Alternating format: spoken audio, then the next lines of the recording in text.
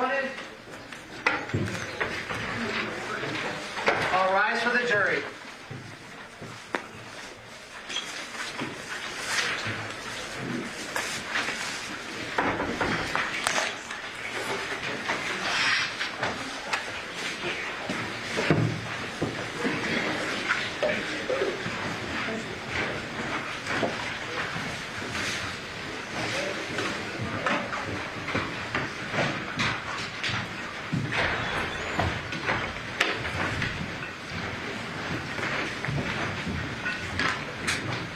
Be seated. Your Honor, the jury's all present and accounted for. Good morning, everyone. Good morning. We are back on the record machine. 377-239, State of Nevada versus Devyn Michaels. Being able to reflect that Ms. Michaels is present with her attorneys, Deputy District Attorneys on behalf of the state. We both parties stipulate to the presence of our jury. Yes, sir. Yes, Your Honor. All right, State, you may call your next one. Your Honor, the state's first witness for today is Yoshida Masao. Yoshida.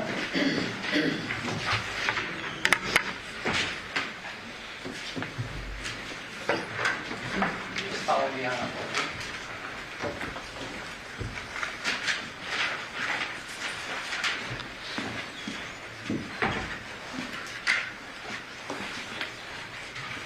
This way, sir. Sir.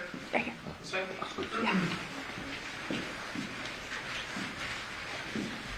Step on up. You ask him to remain standing, raise his right hand, or push him square. Hold on, just 1 second.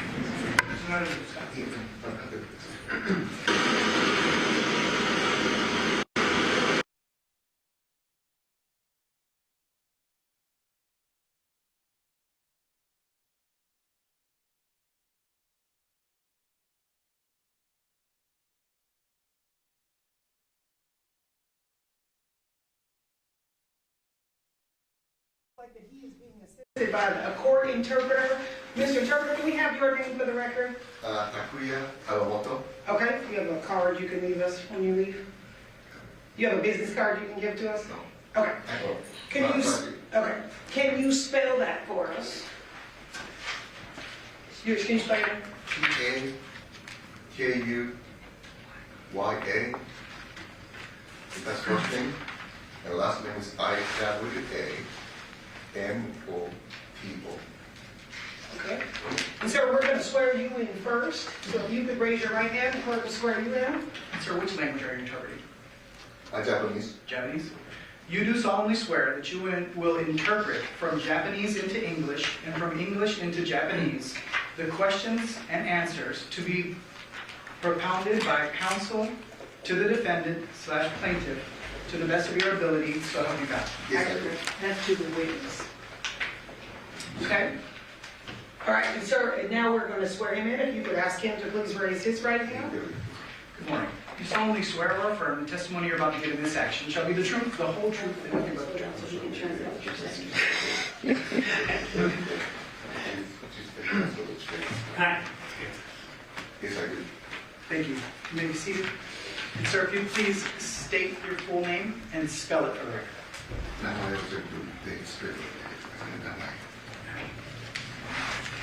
Masao, first name. Yoshida, last name. First name, M-A-S-A-O. Last name, Y-O-S-H-I-D-A. And can you just... Okay. All right. And Mr. Tiller, you can just make sure you guys can scoot up so he speaks right into that red light. Okay. Okay. State whenever you're ready. Thank you.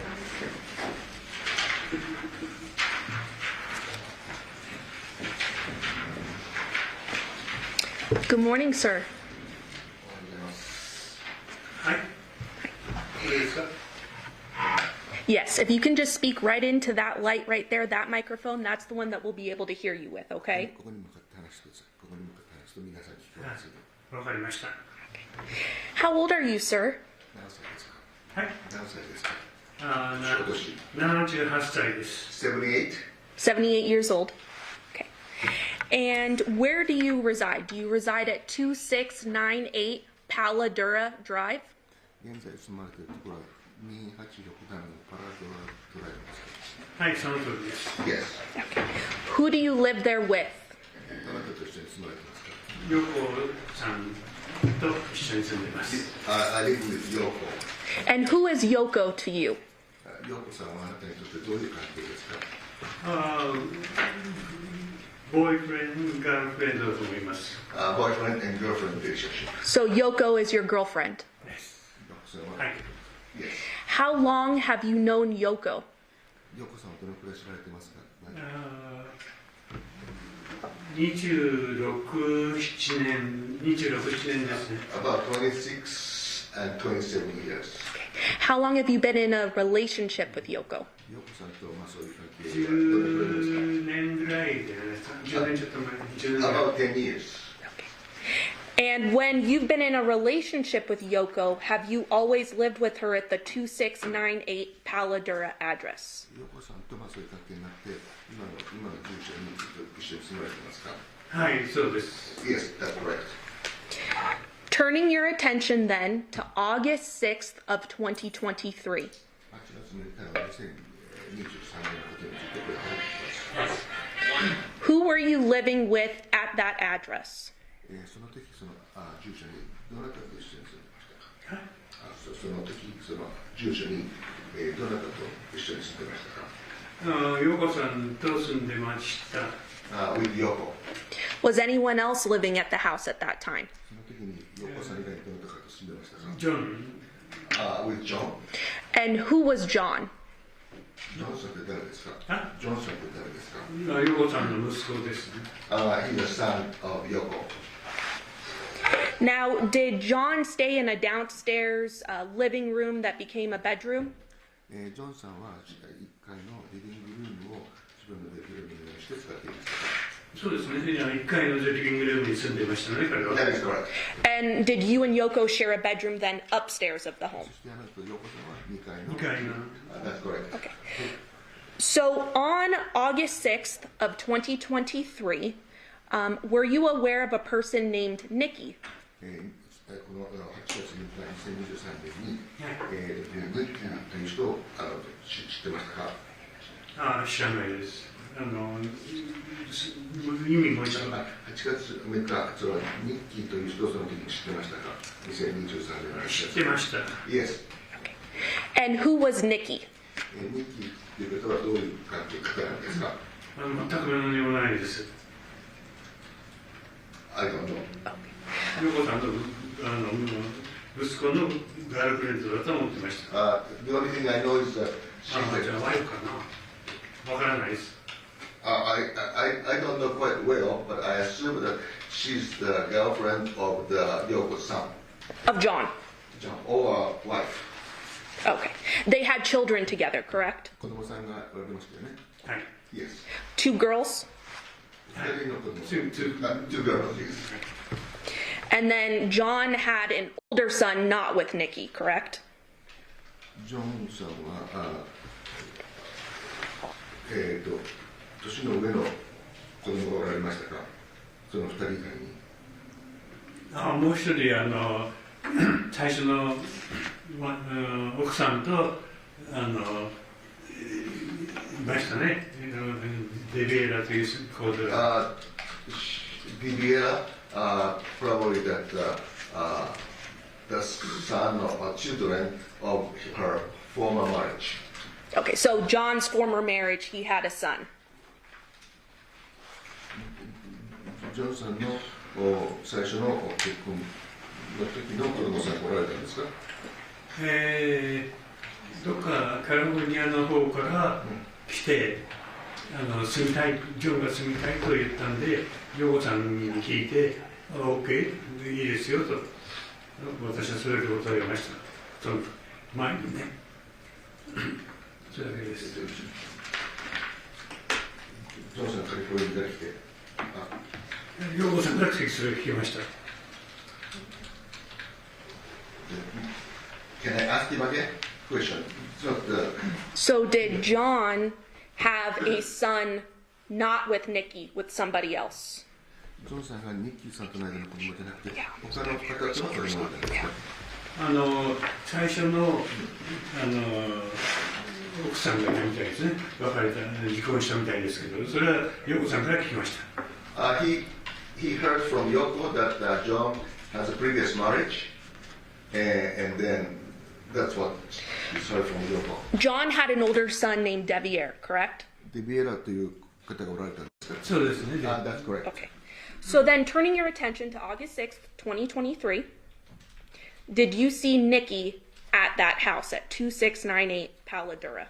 8月6日、2023年にそのニッキーさんとそのこれお家にいて会ったんですね。全く見てないです。8月その当日ね。I didn't see her on the date of the August 6th. Did you see her vehicle? 車は見ましたか、その日に。犬を散歩連れてったんで、帰ってきたら、車があるなと見ました。I saw his car. I saw her car. Her car? 彼女の車ですね。そうですね。Yes. Nikki's car. はい。ニッキーの車ですね。はい、そうです。ニッキーの車ですね。はい、そうで Yes. す。And then on that evening, eventually you go to sleep, correct? 夜、ベッドに疲れて休まれたんだと思いますけども、もう散歩から帰ってきて、2階に行って、テレビ見て、もう10時には寝ました。After I took a walk with the two dogs and came back home, and I went to bed at around 10 o'clock. Whose dogs were they? その犬はどなたのものですか？いや、ジョンのです。belongs to John. So then you went to sleep on the night of August 6th, 2023. On the morning of August 7th, 2023, did Yoko come and talk to you about something? で翌日の8月7日に、陽子さんがその岡田さんにその話を持ってこられたんですか？話が私はまだ寝てたんですけど、陽子さんが私を起こしに来て、下に来てくれと。Yes, she came. He was sleeping, but she came and then woke him up and asked him to go downstairs. And did you and Yoko ultimately call 911? その時下に降りて、最後に911、911を電話されたんですか？そうですね。これはもう死んでるって思って、911しましたね。I called 911 because I assumed that he's dead. And when you say he, do you mean John? ジョンさんが死んでると思ったんですね。はい。That's correct. And did the police eventually come to the house? で、警察がうちに来たんですね。それ電話して警察が来たんですか？それでいろんな人がたくさん、警察の人がたくさん来ましたね。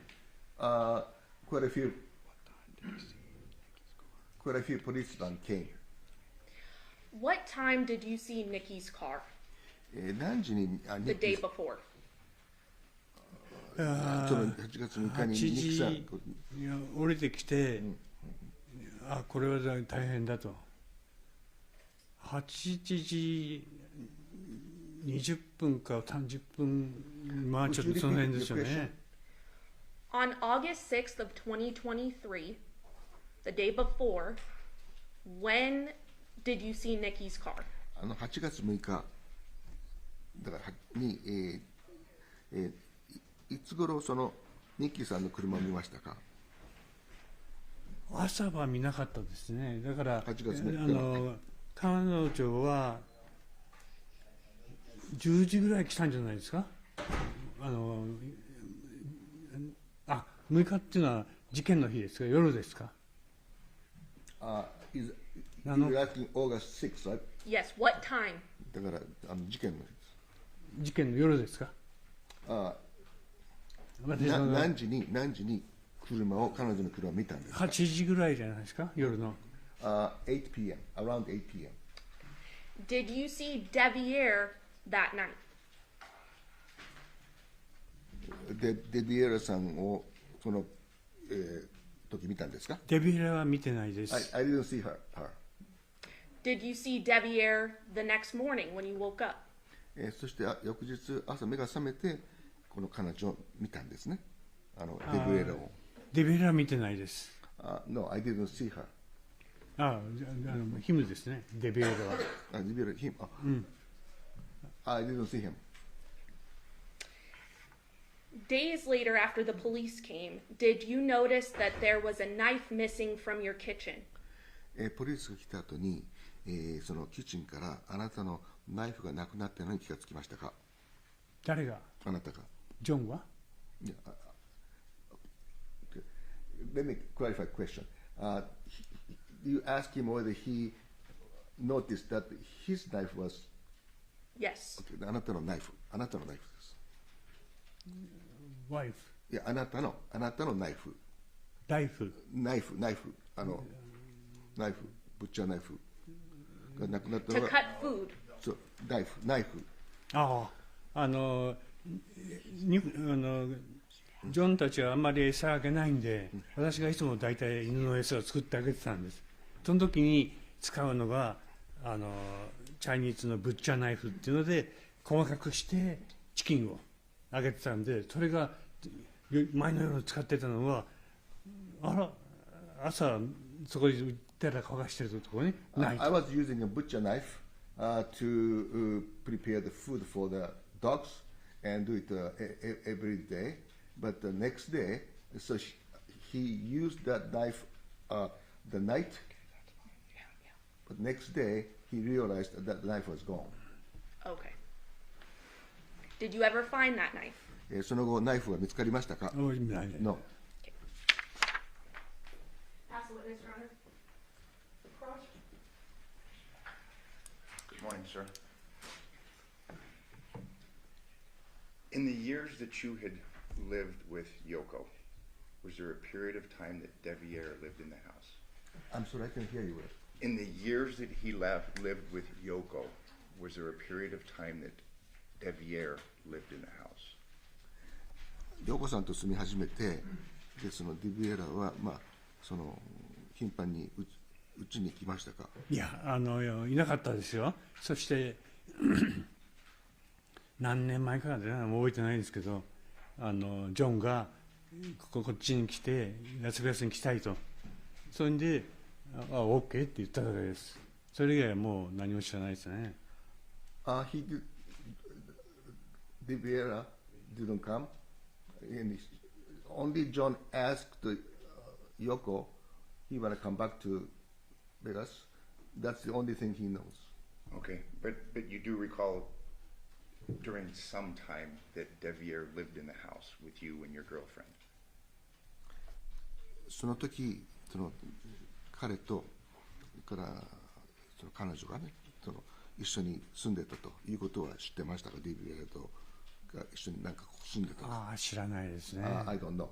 You don't remember, or you? その思い出せないのか知らないのかどっちですか？知らないです。Okay. I don't know.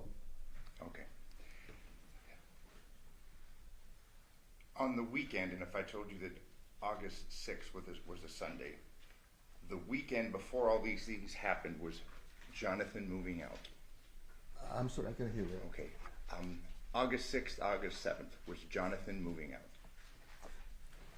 この8月6日この週末にジョンがムーブアウトしたんですか？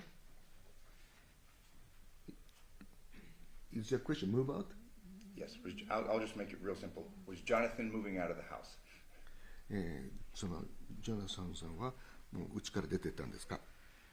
引っ越すというんで、引っ越すという話だけは聞いてました。だから私はもう2階に行っちゃってたんで、もう何も分かんない。I've heard only he was moving out. That's the only thing I know. Okay. During the time that you were living with Johnathan, did you have an issue that the money that you gave Johnathan, he was just buying alcohol? ジョンと一緒に住んでる時に、なんかいろいろ問題とか起きたり、あるいは彼がお金がいる時に貸したりしましたか？私にはないです。I never did that. You never gave Johnathan money? ジョンにお金を貸したりしたってことはないですね。ないです。Never. And you were never part of a discussion that he was just spending that money on alcohol? And maybe were you ever part of a discussion where Johnathan was taking money and spending it on alcohol?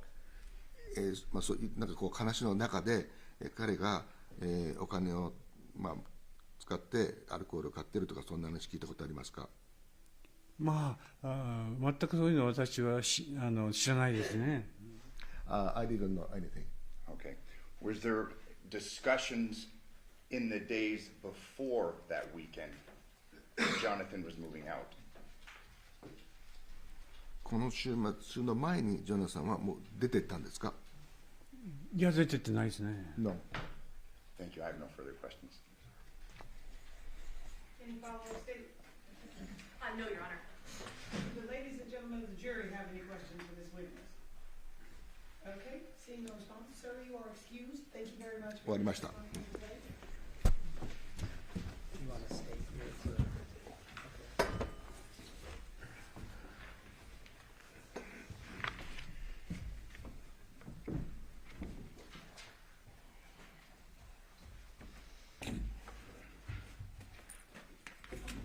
Statement, call your next witness. Yoko Willette.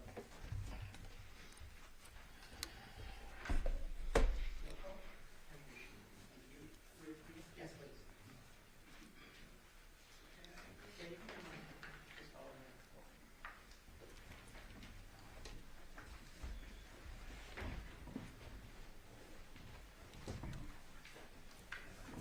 I'm going to ask you to remain standing. Can you let her know that she's going to be sworn? 立って先生しますんで、それ And just for the record, we are going to swear in Mr. Interpreter again because she is being assisted by the court interpreter. So we swear in the interpreter. 最初私がやります。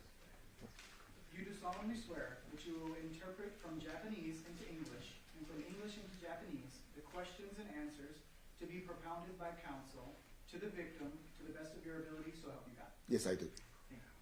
She's the witness. これはヨーコさんで。 To the witness. The witness, excuse me. Okay, I apologize. And then now, ma'am, we'll swear you in. If you Yes. raise your right hand. Do you solemnly swear or affirm the testimony you're about to give in this action shall be the truth, 真実だけいうことを誓いますか？ the whole truth, and nothing but す the べて truth, すべて真実だ so help you God. やりますか？ Yes. Thank you. You may be seated. And if you would please state your full name and then spell it for the record. 名前を全部言っていただいて、そしてスペルを申し上げてください。 Mr. Interpreter, do you need to move those chairs? So we actually need you sitting the closest to the microphone because we need to hear you. あ、 So if you want to have a seat, I know you have to stand during the next witness, so we need a chair so you can have a seat. 名前、これに向かってくださ私の言うの。はい。い。名前 State her name and spell it for us. 名前を全部言ってください。はい。ヨーコ・ウィレット。 Can you spell it for us? YOKO WILLETTE. Thank you.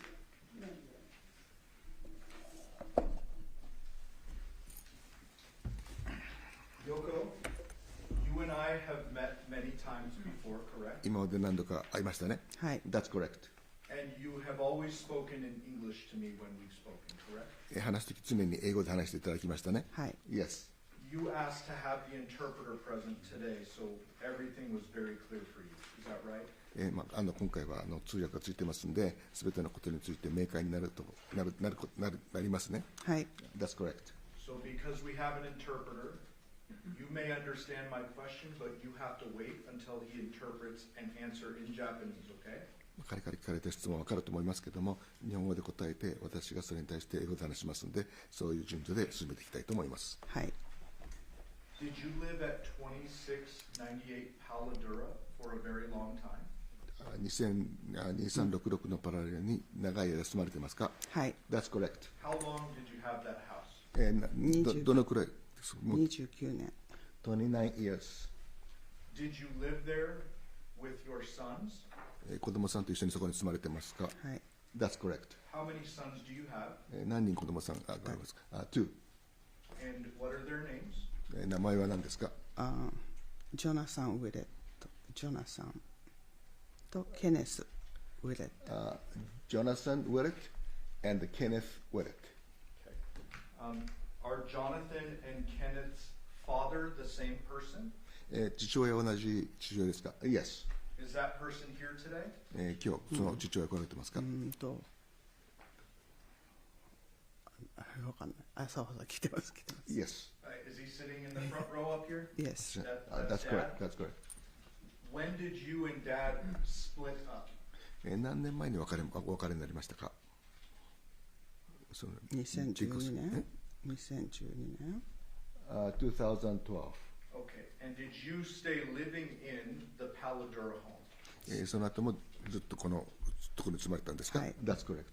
Did your son stay with you for some period of time? 子供さんが何年間か一緒に住まれてましたか？はい。That's correct. And did Kenneth move out sometime after high school?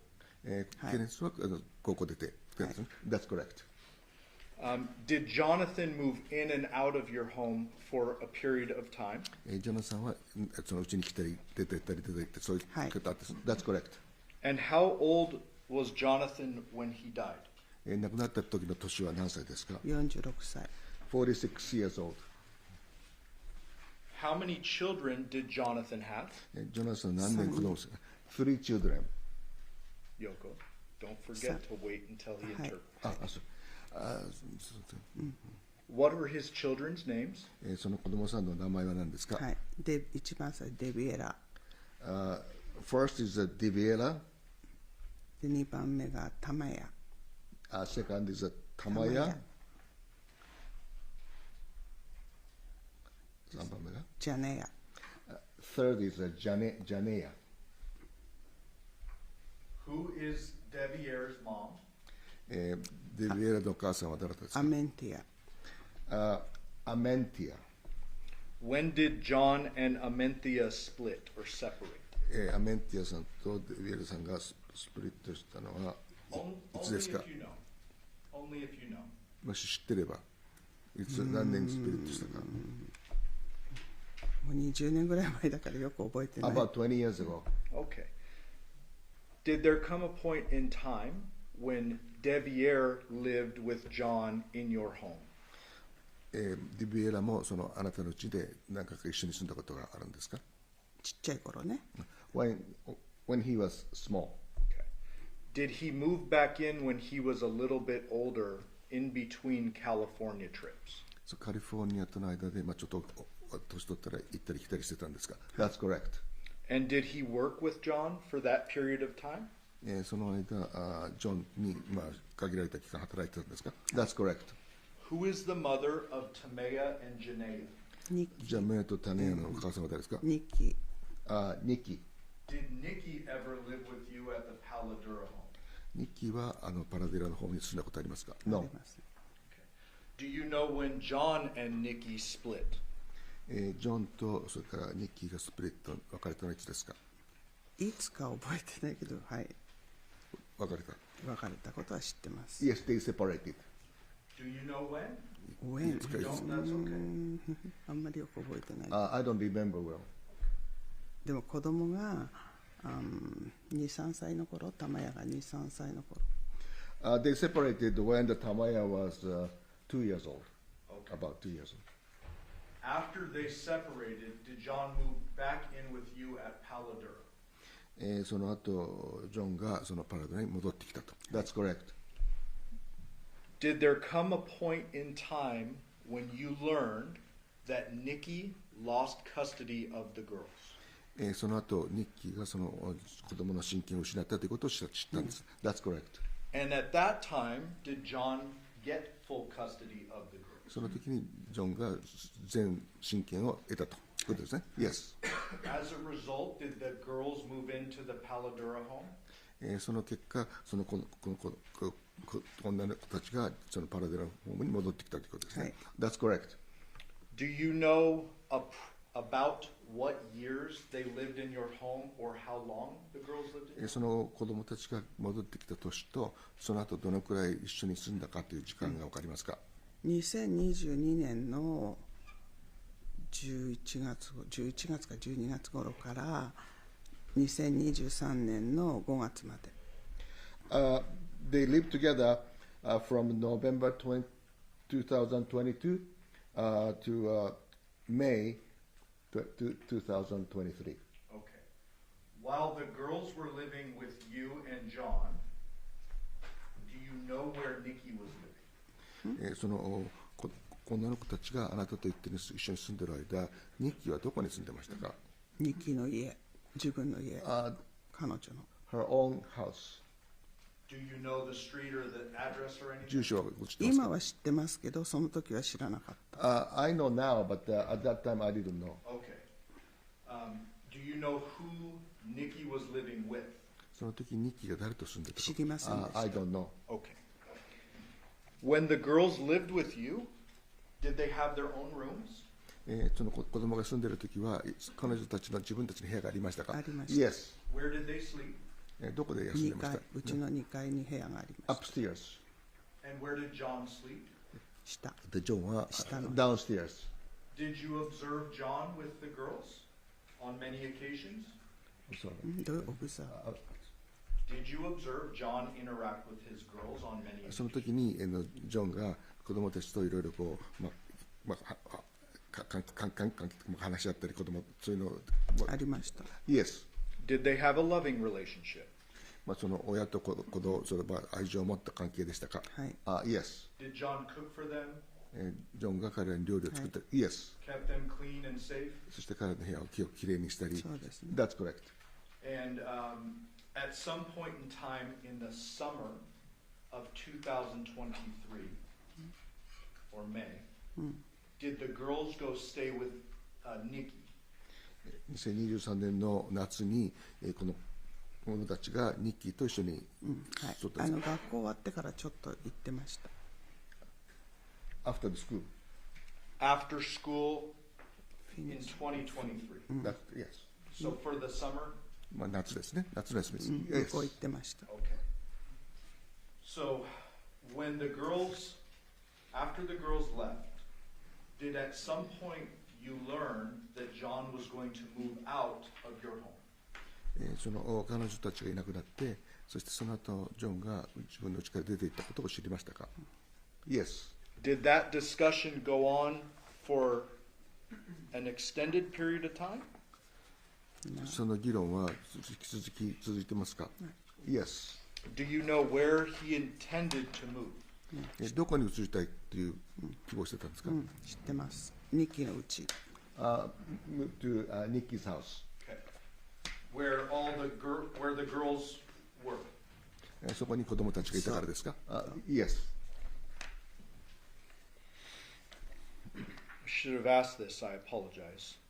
While the girls were still living with you, did Nikki have supervised visitation every week? 子供さんが一緒に住んでいるときにニッキーが来たときはそのスーパーバイズ、監視されて来たということを知ってましたか？ジョンが見てましたよね。はい。 When she came, John was with her. Understood. So did Nikki come to your house many times while the girls lived with you? 子供さんが住んでいるときにニッキーはかなり頻繁に来てましたか？はい。 That's correct. Did you know that Nikki and Devier were married? その時ニッキーと息子がビエレと結婚したの知ってましたか？その時は知ってました。 Yes, I knew at that time.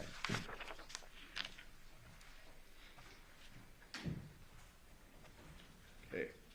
I now want to focus on August 6th of 2023. で8月6日の23について、焦点を合わせていきます。You understand that's the day before you found John.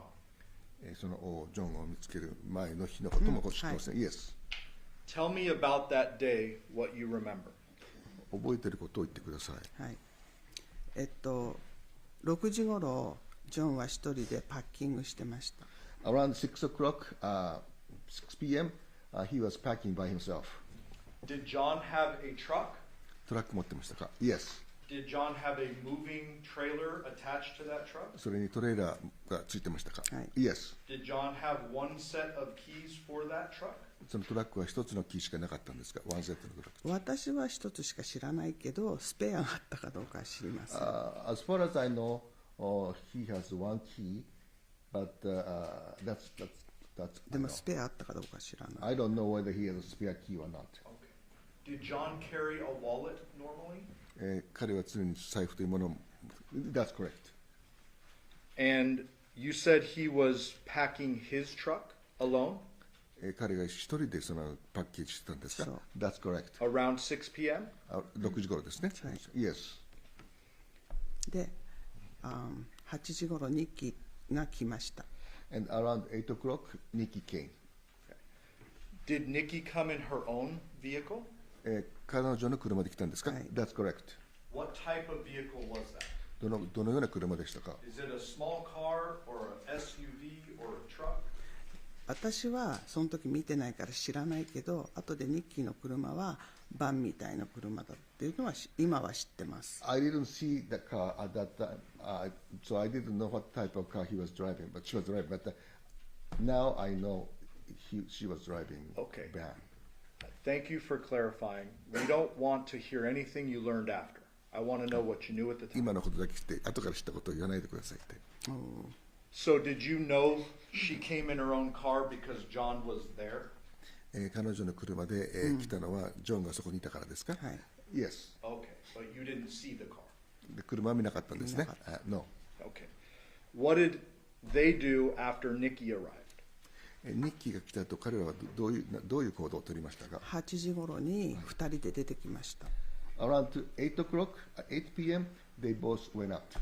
They both left? Both left. Do you know which vehicle they left in? その時、どちらの車でトラック。Truck. by truck. Okay. While John and Nikki were at your home, do you know who was with the girls?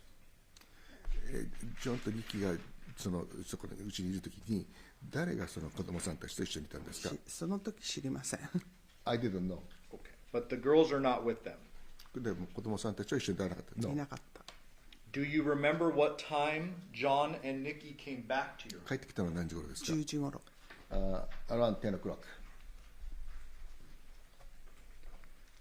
Were the girls with them that time? その時子供たちはいどこにません。いない。一緒にいない。They were not with the girls. You were still awake when Nikki and John got there at 10? 10時に帰ってきた時にまだ起きてましたか Yes, I woke. Did you interact with John?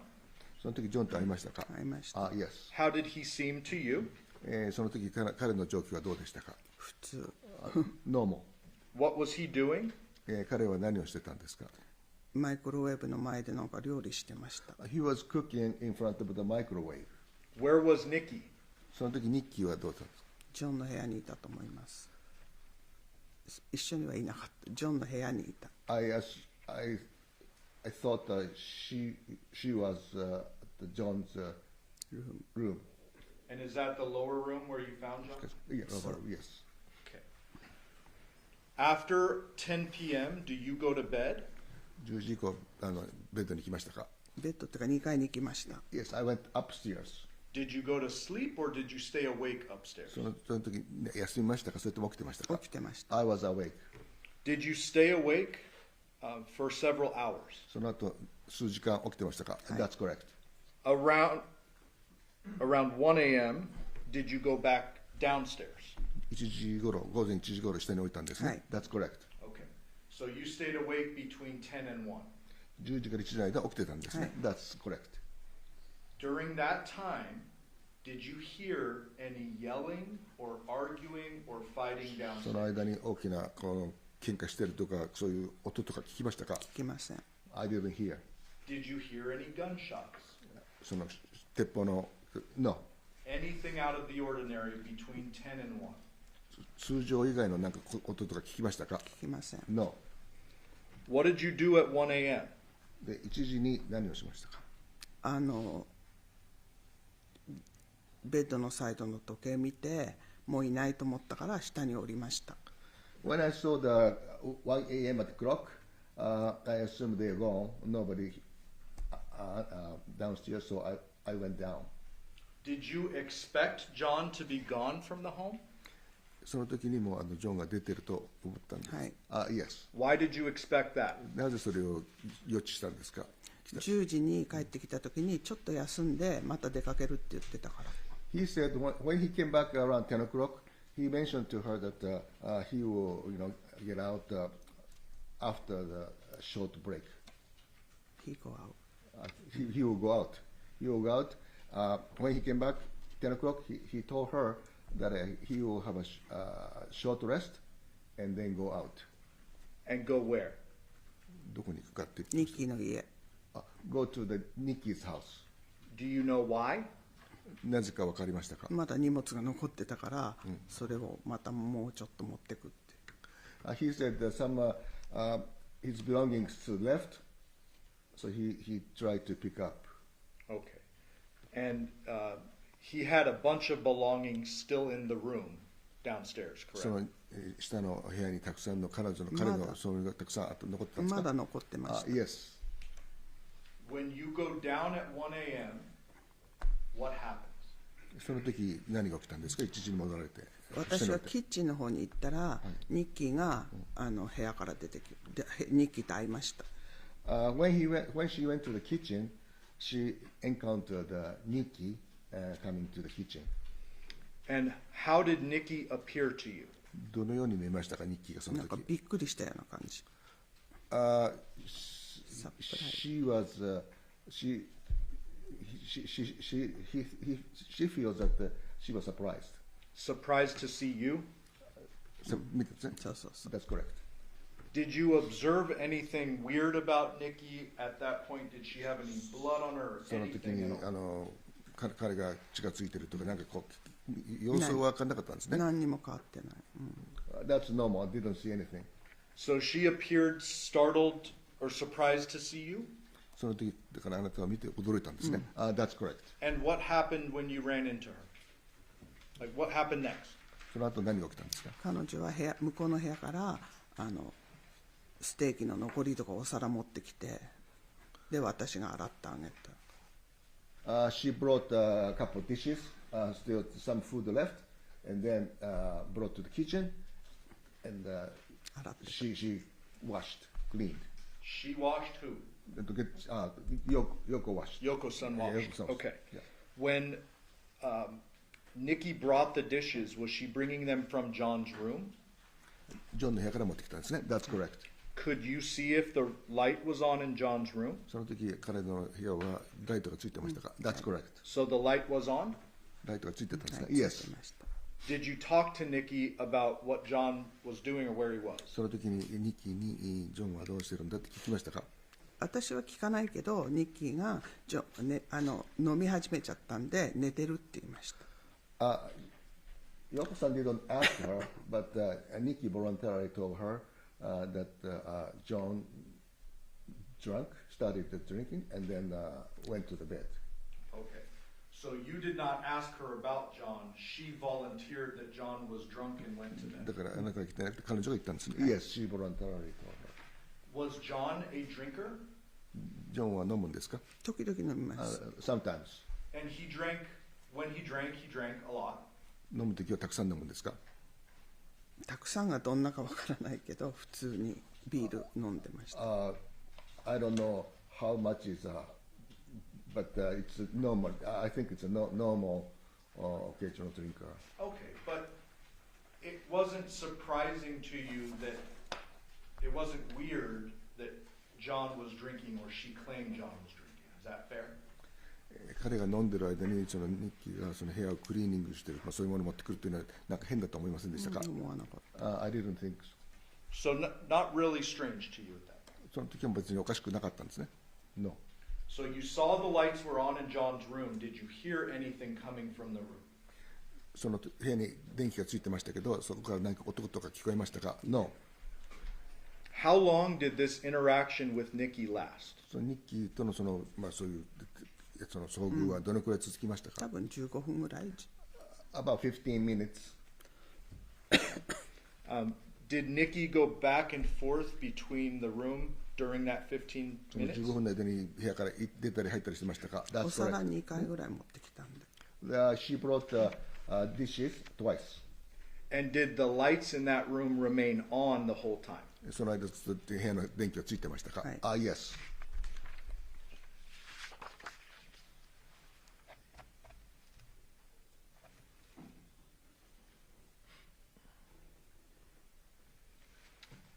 After that 15 minutes or so, did you go back upstairs? 15分終わってその後2階に上がりましたか？はい。 That's correct. Did you leave Nikki behind with John? 日記を残してジョンと一緒にはいで上に上がりましたか？はい。 That's correct. Was there anyone else in the home other than you, Yoshida, Nikki, and John? その4人以外に部屋に行った人はいましたか？いません。 No. What happened when you went back upstairs? その2階に上がって、その後何が起きましたか？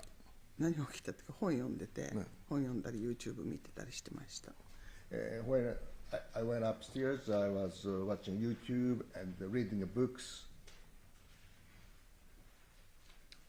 After you went back upstairs, did you hear a noise from downstairs? 2階に上がって何か音が聞こえましたか？ 聞きません。 No. No noise? 音がしなかったんですか？何も。ね、その時はしません。 At that time, no. Okay. At some time, did you hear noise later? その後音を聞きましたか？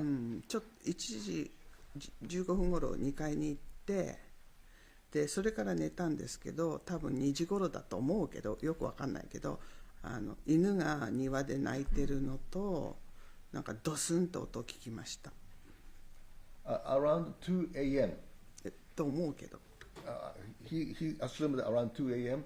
She assumes? What, 1:15? アフターファン1時1時15 15分に上がったんでしょ？分に上がった後寝たんだけど、その後寝てる時に音が聞こえた。大きな。 1:15, she went to the bed, and then around 2 o'clock while she was sleeping, she got some noise. One of them, when the dogs were embarking 庭で。 in the garden, and then other strange noise Okay. was heard. Okay, so let's break that down a little bit. So after 1:15, you're sitting in bed, you're looking at videos or something. 1時15分の後は寝てた。 At 1:15, she went to bed and then sleep. Okay. So are you saying at 2 o'clock you got woken up by a noise? 2時なんか頃だから2時頃だと思うんだけど、わかんないけど、寝てる時になんか聞こえた。 While she was sleeping, around 2 o'clock, she's not sure, but around 2 o'clock, she's heard some noise. What type of noise did you hear at そ 2 の時 o'clock? の音は何ですか？ドスンと音。結構大きなドスンと音。なんか物が落ちたみたいな。 Something like something dropped from the like shelves, some strange noise. Okay, was it like a bang? バンみたいな、そういう感じ。 Something like that. Okay. You said you heard the dogs too, 犬の鳴き声も聞こえたんですよ。Yes. and the interpreter used the word garden. Does that mean backyard? バックヤードでしょ？そうそう、バックヤ Yes, ード。 バックヤード。 Okay. Did John have dogs? ジョンは犬を持ってたんですか？ Yes. How many dogs did he have? 何匹いたんですか？その時子犬が生まれたばっかだったんで、大きい犬2匹と成犬ね、それとパピーが2匹。 So 2 adult dogs and 2 puppies, altogether 4. Were they John's dogs? それはジョンの。はい。 Yes. Where did they normally sleep? それからこの犬は普通はどこで？ジョンの部屋。In the John's room. Is it normal or was it normal for the dogs to be outside in the middle of the night? その夜中にこの4匹の犬が外に出てるというのはちょっとおかしいと。不思議です。It's not normal. Okay, so when you heard the dogs barking in the garden or the backyard, that was different than normal. 犬がだからバックヤードで吠えてるというのはもうノーマルじゃないわけですね。ノーマルじゃない。 It's not normal. Okay. When you heard the noise and the dogs barking, did you go downstairs or just go back to sleep? それが聞いた後何が起きたかと思って寝ちゃった。went back to sleep. What time did you wake up in the morning? で朝何時に起きたんです8時。か？8 o'clock. Wake up. 8 a.m.? 8 a.m. What did you do when you woke up? 起きて何されたんですか？下に Went downstairs. キッチン。Kitchen. Describe what happened next. その後何が起きたんですか？階段降りてきたらジョンのトラックが見えたんです。だから、あれおかしいなと思って。When I was using stairs going down, I saw the John's truck through the window, and I feel something strange. Did you expect John's truck to be gone? その時はもうジョンはいないと思ってたんですね。That's correct. What did you do next? その後何をされましたかジョンに電話しました。She called the John.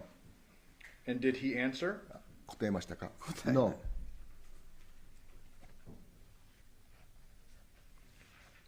What did you do next? その後何しましたかコーヒー作ってまた2階に上がりました。She prepared coffee and then went upstairs again. You didn't look in John's room at that time? ジョンの部屋に行かなかったんですね、その時は。その時は行ってない。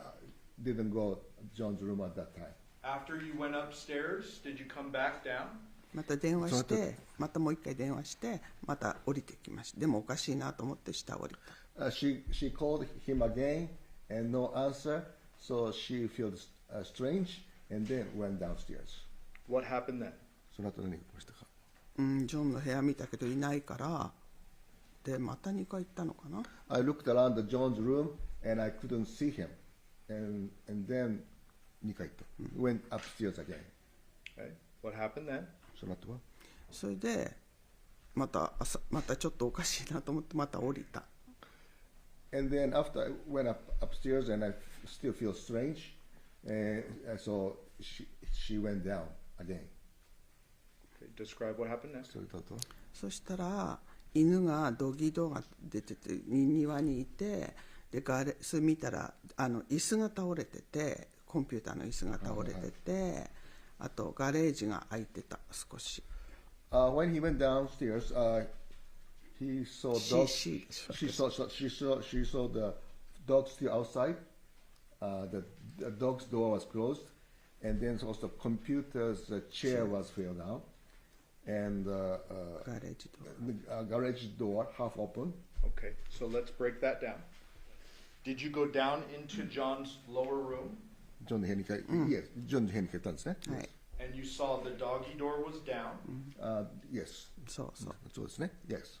There was a computer chair in John's room ジョンの部屋 overturned. のコンピューターの椅子が倒れてたんですね。That's correct. And you said the garage was open. So did you go out the garage door? ガラージはオープンだったんでですか行かない。ガレージの方には行ってない。見えただけ。I just saw the garage half open, but I didn't go to the garage. So are you talking about the door from that hallway that leads into the garage? ホールウェイからガレージに行くドアがオープン。オープンしてた Yes. ね。 That was partially open? それは部分的開いてました。 Could you see through and see the big garage door? ガラージが全部見えたんですかshe could see entire garage. Was the big garage door open too? 大きなガラージドアもオープンだった。そう。That's correct. Did John normally have a lot of tools in the garage? ジョンはガラージにたくさんの工具を持ってるんですよね。That's correct. A lot of power tools?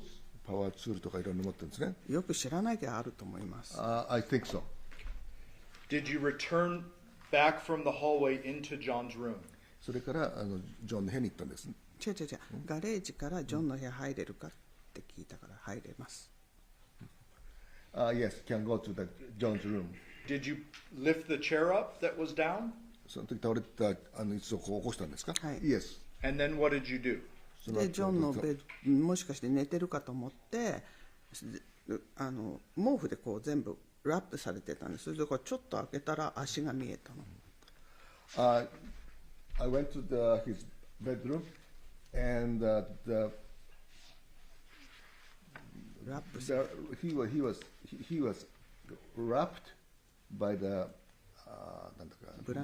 blanket, and then but she could see that the part of the she just opened that blanket and then could see that the part of that feet.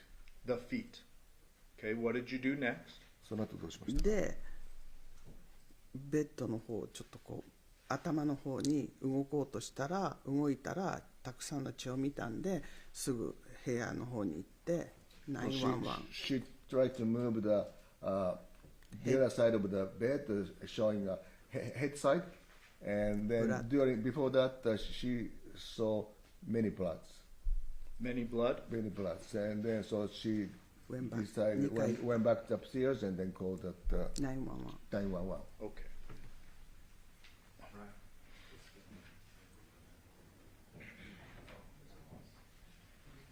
And Judge, we would move for the admission of one. I don't plan to play it again, but that's a 911 call.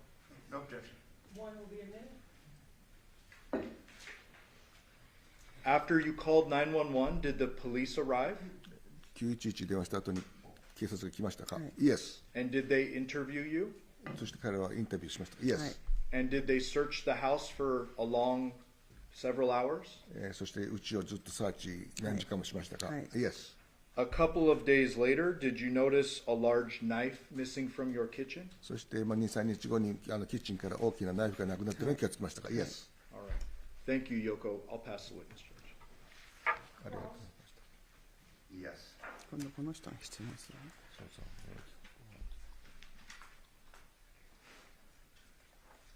Is Your Honor intending on taking a break in about 15 minutes, or? About, yeah. I'll try to give you time to finish. Thank you. Good morning, ma'am. おはようございます。 My name is Robert Draskovich. That's my partner, Michael Horvath. ロバートさんとパートナーのマイクさん。 We have never spoken, have we? 今まで話したことないですね。ネバー。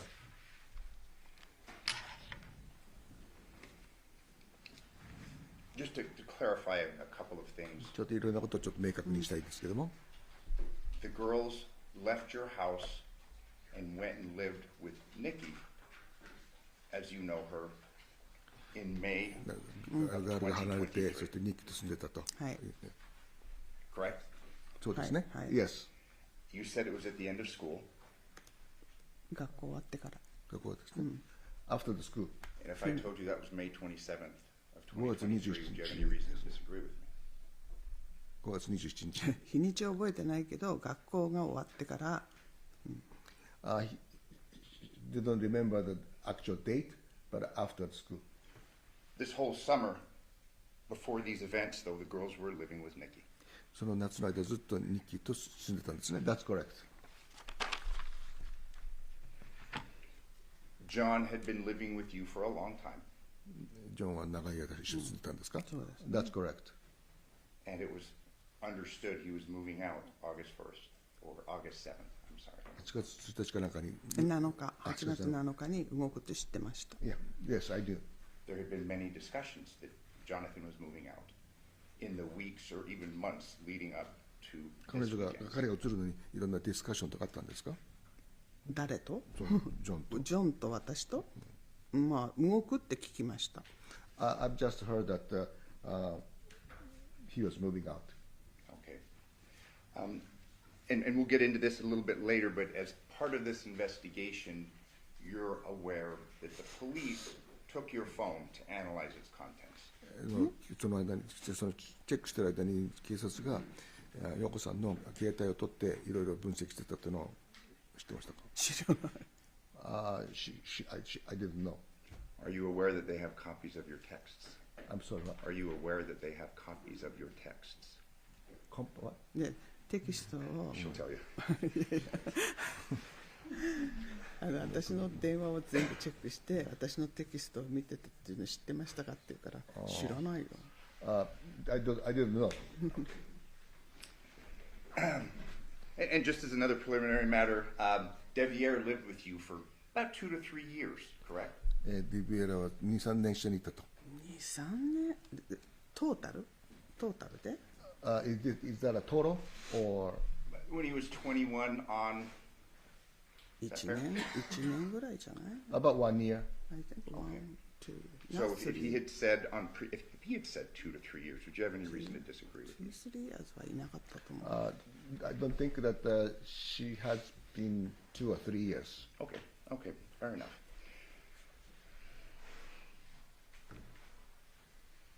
On August 6th of 2023, you were aware Johnathan was moving out, correct? You 8月 saw 6日に出てったのはご存知ですね。 he and Nick Yes, moving yes. things. Oh. And they had actually been in your home the day before, August 5th, moving things, correct? 8月5日に来たんですか？ 8月5日に何をした I'm sorry, I cannot hear. Yes. not only on August 6th were they moving things, but they were actually at your house August 5th moving things. 8月5日には、I don't remember. Okay. They could have been. Is it possible that you just don't remember right now? まあ、それは知らない。 I don't know. 覚えてない。 Okay. You don't recall them being there very late on August 5th?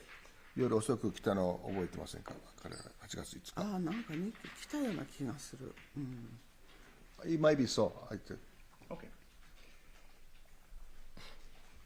After you find Johnathan, you call the police, and the police come to your home, correct? ジョナサンが電話して警察電話して警察が来ましたね。意味がよくわかんない。ジョンを見つけたとき警察が来た。です。そうですよね。6日ね。はい。Yes, that. I'm sorry, ma'am, was that it? Yes? Yes. Yes, she's agreeing. And you gave a pretty long interview with Detective Ozawa and Detective Skinner, correct? ディテクティブの大沢さんとスキナさんと長い間いろいろ調査だったと話し合い。はい。Yes. The interview began, and let me ask you this, that the interview was recorded, wasn't it? そのインタビューは録音されたんですか？ That's correct. And they asked you questions. まあいろんな質問されましたね。Yes. And you'll agree with me that when they're asking you questions, you're wanting to give them the best information as possible, correct? During this interview, you're wanting to give them the best information そ possible. の時に質問されたらもうとにかく一番の正直。That's correct. You're as truthful as possible. 非常に真実を語ったんです。That's correct. And you're as detailed as possible. でいろんな詳細についても覚えている限り語った。Yes. Obviously, the events that you talk to them about are fresh in your mind, correct? その人たちと話したことを覚えてフレッシュに覚えてますね。Yeah. And you'd agree with me that your recollection of events would be far better then than it is now, well, 2 years after these events. その時の方がもっとこうよく覚えてたわけですね。今2年後だから。それはそうだけどよく覚えてます。Still, I remember it pretty well. Absolutely. And today you testified, I mean, don't hold me to this, Your Honor, but maybe 40 minutes so far, correct? 40分間証言する。そんな知ってます？ Give or take. I mean, we're all here. But this interview that you had began at 10:43 and ended at 11:28. Fair to say? 10時43分に始まって11時28分 Today? When they interviewed you, 最初のインタビュー。 the morning of. だけど時計今10時10分になってる。She said that clock is still 10:10. Okay. So you're pretty specific on time, aren't you? もう時間に対してはYes. You are very exact when it comes to time, aren't you? 時間については非常に正確です。なぜかというとその日は8時とか10時とか時計見てるから。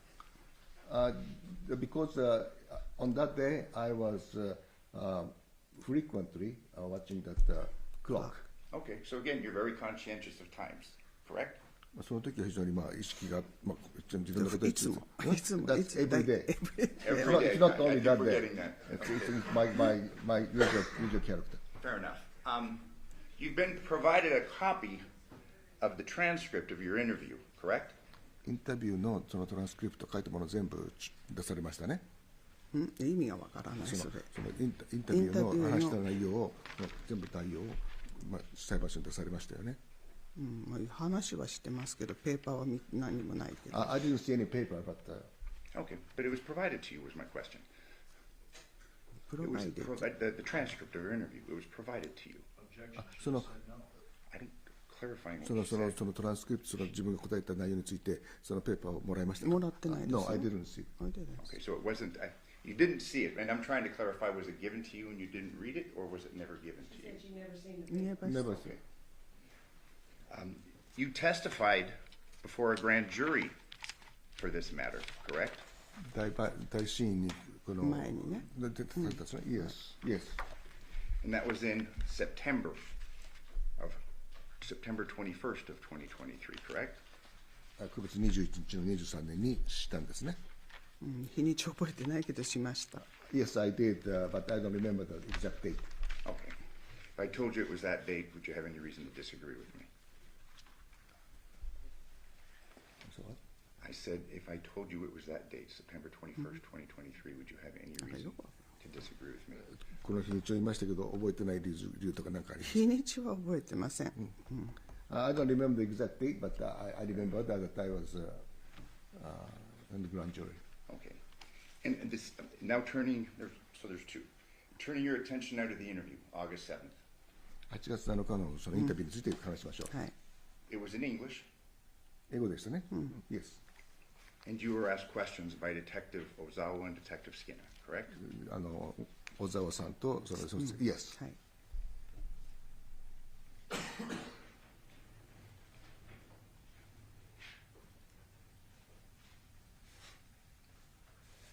You had told the detective in that interview that this sound was dogs barking, and that was at 3 a.m., correct? その時にその犬が鳴いたのは3時だと。いや、3時って言ってないと思う。2時頃だと思う。でも寝てたから、I don't think I said 3 o'clock, but while I was sleeping, so 2時頃だと思う。 I still believe that around 2 o'clock. 3時って言ってないと思う。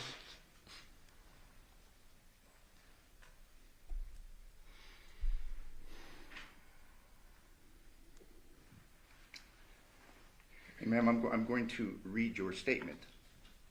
言ったことを Counsel, 読む page 3, line 62. Then this morning, then last night, like at 3 a.m., I heard a dog barking in the yard. Correct? それに書いてあるんですって。で、言ったか覚え、それはちょっとわからない。 You said that to the detective the morning of. でも覚えてない。 I don't remember.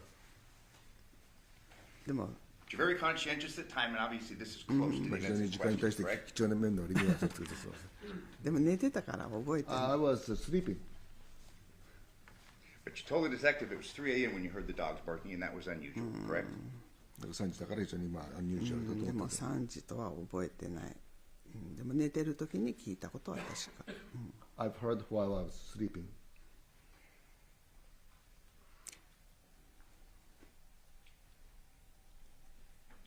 You would agree with me that through the course of this case, you learned that Nikki left your house at 2:04 a.m., correct? この中で2時4分に彼女ニッキーが家を出たということを知りましたか？私は何時に彼女が帰ったか知らない。I don't know what time she left. Okay. But at the time, the morning after, you said that at 3 a.m. you were woken up and the dogs were barking. Fair? だから I 3 just 時 read it to you. 今、そう言われてもその日の朝に小沢さんと話したけど覚えてよくわからない。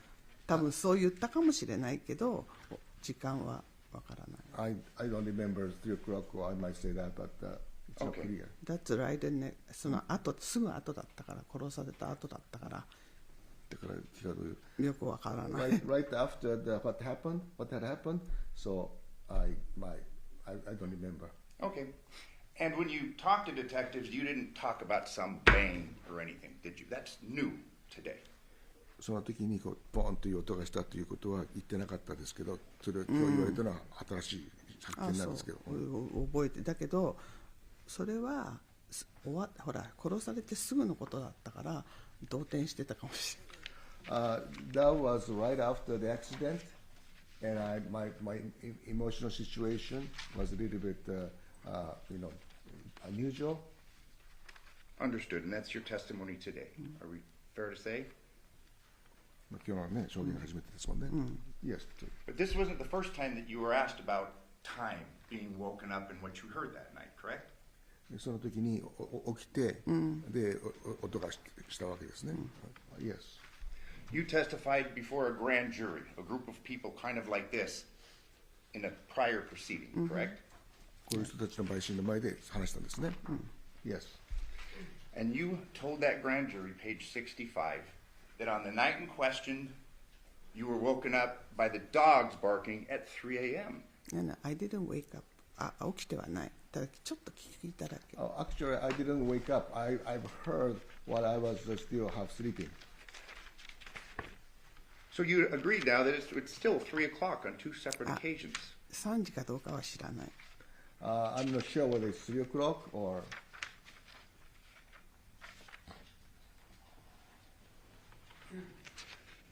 Page 64. So you went upstairs, right? And if anything, did you hear after that, around 3 a.m. in the morning, were the dogs barking in the yard? And you agreed, correct? 3時に犬がいたと泣いたと言ってますけど、それにで3時っていうのはちょっとわからない。泣いたのは聞いてたけど、3時っていうのは覚えて。 I've heard that the dog barking, but I don't know if it's 3 o'clock or not. Okay. But in both occasions, you say that this was unusual, didn't you? Dogs barking at 3 a.m. まあ3時に2時とか3時2時とか3時だととにかくunusualですね。Unusual. Yes.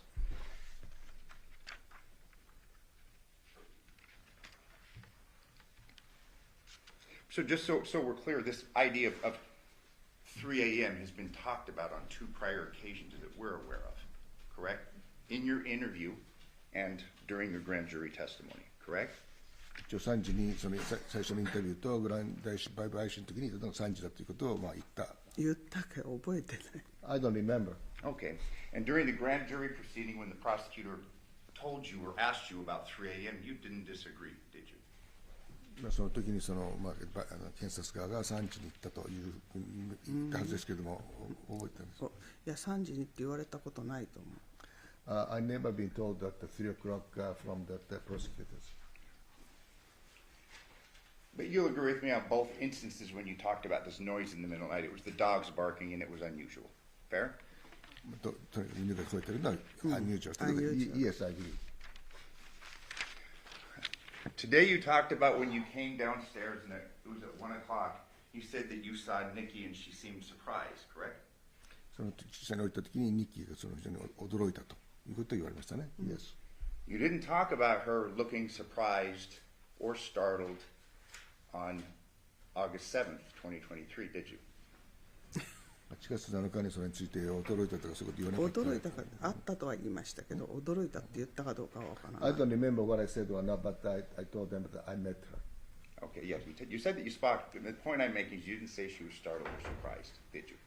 When you were interviewed by the police. 驚いたということを言わなかったかもしれない。かもしれない。覚えてない。It might have been that way, though.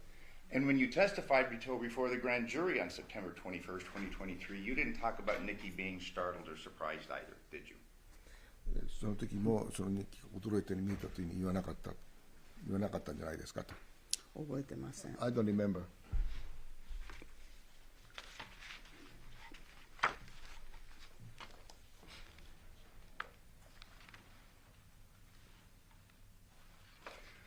On your interview on August 7th, you talked about after saying at 3 a.m. the dogs are barking, you go back to sleep, you wake up at 8 a.m. and then you go downstairs, correct? 8月7日に3時頃目が覚めて、そして8時頃下に降りたというふうに言いましたけど、覚えてますか？覚えてます。 You don't talk about. I'm sorry. Did you'll agree? Are you agreeing with me? 3時でいいですか？ Yes. Didn't talk about seeing his truck and being surprised or anything like that, did you? You didn't talk about being surprised at seeing Jonathan's truck in front of the yard. その彼のトラックを見た時も驚いたりとかしなかったんですか？だからいないと思ってたのにトラックあったからおかしいなと思いま When し I saw that his truck, usually not there, I was, But I'm talking about the statement, the accurate statement that you agreed me with, that you gave to the police on August 7th. You didn't talk about being surprised about Jonathan's truck. その時警察のあれではその時にそのトラックがいなかったから驚いたとは言わなかったと。た。覚えてない。 I don't remember. Okay. You did talk to the police that morning the kids were supposed to start school over at Nikki's house, correct? その時に、その子供はニッキーの家から学校に行くということをしてたんです。Yes, ma'am. Is that a correct statement? それは正しいんですね。Yes, correct statement.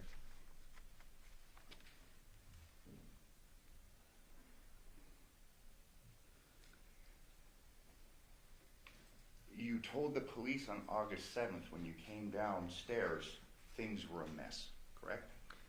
その8月7日のその警察に下が非常にもう混乱してたというふうに言われました。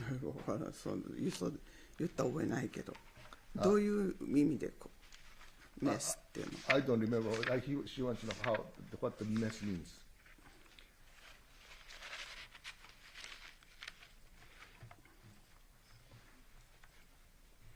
Ma'am, you stated, and I'm referring to page 11 of the voluntary statement, lines 415 through 418. So I don't know about it because this morning I went downstairs. Two chairs were upside down. So messy downstairs. Man, those were your 2 words. つの知恵が超えてメスだったと言ったと。メスって言ったかもしれない。もう覚えてない。 I don't remember. Okay, but are you going to disagree? Actually, may I ask you this? May I approach the witness? Show me page 11. このトランスクリプトにする。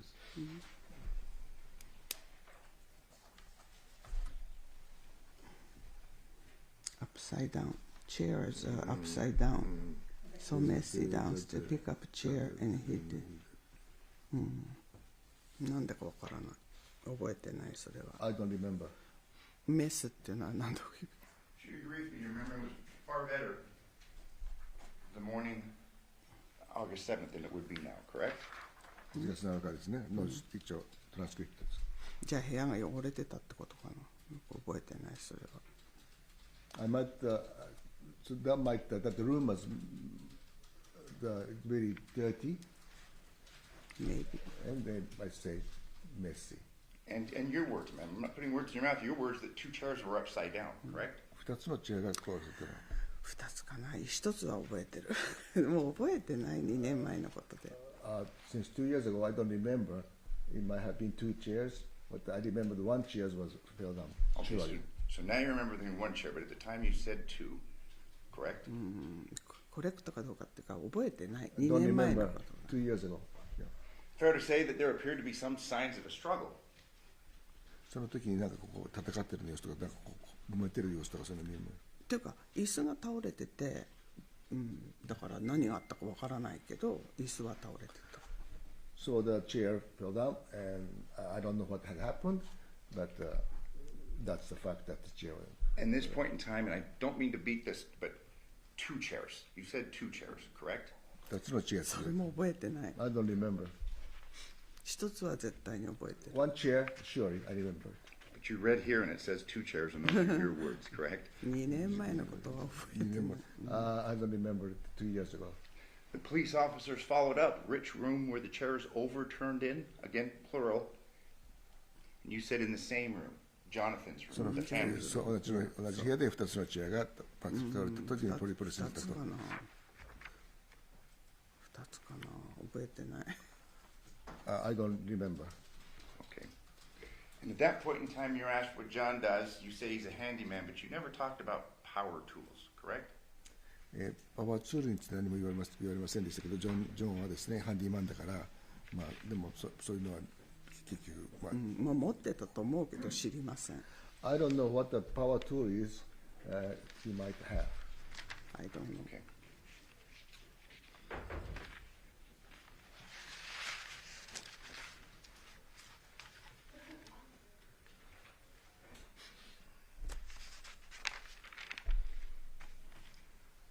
At this point in time, you do remember the girls' ages, correct? What? At this point in time, when you give the interview, you remembered your granddaughter's ages, correct? その時の年は、孫の年は。知ってますよ。 Yes. They were 7 and 9. 7歳と9歳。その時、今13歳だからそう23年2年前9と7歳、と思う。 I think so. Through this interview, and I'll just talk for a bit about this August 7th, 2023 interview. 2023年8月7日のインタビューについて、まず追加質問があります。 During this weekend, that Johnathan and Nikki were talking about moving together and raising the children together, その時に2 correct? 人が話して子供を育てると出てって、っていうのを話したというのはご存知ですか？ Yes. They were back together again. そして元によりを戻すという話をしてますね。Yes. that it was a very good day. They were very happy. その時は非常に彼らは幸せそうな日だった。Yes. And they were happy to move, correct? で、もう喜んでその時出ていくと。 That he was moving. Yes. This is something that had been talked about and you were aware of for months leading up to this. Fair? I said this move was something that she had known about for months leading up to the move, correct? これに至った経緯はその前から前から知ってたんですね。Yes.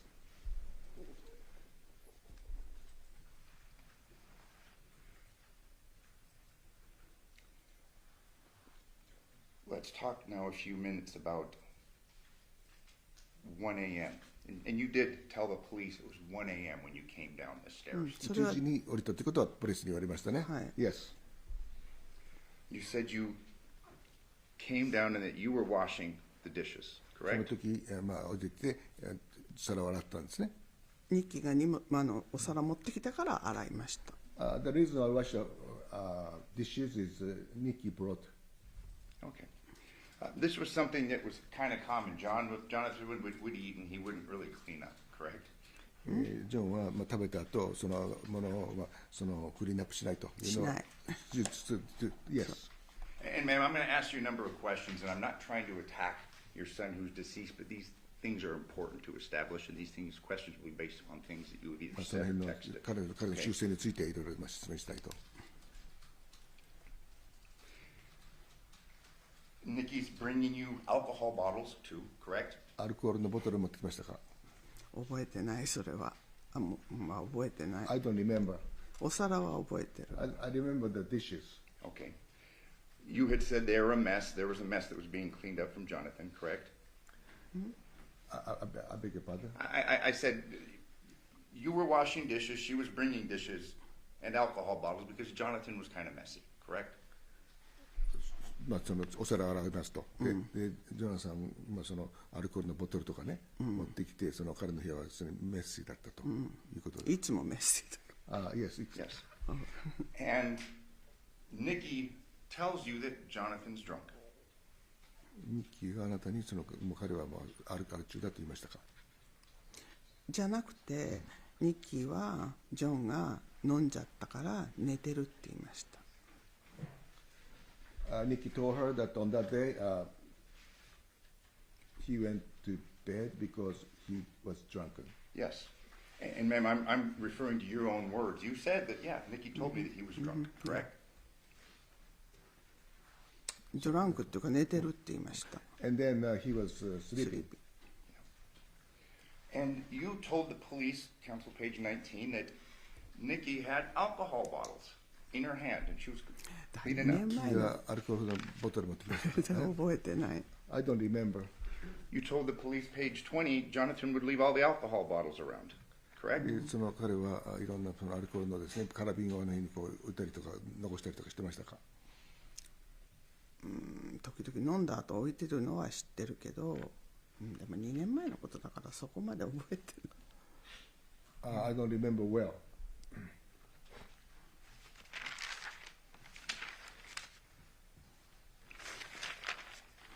And ma'am, later on in this very same interview, now we're on page 24, you talked to the police about waking up and the dogs are barking at 3 a.m., correct?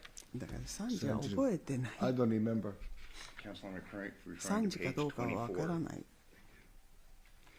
And again, this is the second time that you tell the police, now well into this interview, that it's 3 o'clock, not 2 o'clock, correct?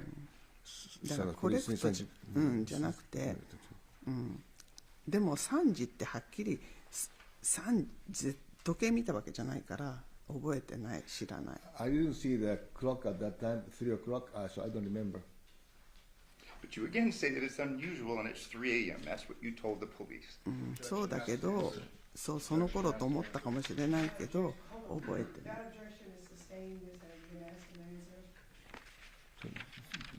答えなきゃいけないと。覚えてない。 I don't remember. That night, during the 15 minutes that you're talking to Nikki, she told you that she didn't want Johnathan driving and drinking, correct? その彼女だった時にそうでした。Yes. That was a concern of hers, wasn't it? Based そ upon れ your は彼女の 15-minute 心 conversation. 配だと思って。彼女は私に、ね、飲んでるから運転させたくないから朝5時に彼は起きて自分の家に来るって言ったの。She said that she didn't want him to drive while drink, and then she also said he will wake up at 5 o'clock and then come to her house. Okay, ma'am, thank you. But this issue with Johnathan drinking and driving had been an ongoing issue and a family concern, wasn't it? 彼がアル中なのは家族の中でもやっぱりちょっと問題でいろいろ。違う。とにかく飲んでるから運転はさせたくないからってただそれだけ。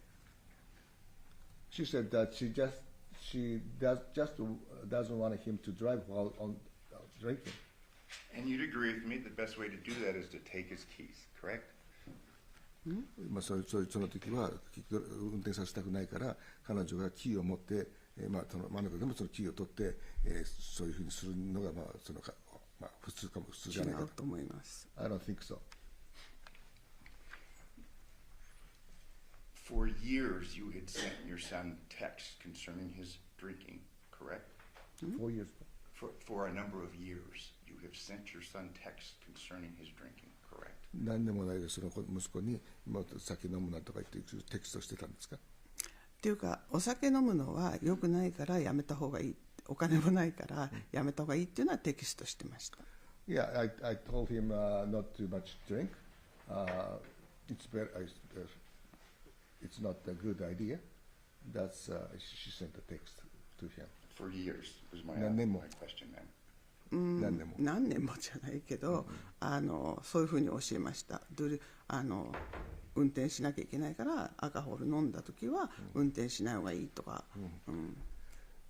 I told him not to drive while drinking, and that's I keep telling him. And for years, you were concerned about his doing drugs. Same issue. He could be a danger on the road. っていうか私は一般的にとにかくドラッグとかアルコールはしない方がいいって教えてました。I was teaching him, don't take alcohol, don't take drug. Educate him not to do that.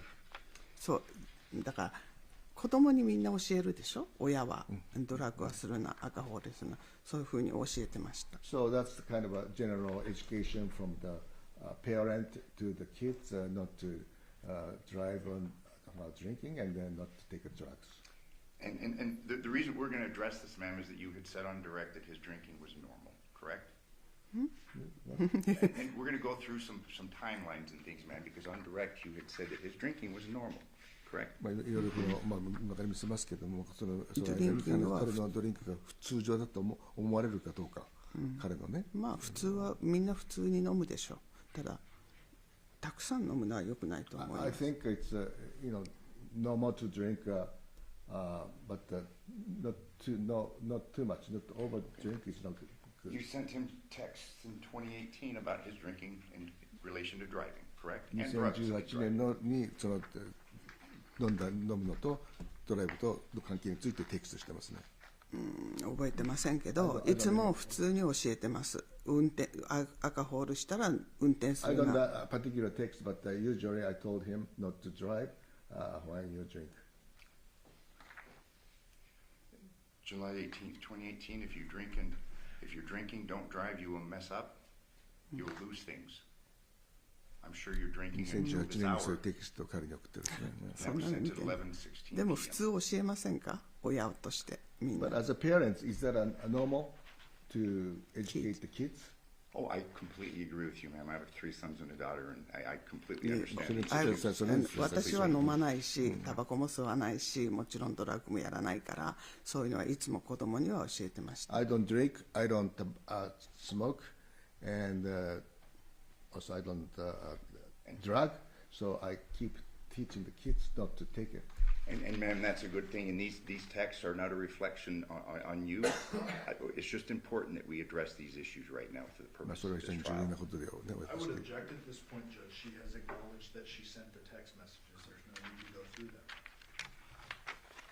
What the relevance, cumulative, And if the state agrees that this was an ongoing concern for years, up until the 何 time 年 of the 間も event, そういう I ふうに think テ we キストを stop 送って asking. そういうこと注意をしてきた what I would agree is that in 2018 she sent some text messages. In 2018, there was a concern for her. I think that's what everybody can agree on. And 2019, many texts, the same concerns. 2019年も同じのを送ってるんですね Yes 2020, many texts, the same 2020年 concerns. も同じような内 Correct? 容で送ってますね私はいつもそういうふうに真面目に働いて真面目にやるように教えてました I always tell him to work hard and not to drink not to all the time I educate him 2021, many texts, the very same concerns. 2021年はたくさんのテキストが送られました2022, many texts, the very same 2022 things. 年もそうですね言うこと聞かないからCorrect? そうですよね多分おし Yes テキストしてま I す think so And 2023, many texts, the same concerns. 2023年もそうですね I think so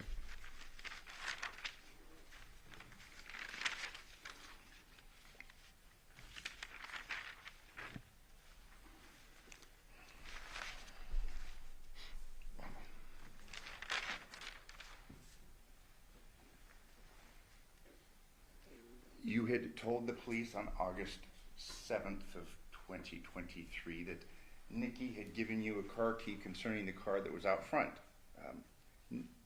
Andrea's car, correct? Yes 2023年8月のはい Yes Fair to say that Nikki's the one that handles the keys in reference to issues あの時 involving your son. そう持ってきたジョンの部屋からニッキーがですかそう鍵を持ってきました Yes Nikki brought a key from John's house John's John's room. room And just so we're clear, ma'am, there's another time, a third time that you tell the police about the dogs barking at 3 a.m. in this interview, correct? 3時に行って泣いたとあそれ覚えてない I don't remember Okay. You did tell the police that Johnathan doesn't get along with his son, Devyn, correct? ジョナサンはそのいろいろとうまくいかなかったというふうに言ってそれも覚えてない I don't remember You told the police that Devyn had a girlfriend and you thought that she was 30, correct? その時デビューはそのガールフレンドがいて30のWould you repeat? Absolutely. You told the police on August 7th, 2023 that Devyn had a girlfriend and that you think that she's 30. デビューはガールフレンドがいてその時彼女は30だというふうに言った覚えてないけどニッキーと話した時にキッチンで1時過ぎに私がデビエラがいるけど大丈夫なのって言ったらニッキーがデビエラハズガールフレンドって言ったんですその時に8月7日の1時過ぎにキッチンで彼女と話してる時にデビエラがいるけど、ジョンが言って大丈夫なのって聞いたら、彼女がデビエラハズガールフレンドって言ったの。She told her that at around 1 o'clock when they talk to each other, that she has a girlfriend. Okay. No, no. Are we talking about Devyn? She asked them. だからね。 I don't think she understands the question. Ma'am, did you know if Devyn had a girlfriend who was 30? 30歳 Can I speak English? Please. Okay. When I talked to the Nikki after 1 a.m., I asked her, "Is John okay to go your house? Because Devyn is there." And she said, "Devyn has a girlfriend." That time she told me. So Nikki told me. And did you tell that to the police? I don't remember 2 years ago. So sorry about. Hey, ma'am, you didn't tell that to the police. That's something that you're saying right now for the first time. Sorry, but because I didn't get asked this. Okay. You had just asked you about Devyn, and Devyn said, "Oh, he has a girlfriend," correct? So this idea that she told you She this told is me. something that you're just bringing up or making up right now for the first time. 初めて言ったかもしれないけど、2年前のことそんな覚えてない。でそれはほらあの事件の起きたすぐ後の話だから私も動転してたかもしれない。That interview came right after the accident happened, and I was not normal mental status. Page 34, you're asked, does he get along with his son? Your answer, not at this time. They say, okay. That's why Devyn was used to live in my house too, but he moved to Nikki's. So he's a grown man, and he's 21. I think he's about, 27. He had a girlfriend. She's 30, I think, correct? 30かどうか。That's what you said. 覚えてません。I don't remember. And then next statement, just a minute, but he's trying to move out this time, this week. That's what he's saying, correct? 彼がその後にムーブアウトすると。誰が？その Who was he? Devyn. デビエラはもうとっくにムーブアウトしてました。Devyn went out a long time before. Yes, if I may approach the witness. Sure. And I'm referring to page 34 of this statement.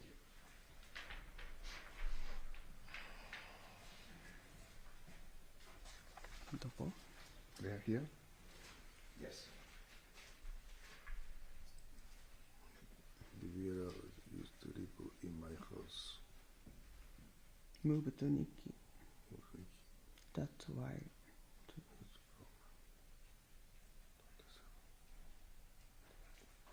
He had a girlfriend. And then she's 30ってここら辺覚えてね、そう言ったとこ思えないけど。I don't remember this statement, around this statement. Do you agree with me? You あれ said は that 自分が言ったことです。言う30なんて言ったことない。 And then he told you he was moving out of Nikki's house, correct? ニッキーのハウスに行ってない言ったんですか？ニッキーのハウスに移ると言ってない言ったんで言っすか？てないよ。彼はただ誰かガールフレンドのうちに移るって言っただけで知らない。When he moved 知らない。He just said that he's going to move some girlfriend's house.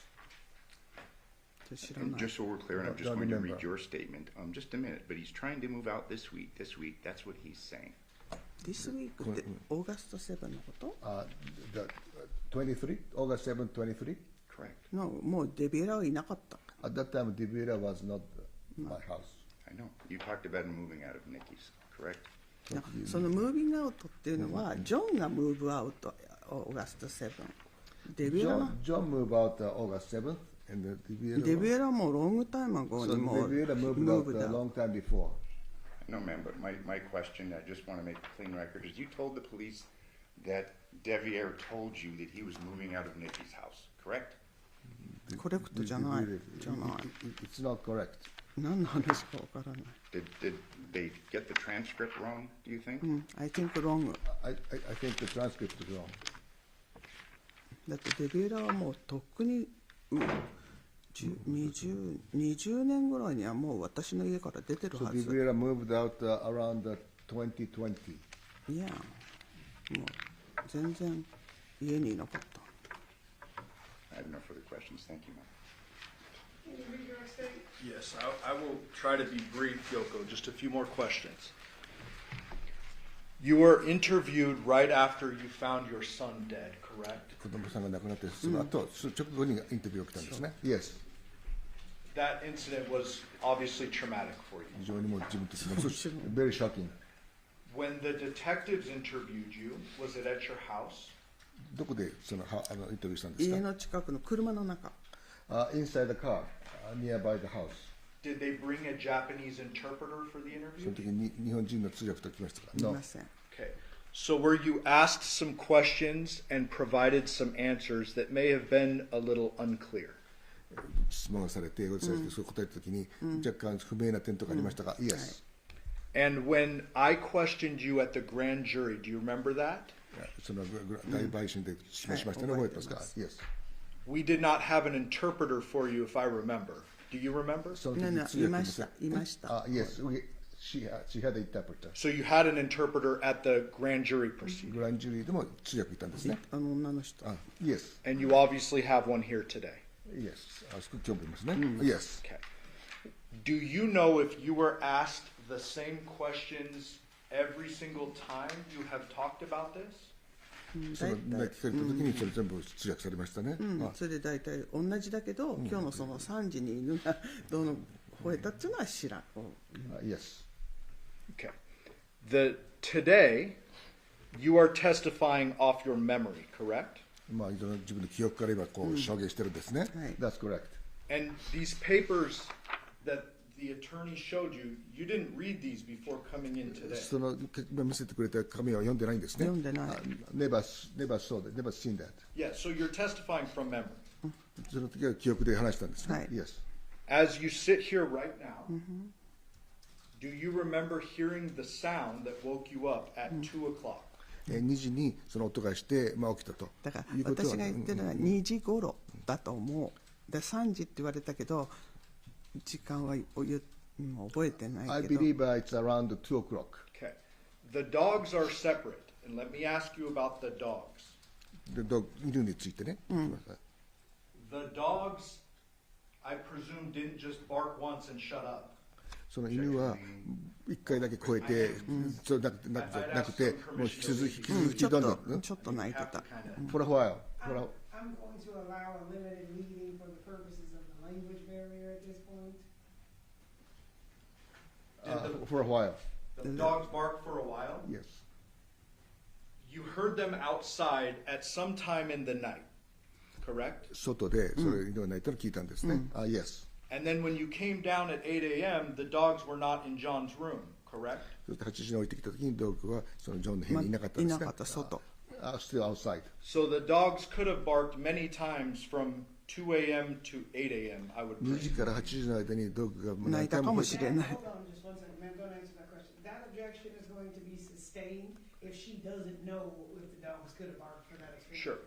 Sure. I'll just ask you, do you know if the dogs barked once or if they barked many times? 1回か何回も泣いた1か。回じゃないことはわかるけど、ちょっとワンワンって泣いてたのはなんとなく記憶にある。それだけ。 Not once. Not once? Not once. Okay. Mr. the attorney asked you if you believed that John and Nikki were happy to move out. Do you remember that question? 彼ら2人がその喜んでその出て行こうとしているのは覚えてますか？Yes. You would agree with me that you don't know what was going on in Nikki's head, その correct? 時にニッキーが何を考えているかとかさっぱり分からなかったですねそれは。知りません。 No. Okay, so you can't say whether Nikki was happy about the move or その not. 時にニッキーが幸せだったのかどうかということは分からないですね。分からない I don't know. You were asked about text messages. Remember that? テクストメッセージについて聞かれますよね。John was 46 when he was killed, ジョン46歳で亡くなりましたね。はい。 and he's still your baby at 46, I presume. Is that right? だからその時亡くなったから彼は46歳のままの子供ですね。そう That's correct. So even though he's 46, you're still trying to coach him on life and guide him in the right direction like my mom does all the time. だからその時もとにかくその正しい方向に行くようにいろんなコーチングしてたんですはいね。Yes. Thank you. I'll pass the witness. Read cross? Yes. Before today, you said it was 3 o'clock. You were woken up by the dogs 5 times, correct? だから3覚えてない時に起きて5時になったと。でそれだから3時って言ってるけど覚えてない。 I don't remember. And today you're saying it's 2, correct? そして今日2時と言ってるんですね。2時頃だと思う。 Around 2 o'clock, I think. I think around 2 o'clock. And in front of this grand jury, you told them about the 2 chairs being upside down, correct? そしてそのグランジそのャーには2年前のことは覚えてないけど、一つは絶対に覚えてるんだけど、もう一つもあったか That も was しれ 2ないけ years ど ago. I don't remember, but I'm sure that one chair was filled. Okay. But ma'am, my question is, before the grand jury, September 21st, 2023, with the interpreter, you testified that chairs were knocked upside down, 2 of them, correct? その時だけど覚えてないけど、もしかしたら2つかもしれない。 I don't remember, but it might be 2. で、それはそのすぐ後だったから、今と違う2年前の。 That was right after the accident, and my mental status was kind of terrible. But right now, it's kind of No more. Okay, and this grand jury, and we discussed this, was September 21st, 2023, correct? そのグランジュリーとは9月の21日だその23日に年にちも覚えてないからね、I don't remember the date. One final, maybe two final questions. You were asked if you were shown transcripts from an interview or the grand jury. Did you listen to a recording of your interview? それをそのレコードされたり、そのcould you rephrase? Yes. Did you listen to a recording of your interview before その today? 時そのインタビューが録音されてるのを聞いてました。聞いてない。No. Thank you. I have no further questions. Any follow-up statements? Ladies and gentlemen of the jury, have any questions for this witness? Okay, seeing no response, ma'am, you are excused. Thank you very much for your testimony here today. Thank you. もういいのね。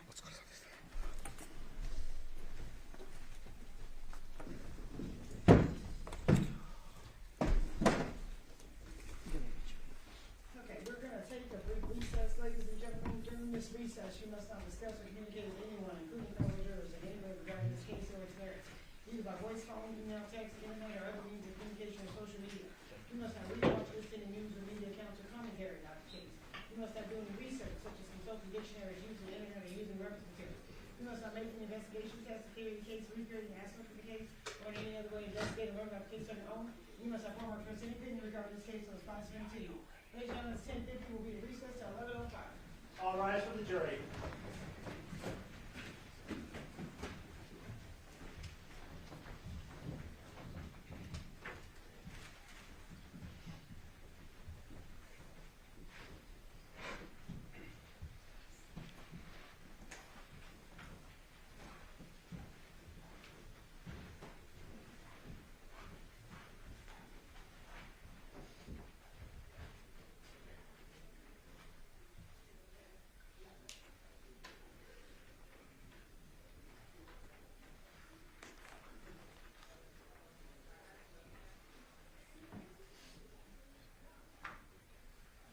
Make the record reflect we're outside the presence of our jury. Do you guys have any matters outside the presence? No, ma'am. No, Your Honor. Is your next witness here, State? Yes. Okay. All right, well, back 15.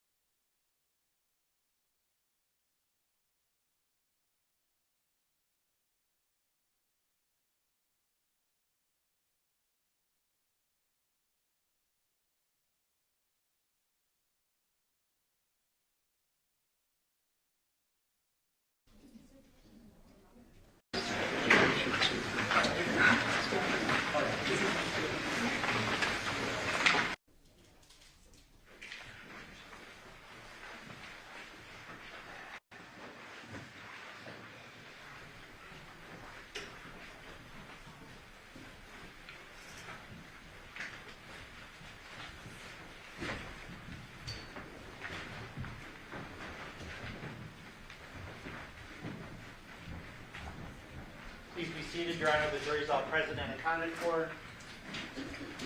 We are back on the record in C, 377239, State of Colorado versus Devyn Michaels. For the record, reflect that Ms. Michaels is present with her attorney. Deputy District Attorney on behalf of the state, and both parties stipulate to the purpose of our jury. Yes, Your Honor. Yes, Your Honor. All right, state your name, next witness. State's next witness is crime scene analyst Nicole Merriam.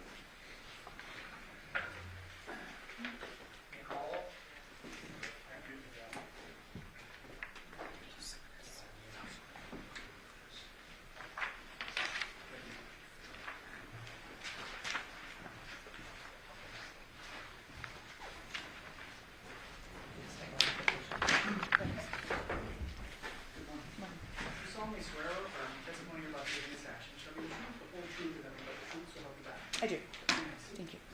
May I please state your full name and spell it correctly? Sure. Nicole Merriam, Nicole Mariam. State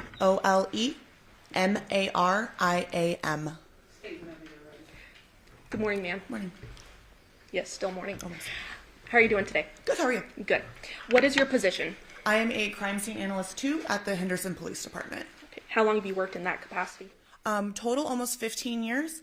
I've been at Henderson for just over 9 years, and I was with Las Vegas Metropolitan Police Department for nearly 6 years prior to that. And you mentioned crime scene analyst 2. What does that mean? It's just a level. Are you the 2 specifically, or? Yes. It's a level. So in both Metro and Henderson, there are 3 tiers of crime scene analysts. At Henderson, they're classified as tech is the bottom, the lowest when you start out, then 1, and then 2. So I'm the top level crime scene analyst that Henderson has. Okay. What is some of your background and training that you have done to become a crime scene analyst? Sure. So I have 2 bachelor's degrees from University of Nevada, Las Vegas, one in criminal justice and one in psychology. Upon starting at Las Vegas Metropolitan Police Department back in January of 2011, I started with a training course at an academy that was nearly 300 hours, so about 8 weeks-ish of training. Then after that, did a 12-week field training program where we're paired up with more senior crime scene analysts, and we investigate scenes with them until we progressively get to the point where we're on our own. And then in my nearly 15 years, I've taken upwards of 1,000 hours of different training ongoing throughout my career. So the ladies and gentlemen of the jury have heard from a crime scene analyst in this case, but can you just generally go over what some of your duties are? Sure. So we respond to crime scenes where we identify, document, collect, and preserve physical evidence. So we use ways of doing that like photography, fingerprinting, blood spatter analysis, trajectory, and then we collect the evidence and preserve it so it can be processed or tested later if need be as well. And you also impound evidence, Correct. Is that correct? So the items that you do locate, you undergo an impound process. Correct. What is that impound process? So we package the items in their inner packages. So depending on the item, it depends on what type of packaging we use, a paper bag, a box, depending on its shape and size. And then we put that inner package, that individual package, we label it with the item number, the DR number or the event number associated with the case, with the date of the case, and also my P number and initials, so my identifying personnel number. And then that package is placed in a larger outer package, which then is sealed with red tape. I initial it and date it, so that way it can show that the seal has not been broken, no one else has gotten in and tampered with it. And then a label goes on the outside of that bare outer package to tell you what's inside the package. So I assume when you're collecting evidence, obviously you and members of your team are wearing gloves. Correct. Okay, and what's the purpose of that? In order to prevent cross-contamination. I don't want to put my fingerprints, my DNA onto the item. Also safety for me. Some items we handle may be bloody, and I don't want to get that on myself as well. But it's in order to not cross-contaminate and leave anything behind that wasn't there naturally. So I know you have 15 years of experience, but can you approximate about how many scenes you have documented? Are we talking hundreds? All scenes in entirety. We do everything from burglaries up to homicide. So we don't just do major calls. I honestly don't even begin to know what that number would be. Safe to say hundreds? Yes, definitely. Okay. Oh, definitely. So then directing your attention to August 7th of 2023, were you called out to a scene? I was. What was the nature of the scene? It was a search warrant reference a homicide investigation. Okay. And was that location that you were assigned to 5510 Porcupine Rim? Yes, it was. What information did you have about the call? I knew it was a homicide where the victim was located decapitated. And this residence was the house of, I believe, the girlfriend or ex-girlfriend, and that we would be serving a search warrant on it. And did you arrive around 6:30 that night at that Porcupine Rim residence? Yes, 6:34 was my arrival time. Okay. And when you arrived at the scene, were people already there? Yes. Who was there? The detectives were there. We also had Sergeant Kyle Slattery. We had, I believe, 6 detectives. Detective Ozawa, Detective Pappas, Detective Lina, Detective Christopher, Detective Skinner, and Detective Redsole. So a handful of detectives, including Correct. yourself, correct? I'm not a detective, but yes. Oh, thank you for correcting me. So you get there, and the search warrant has already been obtained, signed off by a judge, and now is ready to be executed. Is that correct? Correct. Okay. And can you walk, ladies and gentlemen of the jury, sort of the process of what happened when you got there with that search warrant? Sure. With search warrants, my job largely is photography. So I take pictures of the scene, the residence as it is. So the detectives have not yet searched anything. The photos I take in the beginning are as the scene is when I arrive. So I go through and I photograph any vehicles that would be related and the residence, all the different rooms, closets, to document the scene as it was when we arrived before anything has happened yet. So you mentioned photographs. Yes. I have in my hand here hundreds of photos, specifically exhibits 235 through exhibit 441. Did you have a chance to review these items prior to testifying today? I did. And they're a fair and accurate depiction of the photos you took at this residence, correct? Yes, they are. And I believe by stipulation of the parties, the state is going to go ahead and move for the admission of these exhibits at this time. That is correct, Your Honor. All right, those exhibits will be admitted pursuant to stipulation. So you get to the residence. Did one of the detectives have anything in their possession that was documented? Yes. And what was that? Detective Skinner had a black cellular phone. Okay. And publishing, permission to publish, Your Honor, states 236.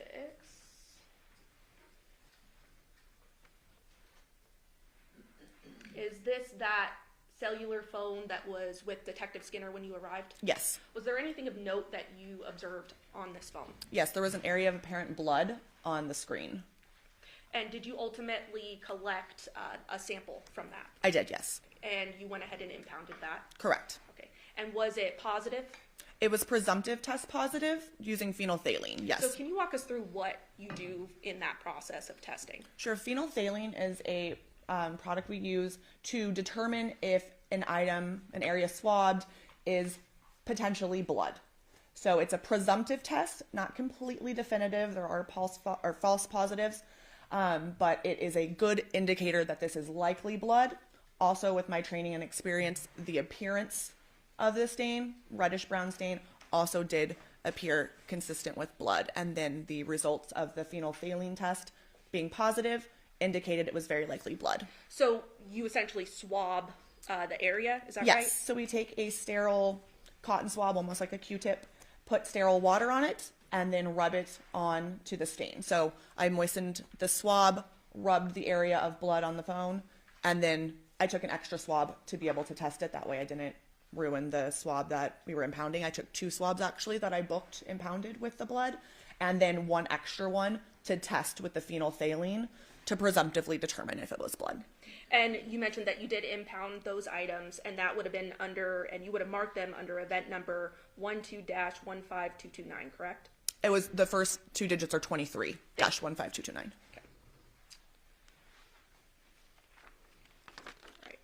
And obviously you observed the front of the residence, is that correct? Yes. Showing 239. Is that the front of the residence there? Yes.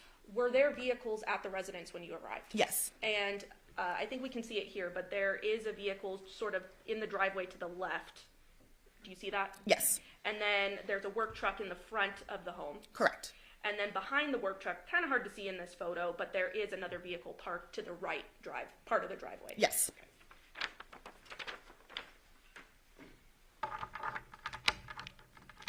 And did the search warrant also include, states 241, a search of this work van here? Yes. Okay, and it was searched. Yes.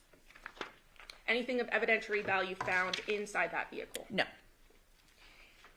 States 242, were these vehicles searched as well? Yes. Reflected Well, here. the one on the right, the Honda Civic. Okay, and what about the one on the left then? The one on the left is a Nissan Armada. It was locked and it was sealed and then towed to our secured garage at the Henderson Police Department. It's our crime scene garage, and it was searched later with a different search warrant. Anything of evidentiary value that you know of in either of these vehicles found? I do not know about the Nissan Armada, but I do know the Honda Civic was searched on scene where I was present, and no, there was nothing of evidentiary value in the Civic. Showing 265, what do we see here? So to the right on the screen there is the front entry door. So that's the main entrance door into the house.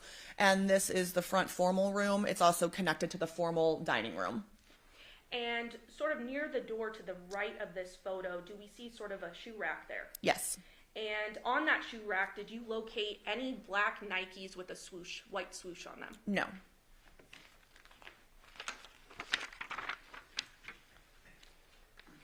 Publishing 267, what is this here? That's a different angle of that same room. So again, on the right, you see the couch, and on the left is the dining table where the family room meets up with the formal dining room area. 268, what do we see there?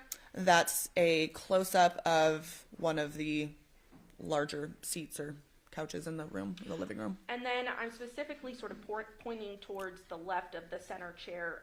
Those items there, were those, did anyone look at those? Yes. And what were they? Some types of swords. Okay.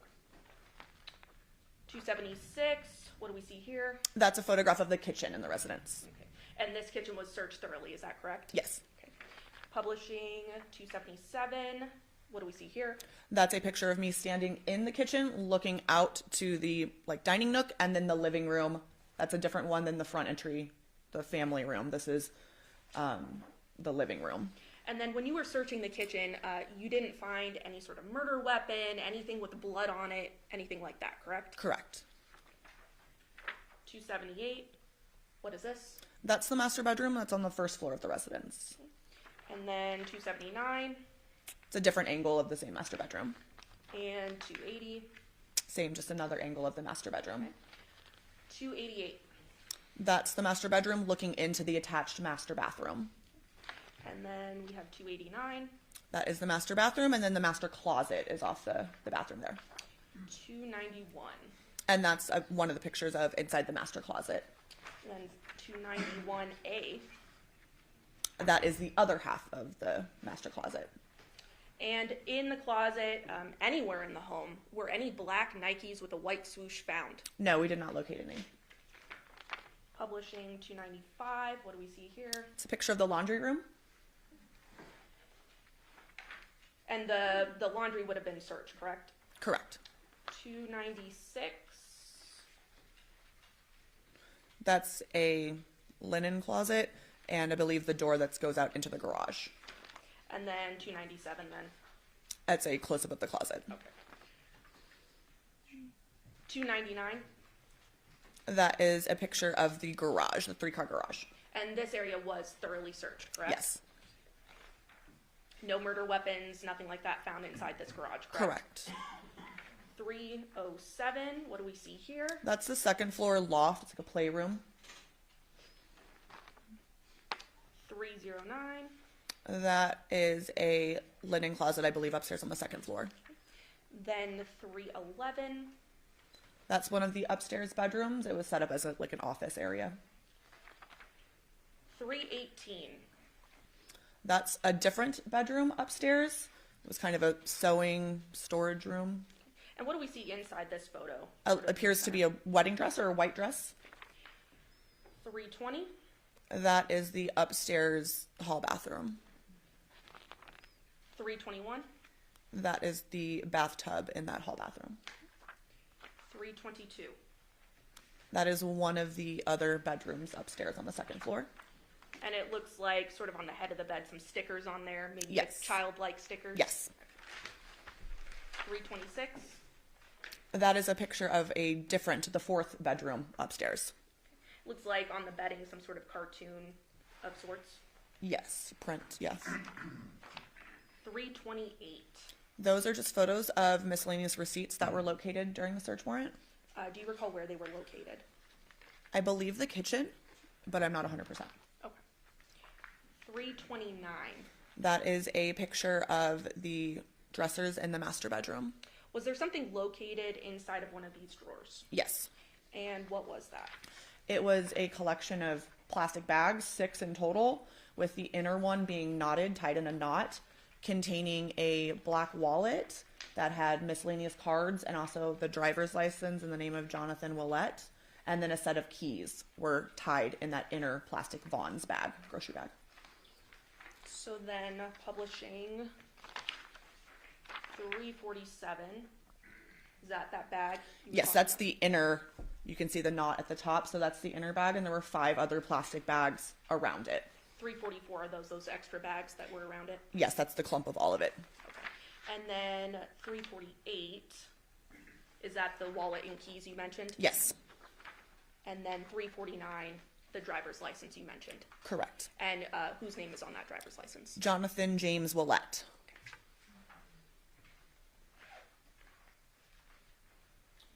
Inside of the bedroom as well, states 330. What do we see here? That's a BB gun. And then 331. That is the nightstand, if you're looking at the bed on the left side. And there's a Glock 19X semi-automatic firearm, 9mm, in that top drawer. Showing you 334. Were there some writings found inside the master bedroom as well? Yes. And same with 335. Yes. 336. Yes, that's a close-up. Okay. 337, sort of a notebook with writings, correct? Correct. 338, another writing. Yes. 339, another writing. Yes.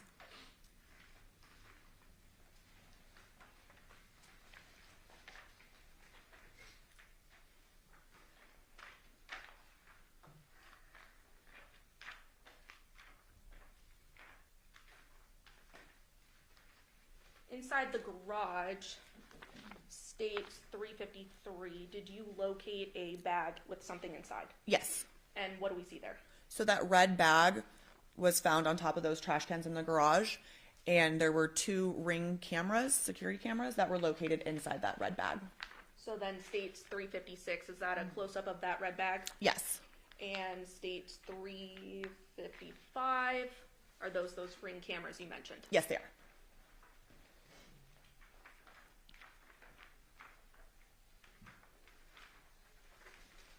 Showing you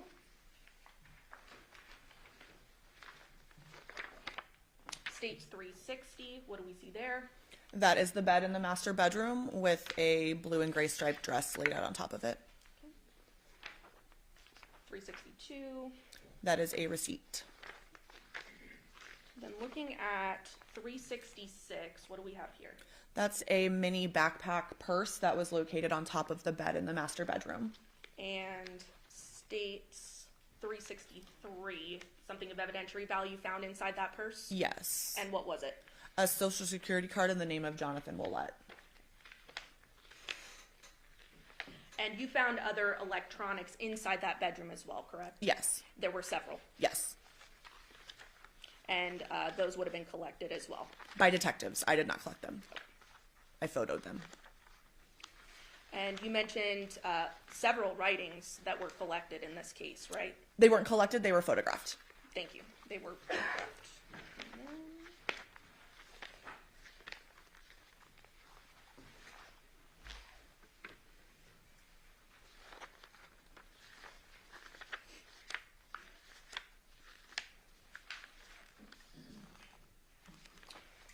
Showing you states 394. Was this located as well? Yes. Okay, and what do we see toward the card underneath Jonathan's social security card there? Appears to be a business card in the name of Devyn Michaels as a realtor.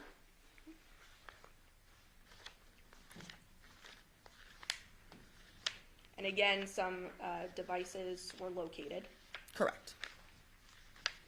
In an abundance of time, I'm not going to go through each one of those. Members of the grand jury will have these.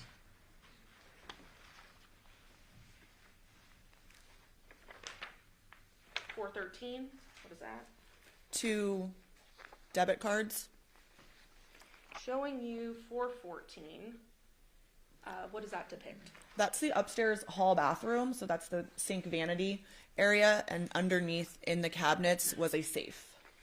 And 415, is that just a close-up of that same safe? Yes. And you located items inside of the safe, correct? Yes. 416, what do we see inside the safe? That's a 9mm 6-hour handgun. Looks like live ammunition as well as extra magazines, and maybe a magazine and a speed loader. And you would have documented the backyard as well, correct? Yes. 422, 423. And then did you take photographs of the female that was there? I did, yes. Okay. And publishing 424, is that the female that you photographed? Yes. And you knew her to be Devyn Michaels, correct? Yes.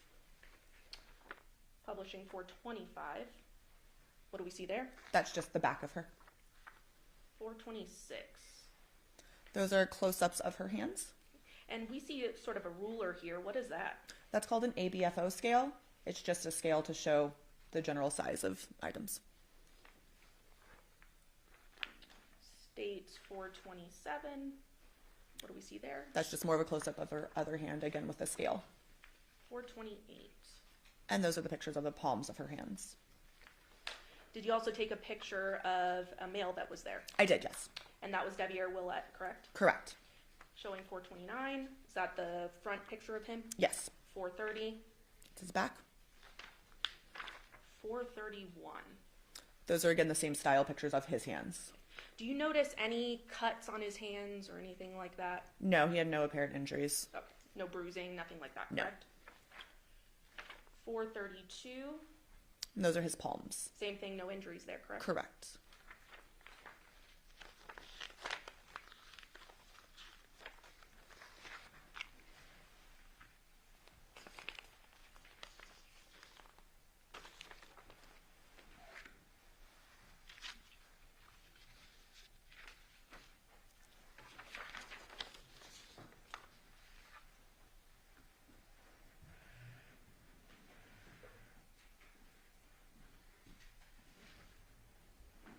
When you were taking pictures of Miss Michaels, what was her demeanor like?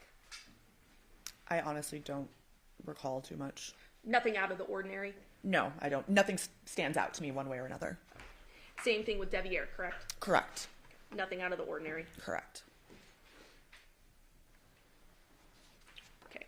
Turning your attention then to August 9th of 2023, did you assist in collecting an item back at that 2698 Paladura Drive? Yes.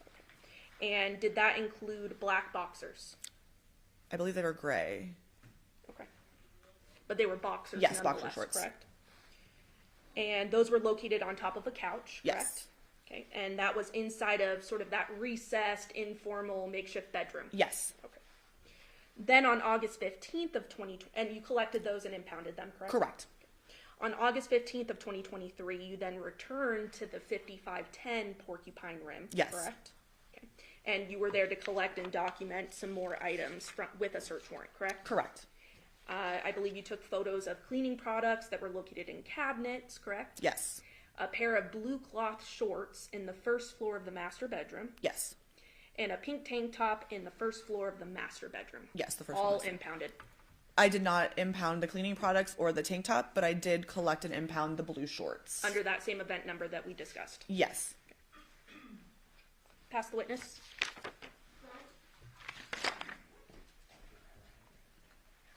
Okay, just one moment.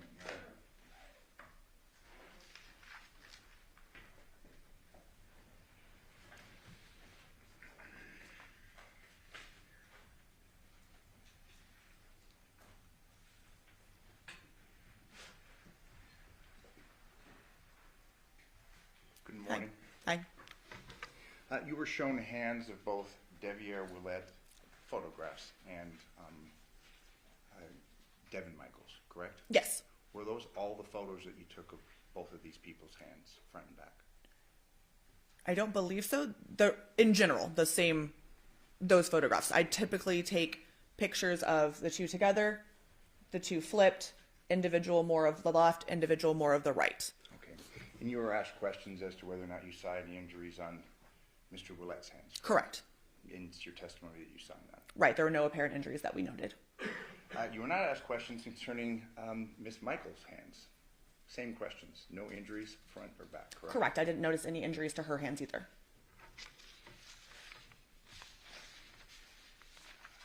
You testified that you arrived at the Porcupine residence, I think you said 6:34 p.m.? 6:34 p.m. was my approximate arrival time, yes. And you generated a report in reference to the efforts that you took through the course of this investigation? Correct. You authored 2 reports? For this entire... The Porcupine residence. For the first Porcupine Rim search warrant, 2, a main crime scene report and then an evidence impound report. Okay. Did you author any other reports in reference to your analysis or the collection of evidence at the Porcupine residence? There would have been a biological stain presumptive test form, which is a form we fill out regarding that phenolphthalein test, the presumptive test for the blood, that documents the lot number and the expiration of the specific phenolphthalein batch that I used, and whether or not that presumptive test came back positive or negative. Okay. The report that you authored concerning this search on August 7th, Porcupine residence, it's 2 pages and then a signature page, correct? Just depending on how you print it out, but yes, that's how it printed out for me as well. Okay, and obviously you reviewed that in preparation for your testimony. Yes. Because as you've testified, you have been involved in at least hundreds of crime scene analysis, documentation of such, correct? Yes. It's been yours. We'll go through this. Are these all the exhibits? There's some right here too. Okay. Are those all the exhibits that were taken at the Porcupine? These Mm-hmm. between those two, yes. Yes, they have it. Yeah. Okay, we'll go through it. Okay. You were asked questions specifically concerning tennis shoes, correct? Correct. Your testimony is that you didn't photograph, didn't collect any evidence concerning tennis shoes? That we did not locate the specific shoes she was describing. Are these specific shoes that you've given testimony concerning that you now say that you were looking for, is that documented in your report? That we did not find shoes? That you were looking for? I don't document what we were looking for, no. Okay, but you just gave testimony concerning what you said you found or didn't find, correct? I gave testimony saying what I photographed and booked. Okay. Did you have a list of things that you should be looking for? No, the detectives are the ones who pretty much dictate the search. I'm there largely as a photographer, and then I collect the evidence that we locate. So the detectives are the ones that know what they're looking for. Were there any black shoes that you located at that residence, black tennis shoes? Perhaps we could go through the photos and look, but nothing that I specifically photographed. You don't recall photographing a shoe holder near the front door? I do, but I don't want to testify officially without examining the photograph that there were black tennis shoes on there, because that was not something that I specifically documented. Do you recall specifically capturing a photo of black tennis shoes in a closet? Again, no, I took overall pictures of the closet, and then I photographed the items the detectives locate and deem of note. I then photographed those more closely. It's your testimony that you reviewed, and I believe it was the first exhibit under this pile that was published to the jury concerning a work van, correct? Yes, there was a Nissan cargo van parked out front. And you testified that there was nothing of evidentiary value contained within that van, correct? Correct. Did you photograph the contents of the van? I did. Power tools in the van? I'm not sure we can look at the photographs, but I just took overall pictures of the inside of the van. Any saws found in that van? Again, I'm not sure. But nonetheless, it's your testimony that there was nothing in the van that was of evidentiary value. Correct. You were shown pictures of 3 samurai swords. Mm-hmm. I believe there was 3. but yes, of swords. Did you pull out the swords? Yes, the detectives did. Did you photograph the blades? I'm not sure if the blades were photographed or not, but if there was anything like blood or any type of item of note on there, we would have photographed it. Were these samurai swords wiped for anything of evidentiary use? DNA testing, fingerprint testing, anything like that? Were they swabbed? Is that what you're Correct. asking? Yes. No. Now, you were aware that this case involved a decapitation, correct? Yes. Are you aware of the manner or means in which this decapitation may have occurred, or how? No. But nonetheless, you're going through this investigation, making determinations what's of evidentiary value or no, correct? Correct. Fair to say that you, as you sit here today, and it'll be borne out in the photographs, you don't recall photographing the actual swords other than they're on the ground, correct? I have a more close-up photo of them. I don't know if I photographed them unsheathed. Okay, but it's clear you didn't collect anything from them Correct. for further submission. Correct. You don't recall photographing a sawzall or a saw in that work van, correct? Correct. Or submitting anything for any secondary tests, correct? Not from anything in the van. Correct.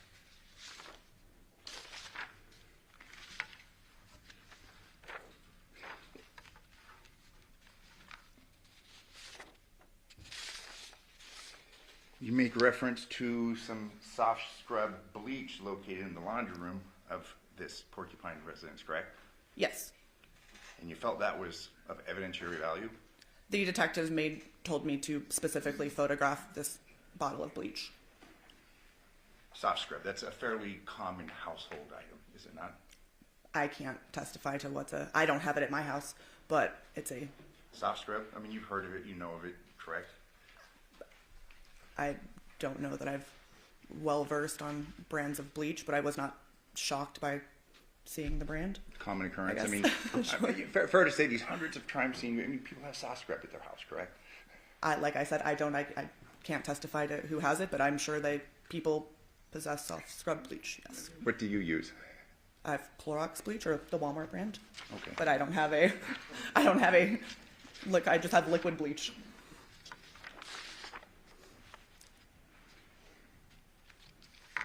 Fair to say no blood, anything indicative of blood contained within the house, correct? Just on the cellular phone that was in possession of Detective Skinner. Okay, that's it. Yes, that's all we saw. In reviewing the Armada, did you take pictures of that? Just on the exterior, because it was locked, and we did, like I said, sealed it and then towed it to the crime scene garage, where it was then processed by a different crime scene analyst at a later date. Okay, so you're unaware of any results or the lack thereof of any blood or anything of that? Correct. I don't know what was inside the Armada. Through your review of the house, you found no signs of blood on any clothing or anything else for that matter, Correct. Nothing found in any trash cans of that nature, Correct. I'd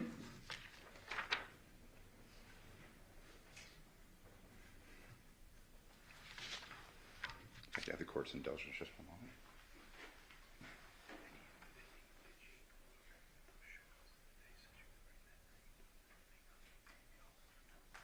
I don't have any more questions as witness. Thank you very much.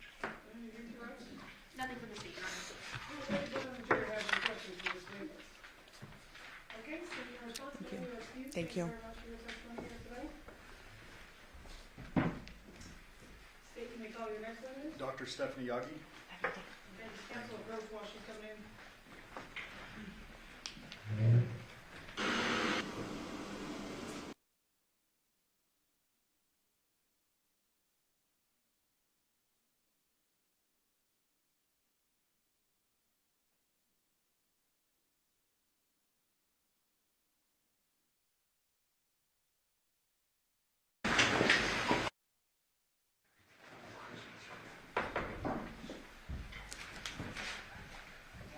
You solemnly swear or affirm the testimony you're about to give in this action shall be the truth, the whole truth, and nothing but the truth, so help you God. Yes, I do. Amen. And Doctor, if you please state your full name and then spell it for the record. First name is Stephanie, Stephanie.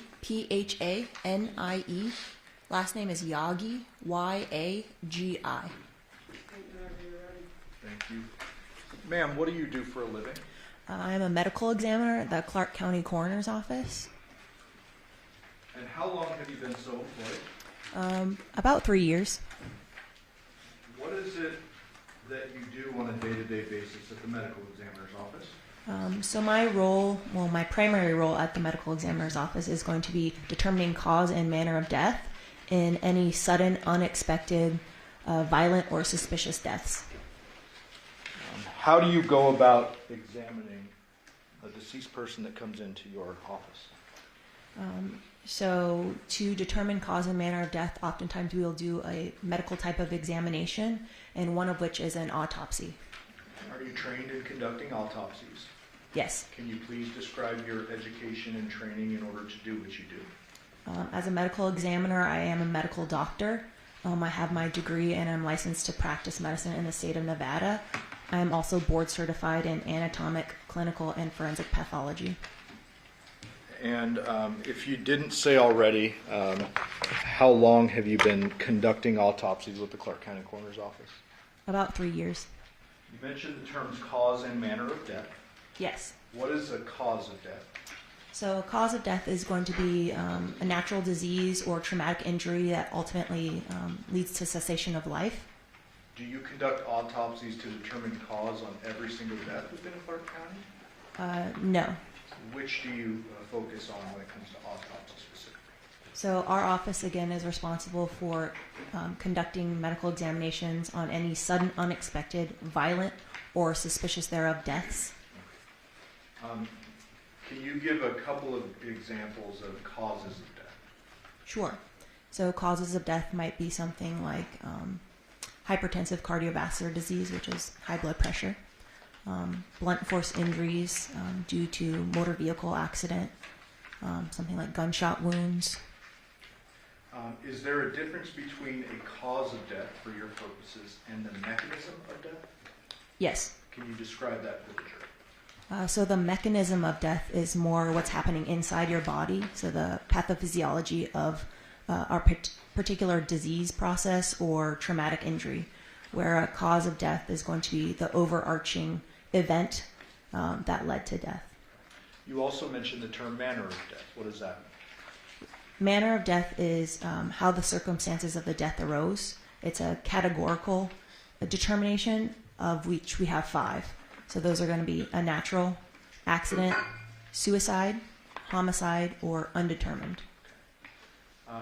When it comes to homicide, what does that term mean? For us, homicide is death at the hands of another. And what does the undetermined manner mean? Undetermined is for situations where we can't make a determination. So it is either unknown or we can't determine between one or more other mechanisms or manners of death. We'll get back to that in a moment. In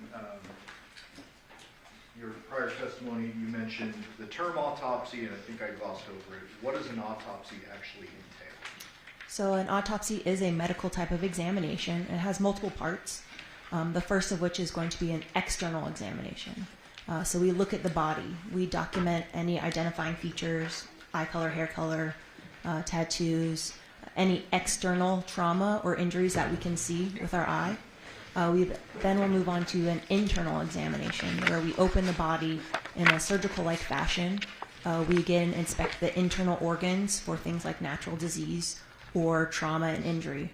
The autopsy also includes ancillary testing such as like toxicology testing. We can do imaging like x-rays. We can get other consultations as we see fit, as well as look at tissue under the microscope if needed. And I would presume that every autopsy is a bit different and determinative of what types of testing you're going to conduct. Yes, so we perform these things on a case-by-case basis. I want to bring your attention back to August 8th of 2023. On that date, did you receive a body ultimately identified as Johnathan Willette? Yes.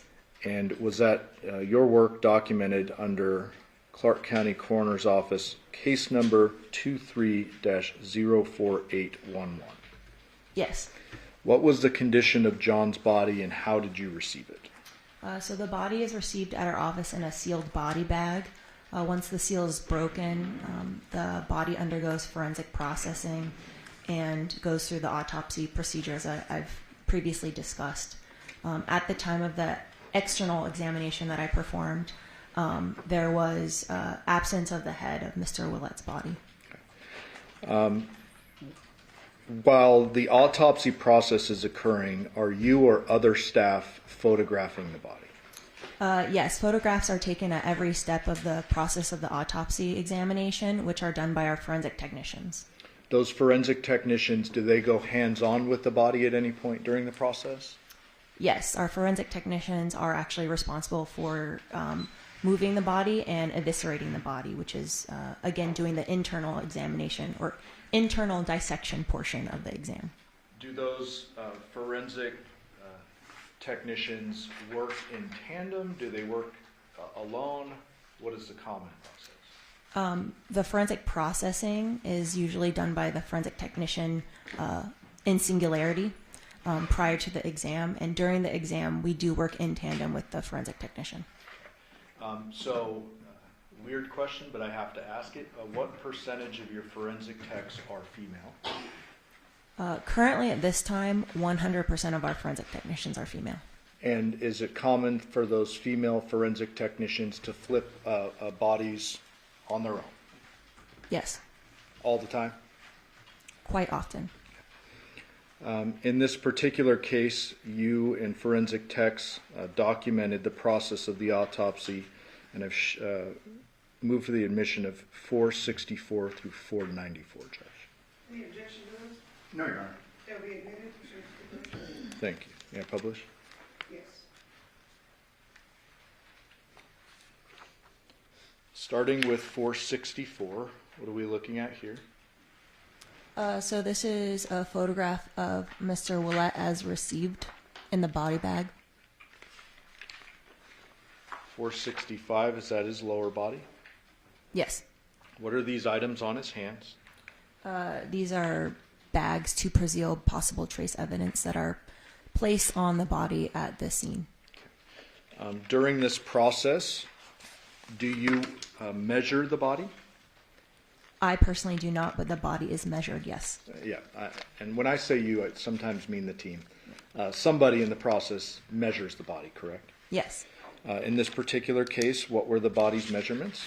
The length was measured at 68 inches and the weight 169 pounds. So his body as received is 169 pounds, correct? Correct. I would presume it would be more if his head was attached. Yes. Do you know the average weight of a human head? Probably on the line around 10 pounds. Okay. During your external examination of the body, what general things did you notice? So, as previously stated, there was the absence of the head and upper neck, as well as there was some changes to the front side of the body that were consistent with some kind of chemical type burns. Okay. Back to 464. If you could point to what you mean by chemical type burns. So all along the front of Mr. Willette's body, we have changes of the skin, which again are consistent with a more chemical type burn. Are all of the changes or the discoloration in the skin we're seeing those chemical burns, or is there something else going on here? There is additional to the burn type pattern. There is almost like a diamond weave type pattern that you can see on predominantly the chest, which is actually consistent with the pattern that was seen on the mattress where Mr. Willette's body was found. Okay. Ma'am, what is lividity? Lividity is the postmortem pooling of blood in the gravity-dependent areas of the body. And what is slippage? Slippage is a term that we use for the appearance that the skin can show when there's separation of the top layer of skin that happens. Okay. Does that typically happen post-mortem? Yes. Showing you the front of John's right arm. Do you see that there? Yes. What are we looking at here? So this looks like to be an area of some postmortem changes, which could be, as previously described, some area of skin slippage. When it comes to lividity and these postmortem changes that occur to a body, is it possible for you to establish a time of death based upon that? Sometimes. Okay, what do you mean by that? So there are a lot of factors that we need to evaluate for determining time of death. Most of these factors are highly variable, which includes things like the actual decedent's natural state of health. In addition to that, the environment that the body is found, things like heat, humidity, etc., as well as any external factors or the environment, such as water or air or soil that the body is found in. Not to mention, you're typically not conducting an autopsy immediately after death, correct? Correct. In this case, I believe you did it on August 8th. Yes, that is correct. Okay. And so, do you have an opinion as to John's time of death? No, our determination on time of death is, again, highly variable, and it would have to be given within a range of time based on the state of the body. In this particular case, it would probably be within a half day or hours. States 472. Oops. Is this John now laying on what would be his belly? Yes. Is there an anatomical or, I guess, a forensic term for that? Prone? So he is prone with belly down now, correct? Yes. What is this kind of discoloration we're seeing on the side? This could potentially be an area of liver. What's liver? As we previously discussed, blood pooling in the gravity-dependent areas of the body. What does this tell you about John and his circumstances of his death? At one point in time, he may have been face down or face up. This is a lateral aspect of the body, so I can't tell you. Okay. Showing you 473. What are we looking at here? This is kind of the neck region of the body. From the back? Yes. 474, same position basically? Yes. Now with a ruler? Did you or your forensic techs clean up John's body? Yes, the forensic technicians. Before I move on, did you notice anything about the blood that was abnormal? Is this normal? The coloring? I can't tell anything from this photograph. 475. What are we looking at here? So this is now a cleaned up photograph of that same area, the neck region from the back. Is there anything notable to the back of the neck? Yes. What is that? So in this photograph, you can see that there are some superficial incised wounds that are somewhat parallel to the main area of defect at the neck here. 476, is that a little bit closer on those areas that you were describing? Yes. What does this tell you, if anything, as a forensic pathologist? This may indicate there were previous attempts to use a sharp force injury in this area. Previous to the decapitation itself? Yes. Did you document John's hands? Yes. 478, is that his right hand? Yes. 479, another angle of his right hand. Yes. 480, same thing, another angle. Yes. 481, inside of John's right hand. Yes. Did you observe any bleeding injuries to his right hand? No. 482, is this John's left hand? Yes. 483, also his left hand? Yes. Do you see these little things here? Yes. What do these appear to be to you? Some type of callus or blister. Any bleeding injuries to his left hand? No. 484, another shot of his left hand. Correct. 485, the inside of his left hand. Yes. And what are we looking at here? Again, I would consider these blisters or calluses. Any bleeding injuries to his left hand at all? No.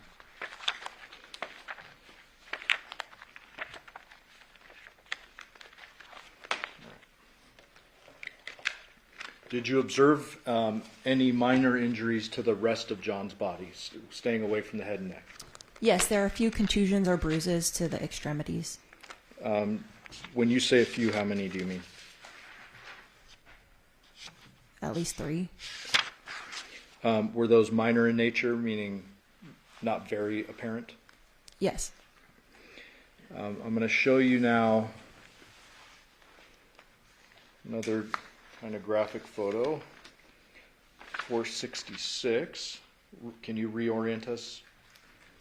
Yes, so again, this is a photograph of the neck region, and now the body is on its backside. Okay. Can you just describe what you're seeing in this photograph? Sure. So there is a kind of irregular defect that has resulted in a complete decapitation of the body. When you say irregular defect, can you provide any further context to that? The surface of the wound looks kind of ragged. It doesn't look straight. Okay. 468, are we now looking down into essentially what would be John's neck? Yes. What did you observe during your internal examination of this portion of the body? So on the internal examination, anatomically or just by looking at it, this wound did not appear to be ante-mortem. It appeared to be post-mortem, so made after death. Okay. And how are you able to determine that? So when the body is alive, there are some features that we can look at anatomically or with our eye, as well as microscopically, to indicate that there was a body's response to an injury. And I saw neither of those, again, grossly or microscopically in this particular case. So, to oversimplify it, the decapitation happened after he was killed? Yes. 470, is this a side view of that same area? Yes. What type of surfaces or types of the body are actually sliced through when a decapitation occurs? So in this particular case, we would consider this a complete decapitation. So there is transection through the soft tissues, which are like skin and muscle, as well as any vasculature that is within that soft tissue. In this case as well, the decapitation went through the spine, so both the bony parts of the spine as well as the spinal cord, as well as the structures in the neck. So again, the muscle, soft tissues of the neck, as well as kind of the throat area. States 486, what are we looking at here? So this is an internal photograph of that same area, taken from the front side of the body. What is the purpose of you eviscerating the skin and taking these photographs? Well, as part of the autopsy examination, we examine all parts of the body, one of which is routinely the neck. So we would do this naturally in every case. Did you see any evidence of strangulation with what was left of the neck? No. What would you expect to see in the event of strangulation? So in some strangulation cases, findings that are suggestive of that would be intramuscular hemorrhage of the anterior neck muscles, as well as sometimes we can have fracture of the hyoid bone, which is a bone in the neck. And is the hyoid bone in this particular case gone? Yes. So you weren't able to examine the hyoid bone, but you didn't see any of that hemorrhaging you just described? Correct. Okay. When it comes to eviscerating a body, is it common for you to use tools? Yes. Do you use mechanized tools or just hand power tools? Both. When you use mechanized tools, do you get blood splatter in your face? Not me personally, no. Okay. Are there times in which there will be splatter?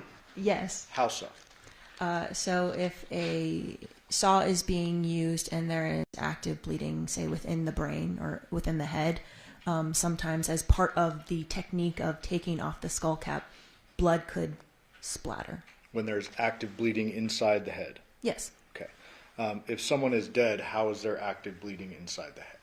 Well, there is blood within the cranial cavity, and the sheer mechanism of the saw can splatter blood. Got it. when it comes to the autopsy process, is there ever a time in which you need to decapitate a body? No. Okay, so that's not a thing that you actually would have to do. No. And so, in this particular case, did you use tools to take some items out of John's body to forward on to someone else? Yes, tools were used. What type of body parts are you removing? So as part of this particular examination, segments of the cervical spine were removed for a forensic anthropology consultation. Okay. States 488, is that one of the sections? Yes. And Did you say 488 or 48? 488. 488, okay. And 489, is that the same section? Was it one section you took or multiple? Multiple cervical vertebrae were taken out. States 490, are those the cervical vertebrae that were taken? Yes. And 491, what is this little piece here? I don't know. Okay. Was this obviously removed from the body Yes. and provided to the forensic anthropologist? Yes. Is that Dr. Jennifer Burns? Yes.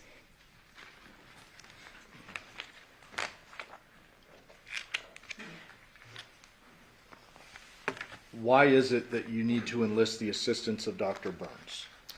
So a forensic anthropologist can help us. She can look at the bones that were removed from the body and possibly do studies, either by eye or with the use of microscope, to see what kind of marks were left on those bones. And that was done in this case? Yes. Once that is done, do you receive her report back? Yes. And after that, is it that coupled with a bunch of other stuff that you make your ultimate cause and manner determination? Correct. And you mentioned toxicology earlier, 492. What is this?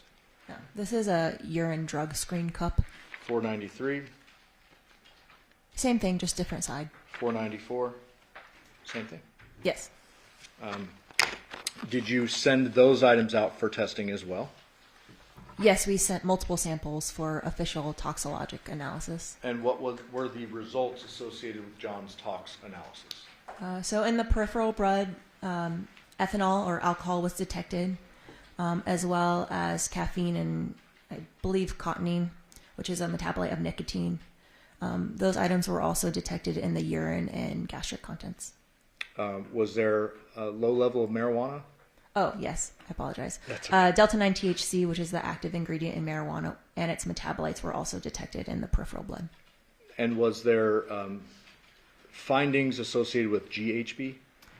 Yes, so in addition, in the heart blood, GHB, which is gamma butyric acid, was also detected at a low level.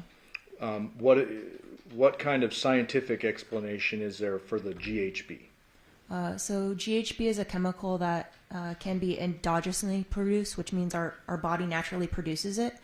And at the level that was detected through the toxicology report is consistent with natural levels of GHB. Okay, so we all have GHB in our bodies? Yes.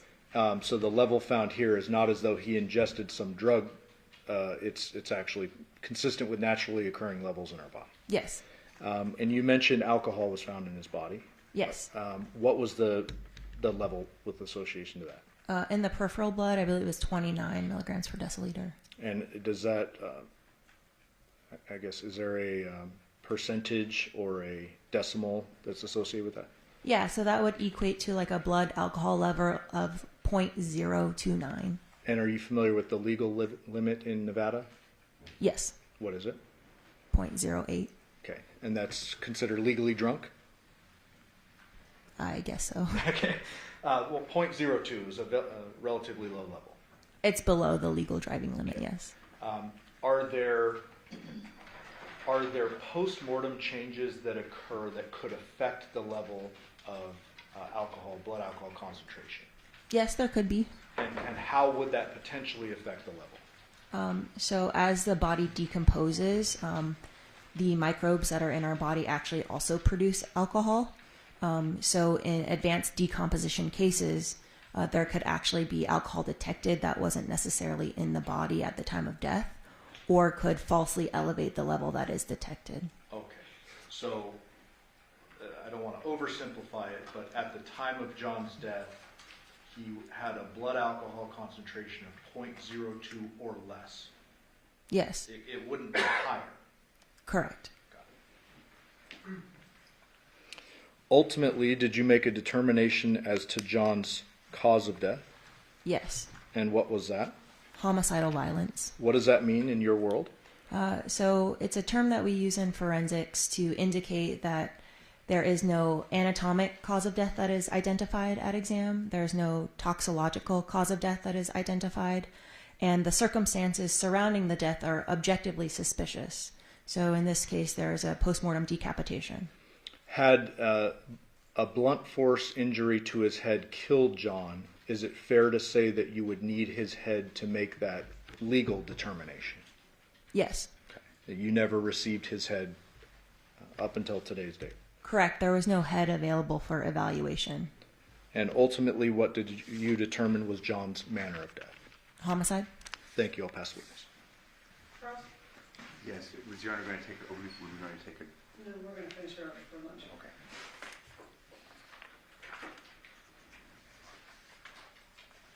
Good afternoon.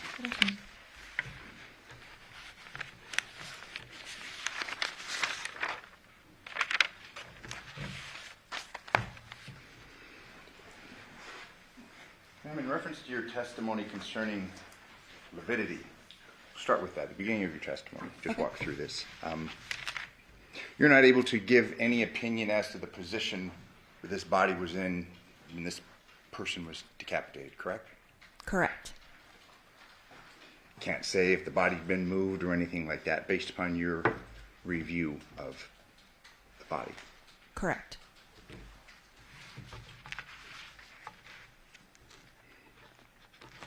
You're unable to say whether the body was face down or face up when the decapitation occurred. Fair to say? Correct.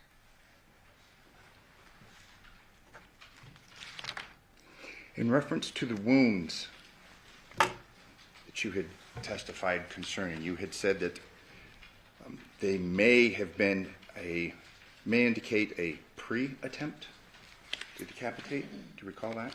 Previous. Okay, a previous. Yes. Could have been a post, though. I mean, you can't say for sure one way or the other, correct? Correct. So that's an assumption. Yes.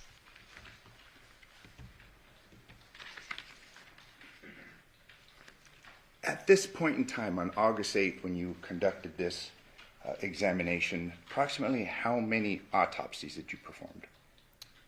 At that time, I would estimate maybe 500-600 autopsies. Okay. How many years had you been conducting autopsies when you conducted this autopsy? 2023. 2 years. 2 years. However, due to these, perhaps can we say out of the ordinary circumstances, this was sent to a Dr. Burns. There were tissue samples and things sent to Dr. Burns. Fair to say, the anthropologist? The bones were sent, yes. Yes, bones were.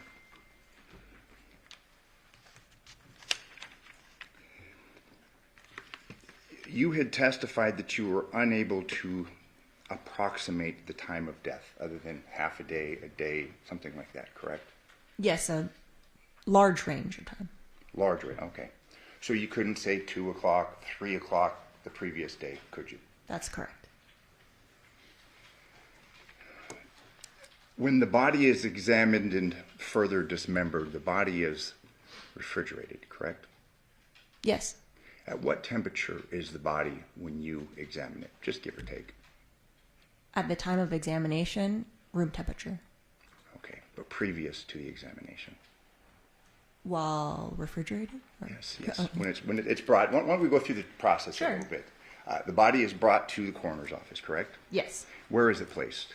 The body is then placed in our refrigeration area, yes. Okay. And this refrigeration area, kind of like you see in the movies, has bodies, trays, things like that? Yes, there are other bodies. And what temperature are those refrigeration units where the bodies are stored? I don't know off the top of my head. Okay. Cold enough to preserve the bodies, correct? Yes. Fair to say just above freezing? I can't say. Okay, you don't know. I don't know. You were asked questions concerning through the course of your examinations, these autopsies, limbs, other things are severed, correct? Sorry, can you repeat the can be. question? I mean, you were asked on direct. At times, there's a necessity to cut a body, correct? Yes. And these cuts are generally made by yourself, the coroner. No, not always. Who are they made by? So our forensic technicians assist us in the evisceration portion of our examinations. And during this evisceration portion, the bodies have just been brought from the refrigerators or the cooling, freezing devices, correct? Yes, in our storage area. Fair to say then you're not going to have cast off or splatter because the blood contained within the cadaver is very cold, correct? Well, the heart is also not beating, so we don't have spurting blood. We're not talking, we'll get to that. But as far as, obviously you'll agree with me that there's a congealing mechanism when the body is refrigerated, correct? Blood can clot, yes. And this evisceration of the body occurs sometime after the death, generally, correct? Yes. It can be perhaps like a day in this case, 2 days, 3 days, multiple days, correct? Correct. So we've got a body now that has obviously been dead for some period of time in conjunction with this element of refrigeration, correct? Yes. And you'd agree with me then that when the tools are used, and you'll agree with me that these tools that are used are designed to cut through tissue, bone, things of that nature. Yes. So they're made to sever limbs or sever necks, things like that, correct? Yes. So when you're using these specialized instruments made for the dismemberment of a body, it's done with a special instrument. It's done when the body's been refrigerated. It's been done sometime after the person has been deceased, correct? In my experience, yes. Let's turn our attention to the facts and circumstances of this case, okay? Okay. Let's say a person is decapitated a fairly short time after that person or upon that person being killed, okay? You'd expect that if the neck is severed or the body is severed from the head, there's going to be fresh blood, correct? Perhaps if the person is dead and the heart's not beating, but we have liquid blood, correct? I would expect there to be blood, yes. Let's say a sawzalls are used or some other electric saw. Fair to assume that we're going to have some blood if this head is being severed, correct? Possibly. Closer in time to death, the more likely that we're going to have blood that's able to be cast off, correct? Possibly. And we're not talking about a slight possibility, we're talking about a real possibility, aren't we? Can you be more specific? I don't know what you're asking. Sorry. Okay, what part of my question is unclear? Just so I can ask you questions so we can be on the same page. Yeah, the specification of real possibility, I don't Okay, know. you say it's possible. I mean, it's likely, correct? Depending on circumstances, yes. Okay, so now we're getting from a near possibility to a likelihood. This person is dead. This person is immediately decapitated with a non-specialized device. Likely we're going to have some cast off of blood, aren't we? I wouldn't say yes to cast off. There likely is blood, yes. And when we talk about likely blood, we're talking about basically the kinetic energy from a saw going back and forth. We're going to expect to see blood spatter, aren't we? Possibly. Likely, correct?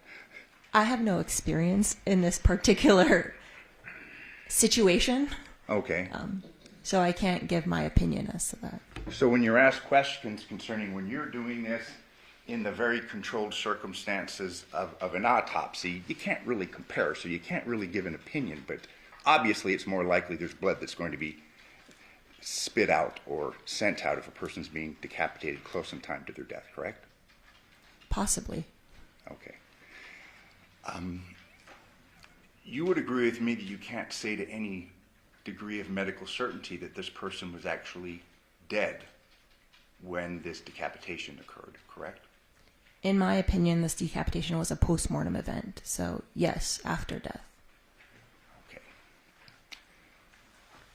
How close in time then? Do you know? I do not know. Today you've just testified that it's homicidal. Basically, the death was homicidal in nature, correct? Yes. I believe your term was homicidal violence. Yes. But you can't tell us how this person died, correct? That is correct. There had been questions concerning, is it the hyoid? Yes, hyoid bone. And that would indicate perhaps a strangulation, correct? Yes. However, in this case, you didn't have that bone to review, correct? That is correct. I mean, you can't say if this person died choking, correct?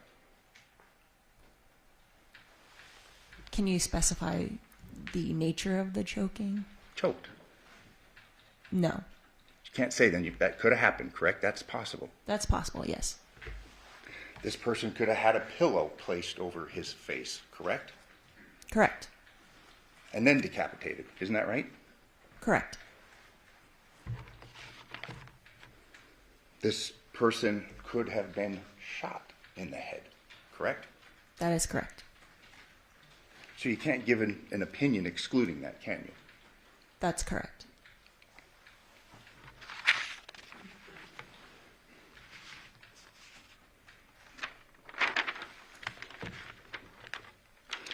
You were asked questions concerning any bleeding injuries on the body, correct? Yes. Fair to say at this point in time, this body wasn't bleeding, correct? No active bleeding, correct. I mean, the head's off, it's not bleeding, correct? Yes.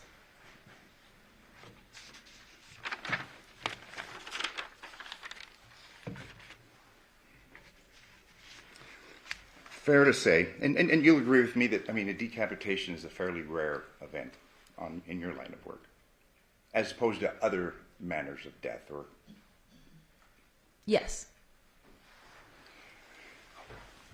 Would you agree with me that it would be difficult to effectuate a decapitation? I don't know. I have never attempted one myself. Okay. Based upon the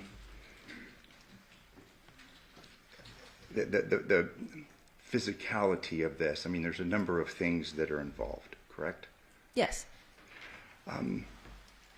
We have the blood system, the veins, things of that nature in the neck, correct? Yes.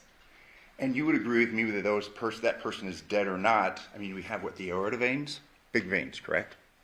The aorta is not in the neck. I'm sorry, the heart, but I mean the neck. We have the Carotids. carotid. That's a fair amount of blood there, correct? Yeah, can be.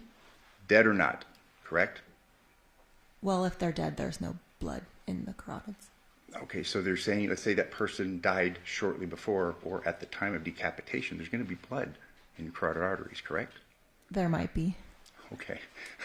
And if those carotid arteries are severed, we're going to expect cast off from the blood contained within the carotid arteries, correct? If the person is dead, no. Okay, so let me say, in the arteries, is there going to be blood? And we're not talking a person that's been dead for days. We're talking minutes, perhaps. Yes, there may be some residual blood.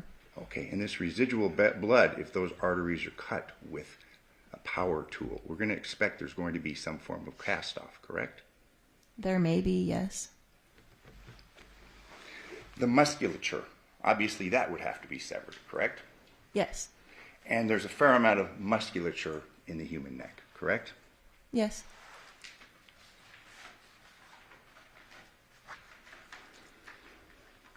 Fair to say that the neck contains a fairly complex arrangement of tissues, major blood vessels, trachea, things of that nature, correct? Yes. The vertebrae in this case were severed. Yes. As well as the thick ligaments connecting such, correct? Yes. We also have the spinal column that would have to have been severed, correct? Yes. And again, that's fairly a lot, isn't it? I mean, we're talking about a big cut, aren't we? Yes.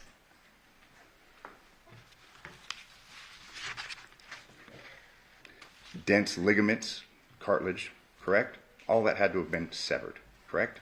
Yes. So this is fairly different than, let's say, a limb, correct? That depends.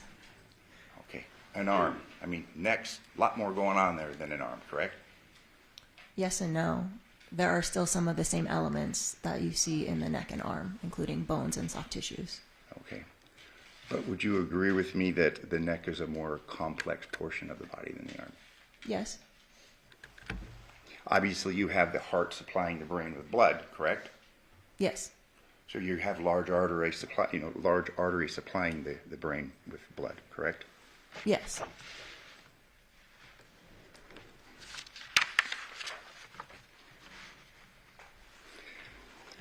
In your report concerning the postmortem examination of the body of Johnathan Willette, you arrive at a conclusion that it was consistent with the use of 2 tools.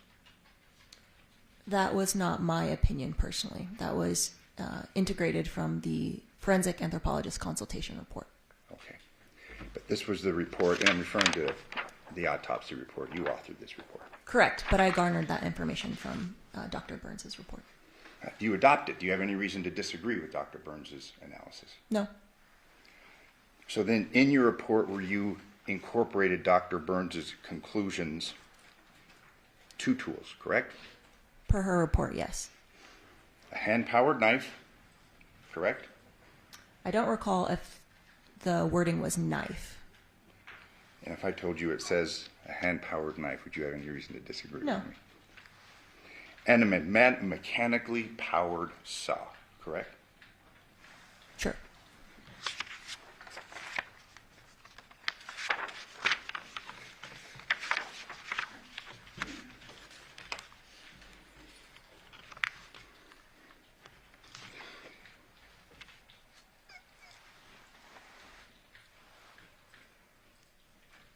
On your pathologic findings, in addition to the decapitation, you also found hepatic steatosis, Correct. and that is? Fatty liver disease. Okay. You were given, asked questions concerning the blood alcohol content, correct? Yes. And it's your testimony that that was the blood alcohol content at the time of death?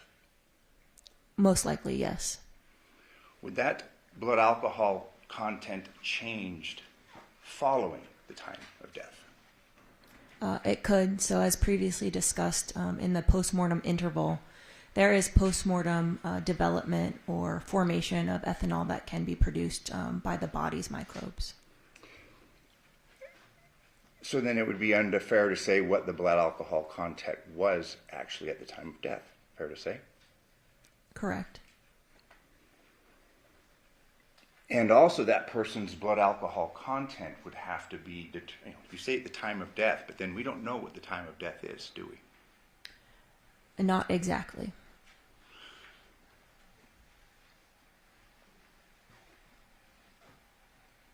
We can't say it was 3 o'clock, 3:30, anything like that, can we?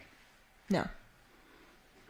Now, it's possible, based upon your understanding the physiology of how we process alcohol in our bodies, this person may have had a much higher blood alcohol content, let's say at 1 p.m., correct? Can you specify the time that you're using in relation to the question? Okay. You were asked a question, this person's blood alcohol, 0.02 something, remember that? Yes. 0.29 milliliters per milliliter of blood. You gave it an opinion concerning the blood alcohol, correct? Correct. But you'd have to know the time of death, correct? That's part of this analysis. No. Okay. My question to you now is, let's say the time of death is 3 o'clock, okay? Are you able to give us with an estimation, and I won't hold you to it specifically, but can you give us an estimation of that person's blood alcohol at 2 o'clock, assuming that person died at 3? No. Can you give us the blood alcohol content at 1 o'clock, assuming that person died at 3? No. Midnight, you can't, can you? No.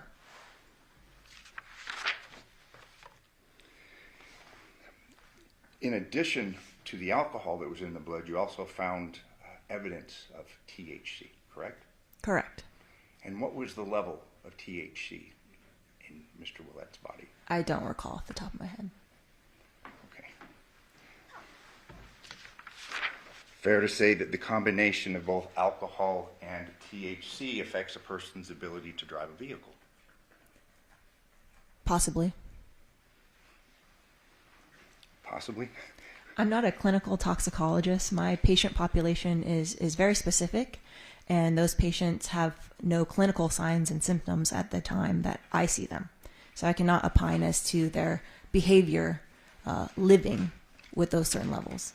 Very, very fair to say. So I'll ask you a more general question. You'll agree with me that the combination of alcohol and THC cause a person to be more intoxicated? I don't know. And then thirdly, you had testified concerning the presence of GHB, correct? Yes.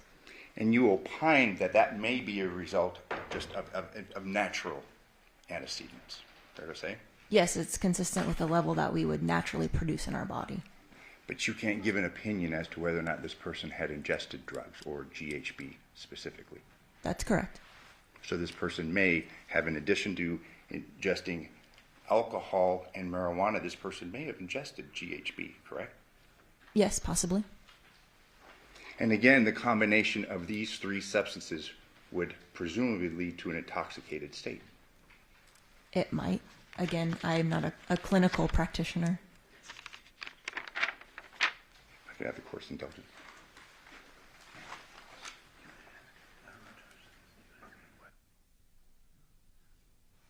Fine, brief question. Through the course of this dismemberment or evisceration, do you wear goggles? I wear a face shield. Okay, and that's because of cast off and things that you may get, correct? Along with other bodily fluids that we may encounter, yes. Apron on, correct? Yes. For the same reason, to protect yourself from cast off of blood or other bodily fluids. Correct. And again, the height of this autopsy table, what is the height? I don't know off the top of my head. Is it made for the ease of moving a cadaver? Yes, so it can be moved up and down. To ease in the flipping back and forth and such of the body, correct? Also to help with our technicians who are of varying heights. So they're the ones doing the evisceration, so we want everyone to be ergonomic and comfortable. Understood, and to work together as a team to move the body, correct? Yes, sometimes we do. Thank you. I have no further questions. No, Your Honor, thanks. Ladies and gentlemen, do you have any questions for this witness? Okay, seeing no response, Doctor, you are excused. Thank you very much for your testimony here today. All right, ladies and gentlemen, we're going to take our lunch recess. It's going to be a shorter than normal lunch recess because we are going to adjourn today at 3 o'clock, so I'm going to shorten lunch a little bit and then you get to go home early. You're welcome. During this recess, you must not discuss or communicate with anyone, including fellow jurors, in any way regarding this case or its merits, either by voice, phone, email, text, internet, or other means of communication or social media. You must not read, watch, listen to news or media accounts or commentary about the case. You must not do any research such as consult the dictionary, using the internet, or using reference materials. You must not make an investigation, test the theory of the case, recreate any aspect of the case, or in any other way investigate or learn about the case on your own. You must not form or express any opinion regarding this case or the facts submitted to you. Ladies and gentlemen, 12:30 will be in recess till 1:15. All rise for the jury.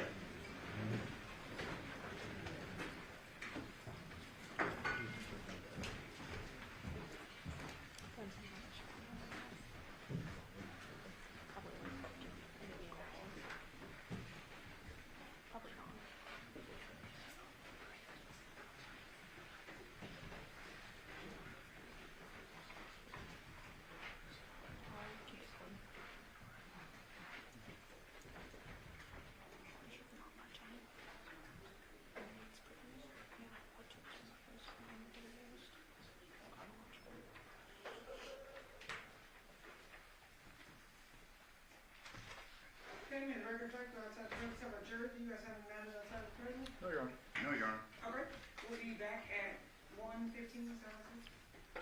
1:15, yeah. 1:15, okay, we're back at 1:15, because we understand you were shopping at 3. Yeah, we have Dr. Burns coming up.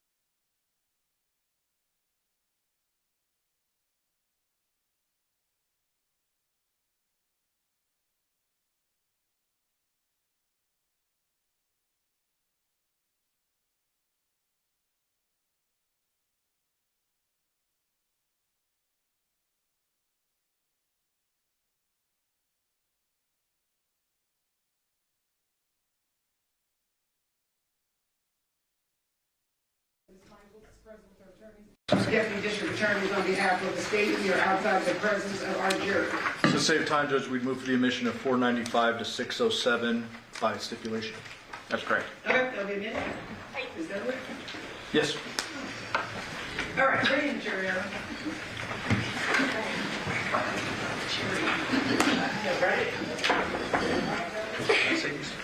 Yeah, that's true. All right, to the jury.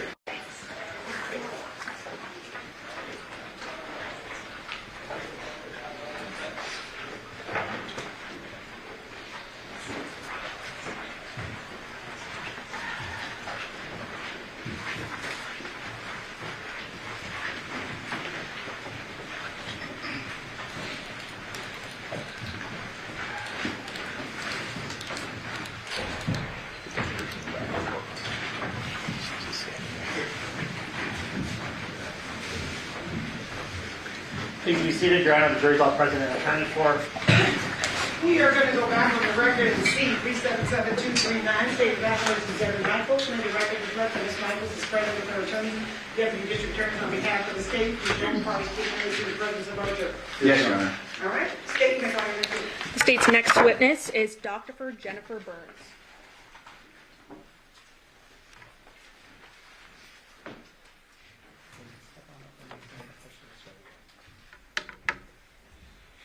Good morning.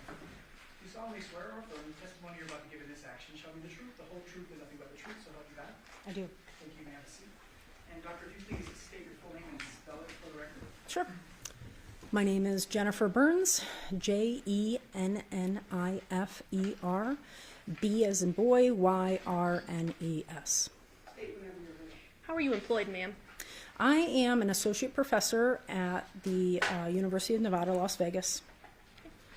What's your position beyond that?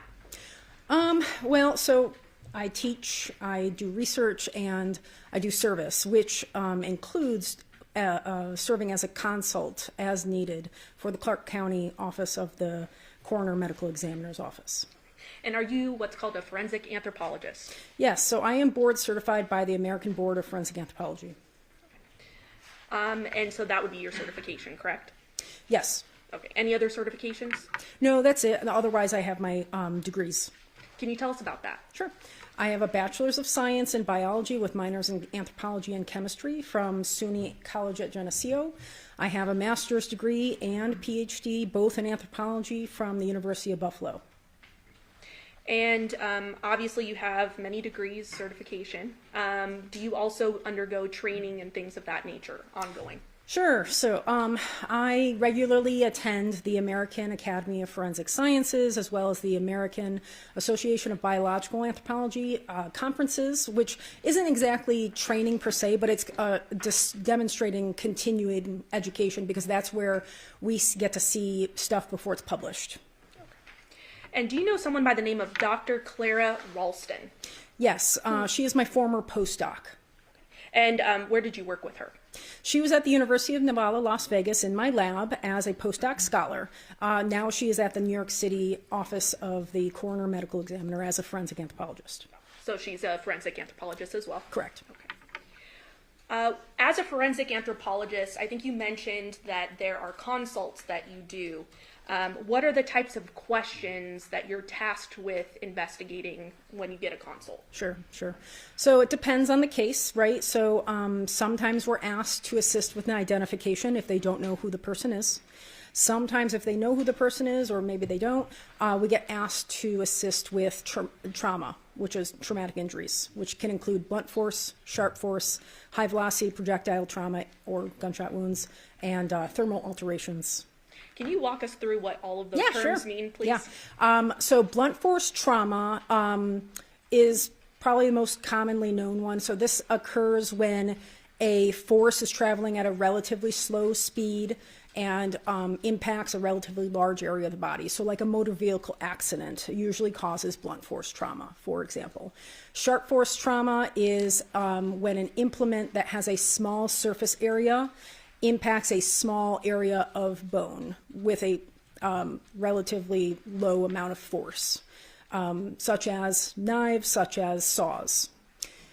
High velocity projectile trauma includes gunshot wounds and other types of trauma that has a small surface area that is traveling at a high speed or high velocity. Thermal alterations are heat or fire related trauma. And can you sort of describe for the members of the jury here, what is your role as a forensic anthropologist, and how does that complement a medical examiner or a coroner's work? So a medical examiner is a forensic pathologist who is a medical doctor, and I am not a medical doctor. I have a PhD in anthropology, so my trajectory is different. I work with what we call hard tissue. So this includes bone and cartilage. So forensic anthropologists specialize in the human skeleton. Forensic pathologist is typically looking for any soft tissue damage or changes from pathology.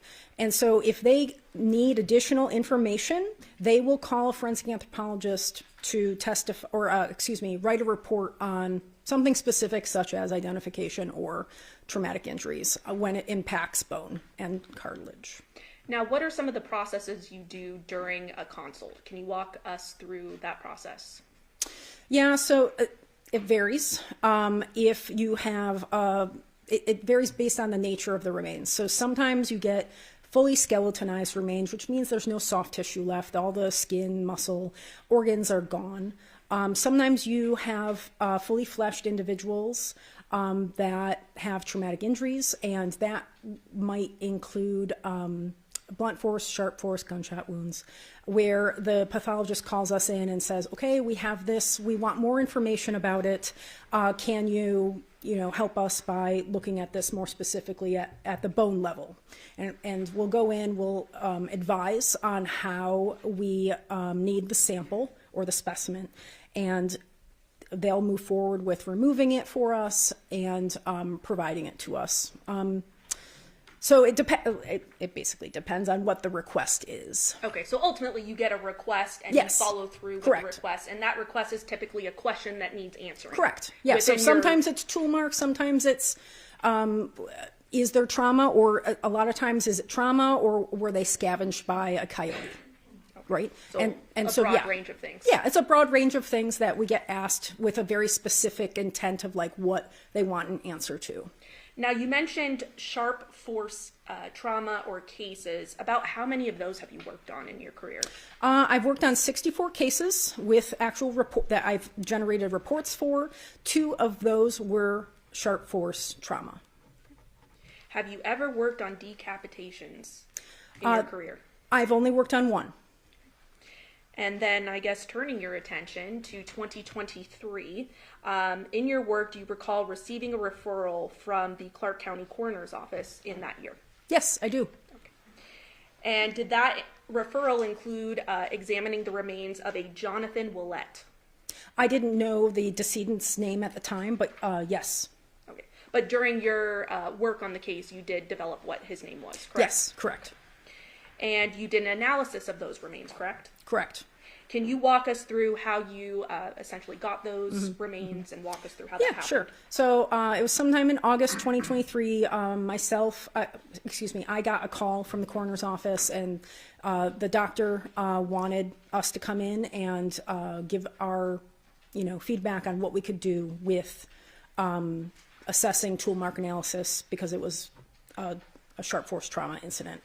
So myself and my postdoc, Dr. Clara Ralston at the time, went down to the office. We looked at the decedent and told them, okay, well, this is what we would need for you to do, is to excise this portion of the neck so that we can look at it more specifically under our stereo microscope. And so they excised that part.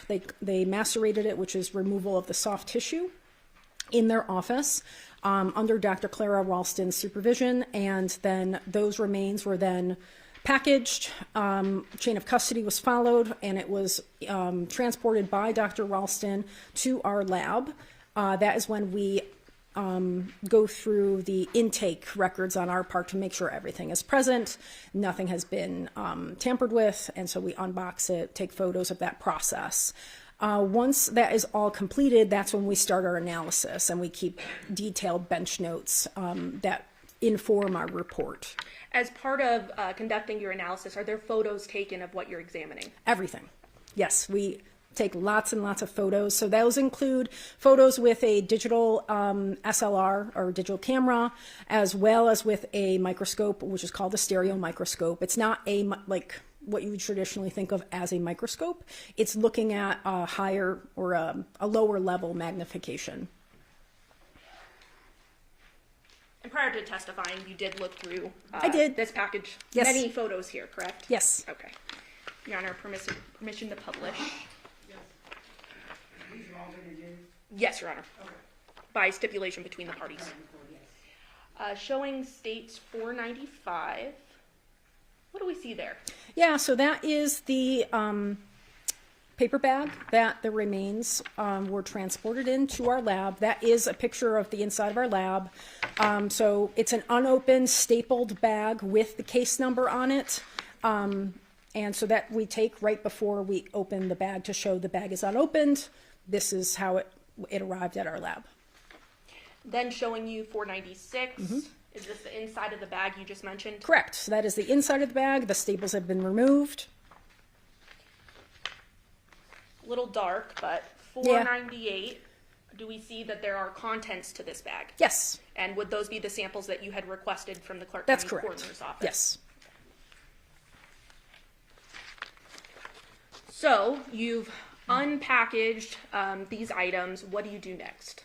Yeah, so once everything is unpackaged, that's documented, we start our report writing and our bench notes. We date everything, we say who's there, and then we describe the remains and what they look like. So these were macerated, again, that means the removal of soft tissue. So the bones look a little different because they were processed. So we describe what they look like, the exact anatomical position that, or the elements is what we would call them, the exact skeletal elements that we have, and anything else that we observe during that process. Specifically, do you recall which items you were examining? Yes, so we had possession of, so these are cervical vertebrae, which are parts of the neck, which is, so I brought this as a specimen so you could exactly see what we're looking at. The neck. Do you mind actually stepping closer okay. to the jury just so that they Sure. can see what you're pointing to? I think that might be helpful. Yes. Okay, so this is the head. The head meets up with what we call the cervical vertebrae, which are 7 vertebrae that make up your neck. And that lets you go all around with your head, right? And so what we had possession of was, so this up here is C1, which is cervical vertebra 1, 2, 3, 4, 5, 6, 7. So we had part of part of cervical vertebra 2. We had almost all of 3. We had 4 and part of 5. And so this was the part that was removed, was from 5 up to the part that we didn't have anything above that. So these were the ones that we were dealing with, was C3 primarily for the trauma analysis. Is there anything interesting about the front of the skull based on your analysis after just pointing to those vertebrae that you think is important to note? The front of the skull? So the front of the neck. Well, so the anatomy of the neck is complex, just as the rest of the spinal column. So the bones of the neck meet up at many different joints. So we have joints back here. We have a joint up in the front as well. And so when or if you were trying to take this apart, like if we were learning in a classroom, I would take this apart, right? And I'd show you all the different groups, right? So I can pass these around so they can see that. Okay. So these are 2 different examples of cervical vertebrae. So you can see how small they are. That's like when you see these pictures, they're not going up a lot. So that's cervical vertebrae 2 and 1, or excuse me, 2 and 3, which is where the cut marks go through, are those 2 vertebrae. So the complexity of the joints between your vertebrae make it difficult to take them apart. And they're very, very sturdy, which is why like when you move, your spinal column is like the base of like all of your movement. And so there's many different joints here that make it complicated to actually remove or take them apart. But not impossible, correct? No, not impossible. All right, if you don't mind taking a seat, doctor. So you mentioned that obviously a lot of photos were taken during your examination. Was there a grouping of photos that had annotations on them as well? Yeah, so, excuse me, when we write reports, we know what we're looking at in photos, but we want everyone else to know exactly what we're looking at. So what we'll do is we'll annotate them with different colored boxes or arrows in order to show exactly the features that we are trying to display. Now then, I am going to publish State 603. Can you describe for the members of the grand jury what we're seeing here and what was of note during your analysis? Yeah, so this is cervical vertebra 3, which was being passed around. So you see how small that is when you're handling it, right? So that's blown up a bit because it's on a screen. But what we're looking at is the sharp force trauma that was analyzed for tool mark analysis on this bone. So the white boxes are in 5 different parts. Those represent what we I guess you'll probably ask me about this, what we determined was caused by a mechanically powered saw. So those are shaved off and polished. It's hard to see because it's such a small bone. The arrows, the orange arrows, are pointing to an area where there are incisions or cut marks that were not made by a mechanically powered saw. And so there's 2 different features there, which is what this overview is picturing. The other thing in this image is there's a tiny part of C2 or the cervical. And there's actually a mouse in front of you, so if you want to hover. I will not click it. I was informed beforehand not to do that. Yes. Yes. So this, can you see that? Yeah. Okay. This part right here is the bottom or the body of cervical vertebra 2, which also got passed around because it meets up with C3. So this is the bottom of C2. It has it has sharp force trauma through it, which is and it's still articulated, or it still meets up with C3 here. These parts here in the white boxes are showing, again, that polishing that we saw in our analysis that's consistent with a mechanically powered saw that made those marks. And the orange arrows here and there, 3 different parts, are showing incision or cut marks made by a hand-powered implement. So just to stop you there, Doctor, yeah. 2 separate implements we see evidence of here. Correct. And what is the evidence that you see to make that determination? Yeah, so there's a fair amount of, we use a lot of, verified experimental research as well as case studies to back up our findings based on the features of the defects, which is what we would call these. So there's defects in bone, meaning it does not look like it's anatomically normal. So I'll start with the hand-powered tool or the cut marks from that with the orange arrows. So those, can you show some of the other images? Because those will be more helpful to show. Absolutely. Showing how we determine that. 604? That's good. Yep. Okay. So that small area is the small, I don't know who has the C3 anymore. Yeah. Okay. I can tell you exactly where it is and what you're looking at. All right. Is there a way for me to show them besides just, do you want me to just point? Point? Okay. Whatever you prefer. So this is C3, and it's specifically between my fingernails. This is how small the area you're looking at. So this is a joint with C2, which is above it. So this meets up with C2. This is a joint. So you're looking at horizontal ridges in this joint right here. Okay? And those are very uneven and they're not parallel. You can kind of see, like, okay, they're all over the place. And so that's typical of a hand-powered instrument, not a mechanically powered instrument. And that's how we determine, okay, that's a hand-powered instrument. It's the striations, which are kind of those scratch marks you see running across the screen, are all over the place. If it were mechanically powered, you'd expect it to be more uniform. The other thing you see with the black arrow, I don't know if you can see that very well. We'll point it out now that you know the area we're looking at on here. So here are the what we would call striations or grooves, which were made by a sharp implement or a point, something that has a bevel. And all knives have bevels. That's how you make your cut marks. Right here, where this black arrow is pointing, is so the direction, we can tell that the direction was from the back to the front, and it was with a hand-powered implement, because this right here is a chip. Do you see that kind of triangle?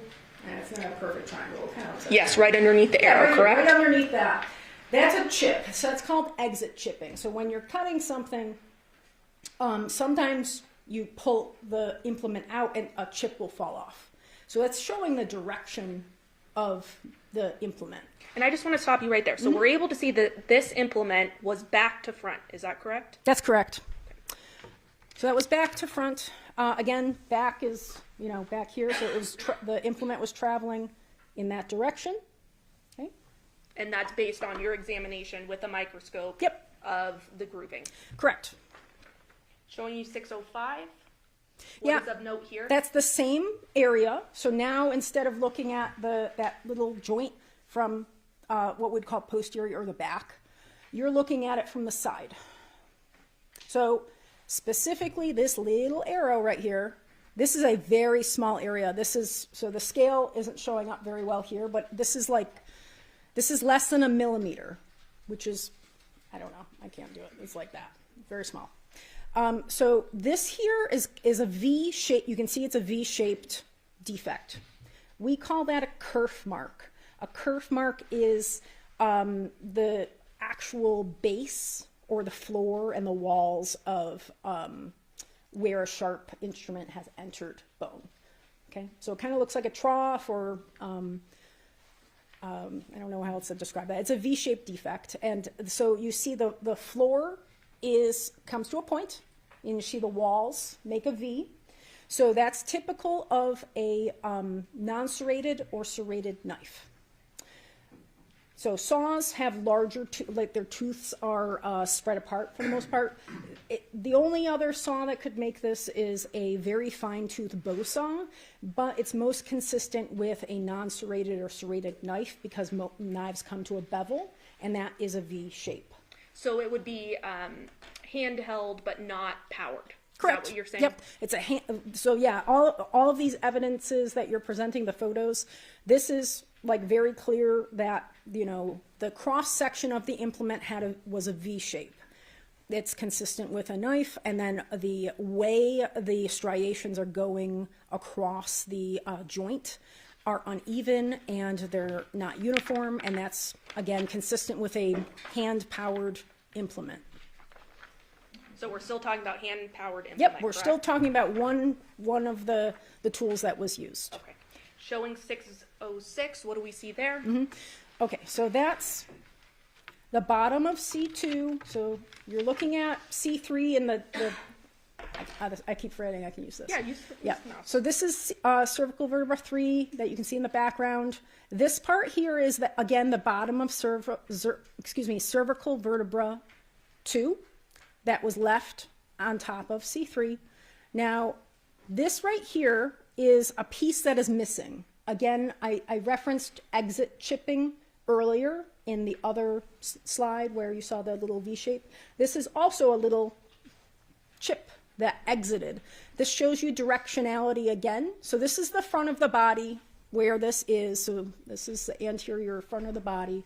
So you're looking like in the front here. You can't see it very well because the skull's on top. But that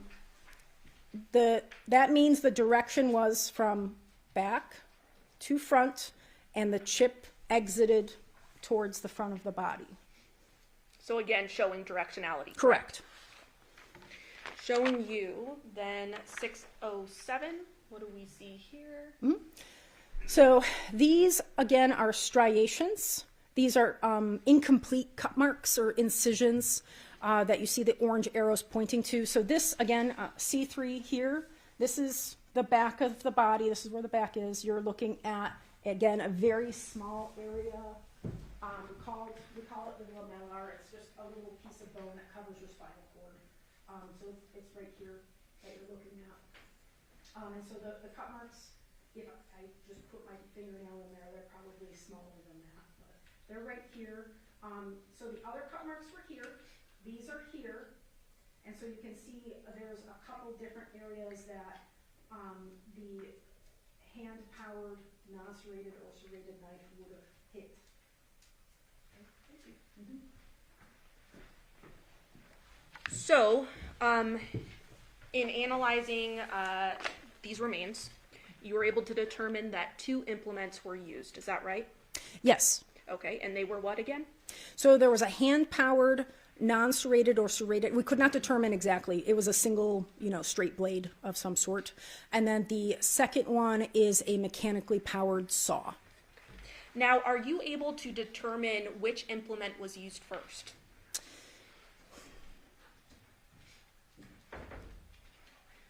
Well, so let me pose it this way. Hypothetically, how hard is it to cut through bone with a handheld knife? Or cut through a neck?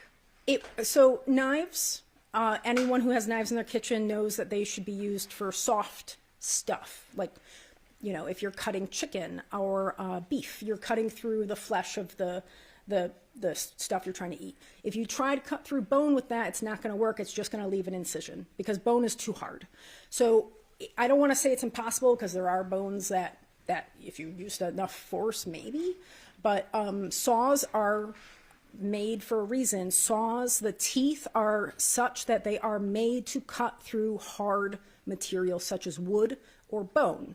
That is their job. And so when they're actually going through bone, they're creating a waste material by, if anyone has cut, wood, that it creates wood chips, okay, when you're actually sawing through wood. So I don't want to say it's impossible, but it's very, very difficult to cut through bone with a run-of-the-mill knife. You would need a tremendous amount of force with a handheld knife, right? In order to cut through bone? And a lot of persistence. Okay. Now, how about a powered saw? So mechanically powered saws are made for ease of use, right? So that saves you time. And it is doing the work of the energy transfer for you. So when you're dealing with a hand-powered implement, you are the one supplying the energy. A mechanically powered instrument, such as a saw, is producing the energy for you, which is why you need a battery or some other power source, right? And so it's doing the work for you and doing the cutting part, or what we would call the, because when you're cutting something, it's like you go back and forth, but a mechanically powered saw is doing that for you. So that is going to make it a lot easier because you are not exerting force yourself or energy yourself. The instrument is doing that for you. Are you able to determine, what brand of knife, what type of knife was used So that's first? called, so we can determine roughly the class of the tool, which is what we did in this instance. Sometimes, and anthropologists typically don't determine an exact tool. That's not our job. Those are tool mark experts, which are beyond our training. Now, because of the type of bone this is, vertebrae have what's called trabecular bone in them. It means it has spongy bone. When you look at a cut mark, can I pass this around? Up to the judge. Okay. So this is, I think it's cow bone. It's not human. But is it still symbolic of what a human would look like? Yeah, so this is symbolic of what bone looks like when it's cut through. So this is a saw mark through what we call cortical bone. Cortical bone is very thick. This is a long bone.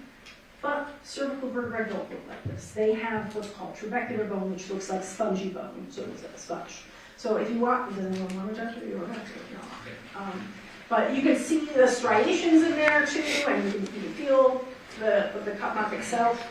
But that's cortical bone. That would have been, that's easy to determine, or relatively easy, assuming you have the right parts, to determine further what the type of saw that would have been used for. Now, because of the cervical vertebra, how they're designed anatomically, they don't have a lot of cortical bone. They have trabecular bone. So trabecular bone is spongy. It'd be like looking at a bunch of open spaces and trying to find those striations that you see on the bone that's getting passed around. It's not possible for the most part. So, yeah, so it depends on the bones in the body. These bones in particular, you're not able to get more specific, which is why we stated it the way we did. And I don't know if I can simplify it or tell me if I'm oversimplifying. Well, I probably overexplained now, it. So. if it's a smaller bone, sometimes it's harder to make further determinations because you're dealing with a smaller bone versus a larger bone. It's not just the size of the bone, it's the structure. So that's what I was trying to get at, is the structure of the bone is different, where if you have a lot of that thick cortical bone and you cut through it with an instrument, then you can see the features that are necessary to make a call on the specific type of saw that was used.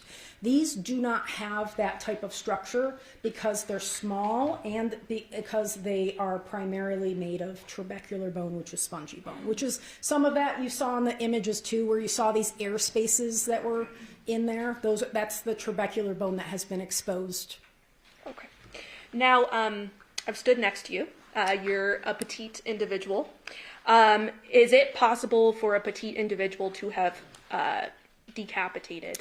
Well, mechanically powered saws do the work for you. So the energy transfer is coming from the saw. So, and they're made so that many different types of people can use them to do, whatever it is they're going to do with that saw.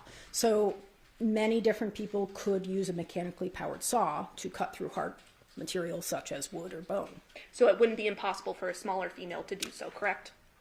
I don't know if I want to comment on that specifically, but the energy transfer from the mechanically powered saw makes it so many different types of people can operate that tool to get through harder material. But there's females and males that use that tool in life, correct? Mm-hmm. Yeah. And they're able to do so. Yes.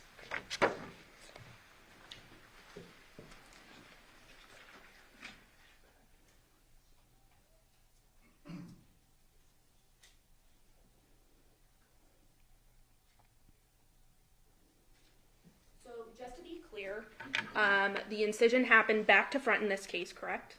That's correct. 2 implements were used, correct? Correct. That was a knife. Possibly a knife. There is a very slight chance it could have been a very fine-toothed bow saw, but it's likely a non-serrated or serrated knife. Okay. And that was based on your conclusions, right? Yes. Okay. And then also a powered saw, correct? A mechanically powered saw, yes. Okay. Past witness, Your Honor. Yes, thank you. Dr. Burns, let me just preface my questions of you that we take no issue with your findings. Okay.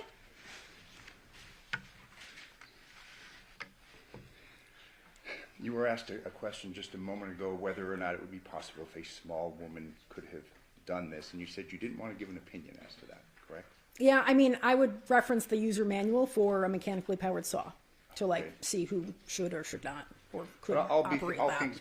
I'm sorry, I did not mean to interrupt you. Yep, you're fine. But all things being equal, it would be easier for a large person, let's say a 6'4", 205-pound person, to sever this vertebrae than a smaller person, 5'3", 130 pounds. Again, I'm not going to comment on the capabilities of different individuals on their ability to operate a mechanically powered saw. Okay, but you'll agree with me that a larger person is more powerful generally than a smaller person, in general. I mean, assuming they have full capabilities and they're not disabled and all of that. Absolutely healthy. Again, I don't want to comment on the capabilities of different people. Mechanically powered saws do the work for you. Absolutely, but let me ask you this question. Generally, a larger, healthy person is stronger than a smaller, infirm person. Yes. Fair? You had testified concerning the complex nature of the vertebrae in the human neck, correct? Yeah, sure. And when you discussed this complexity, are you talking about the interlocking nature of the vertebrae? Yes. As in this case, we had part of C2 severed, correct? Correct. And that was included in your analysis concerning C2 and C3. Correct. So when we talk about this complexity, it's because you've got these bones that are entwined. That's right. Say? Yes. You had testified that this area, specifically C2, C3, is very, very sturdy. Yes. Sturdy and complex. Yes.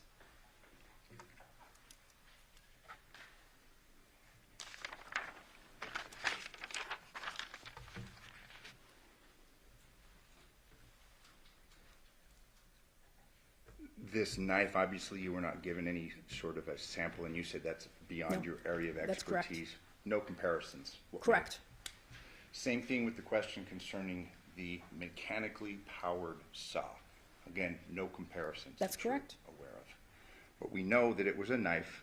Yes. Well, or you said a very fine, another serrating instrument. In addition, So the hand-powered instrument was either a non-serrated or serrated knife, most likely, and very unlikely, but possible, a fine-toothed bow saw for the hand-powered one. The mechanically powered one could be any number of saws. We don't have enough evidence to say one way or another.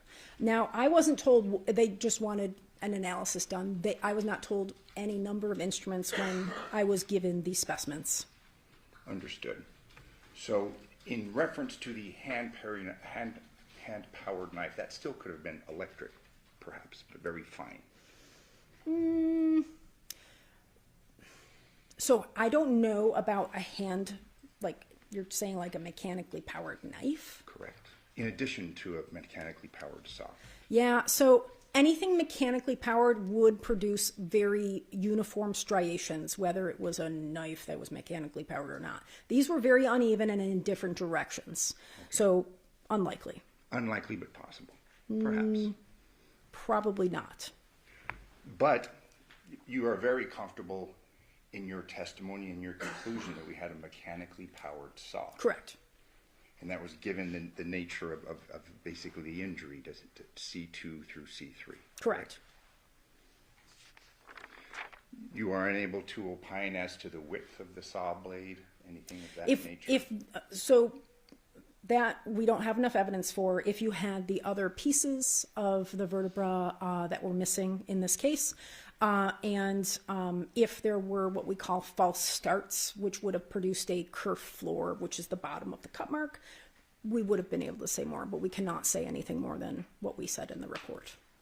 These cuts that you examined through C2, C3, the complex, sturdy vertebrae, consistent with the Sawzall?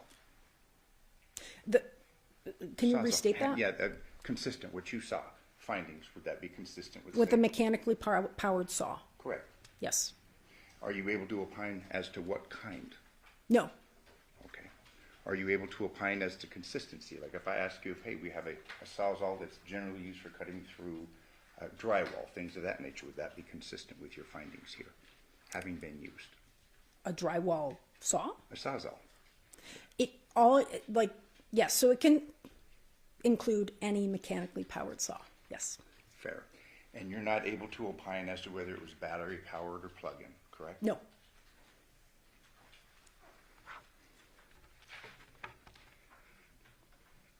Are you able to opine as to the amount of time this may have taken? You mean the time in which it was inflicted on the neck? Correct. No. I should say, when we were invited to the office to assess the decedent was fully fleshed. So in our assessment of bone, we call something perimortem when a defect is,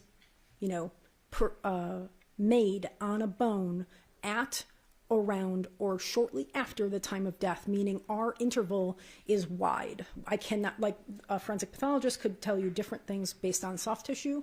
Hard tissue reacts in a wider scale. So we cannot tell if it happened shortly before, at, or shortly after time of death. It could have been any of those, according to our analysis of bone, on how bone reacts to those implements. So, and please tell me if I'm oversimplifying this, but it's hard to give a window. Whether the person died, had just died, correct? We cannot give so it could have been right before they died, they were still alive. It could have been at the time of death, or it could have been shortly after the time of death. So it could have been before they died or after they died. This According to the way we do our analysis with bone, it could have been at any point in time in that perimortem period, shortly before, at, or shortly after time of death.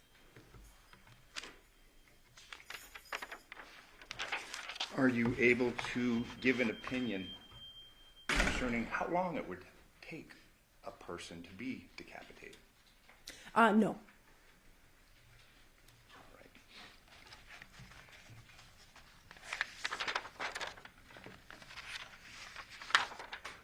You authored your report in reference to your findings November 20th, 2023? Correct. Thank you. I have no further Yes. questions. Any reason to state? Yes, Your Honor, court's indulgence.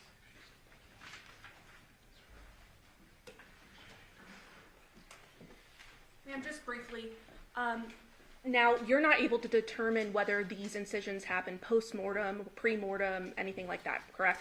Correct. So our definition of perimortem with bone, because of the way bone reacts to trauma, we cannot tell if the timing is shortly before, at, or shortly after time of death. Now, we can tell if something is healed, right? So antemortem is what we call that. So healing trauma, if you break a bone, it starts to heal, but bone takes a longer time to heal. So if the forensic pathologist would have concluded that this happened post-mortem, you wouldn't have a reason to dispute I would have no that? reason to question that, no. Okay. Past witness. Any comment? Yes, are you able to give an opinion concerning whether it was a reciprocal saw, or, you know what I'm saying, type of saws that go back and forth, or a type of saw that goes Oh, in a yes. circle? Can I reference my report? Please. I have no objection. Yes, thank you.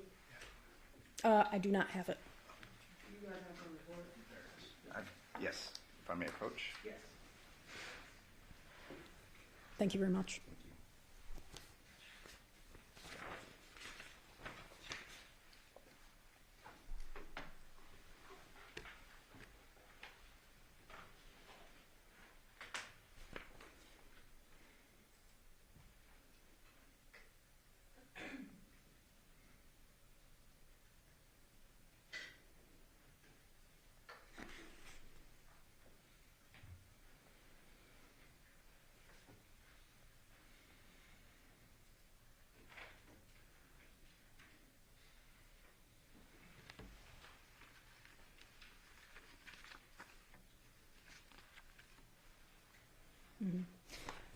Yeah, so because, again, of what I talked about earlier, the structure of this bone, it has very little cortical bone, or that really, actually, who's got my cow bone over there? Okay, yeah, thank you.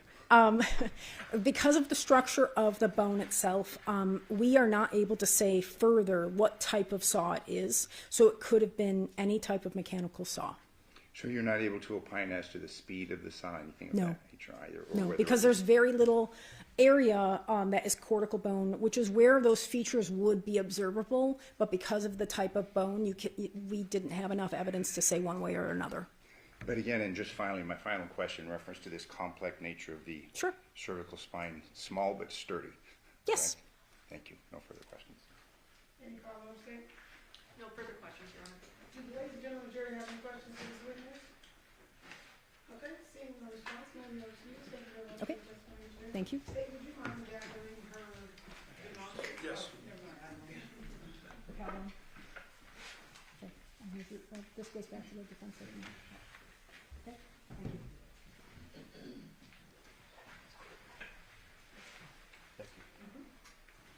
State your name, against her. Carrie Skinner.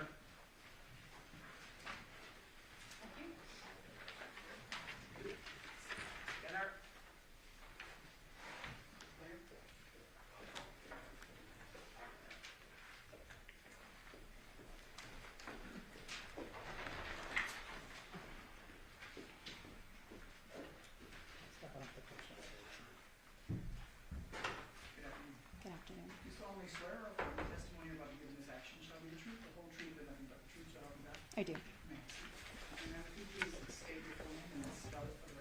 Yes, it's Carrie, K-A-R-I. Last name Skinner, S-K-I-N-N-E-R. Excuse me. Good afternoon. What do you do for a living? I work for the City of Henderson Police Department as a detective. How long have you been with the City of Henderson in total? It'll be 10 years in January. And in which unit are you currently assigned as a detective? Robbery homicide. How long have you been with robbery homicide? It'll be almost 3 years and 6 years as a detective. And prior to robbery homicide, where were you assigned? Special Victims Unit. And what does Special Victims Unit entail? Basically, Special Victims Unit will investigate anything to do with child abuse, sexual assaults, things of that nature. And in homicide, do you respond to scenes with a team? Yes, I do. With regard to this particular incident, did you respond to a scene on August 7, 2023 at 2698 Paladura Drive? Yes, I did. Do you remember around what time you responded? I believe that was roughly 8:40 in the morning. And did you respond with anyone else? I did. My fellow detectives, one of them being Detective Ozawa. When you responded to the scene, was it already static and shut down by patrol guys? That's correct.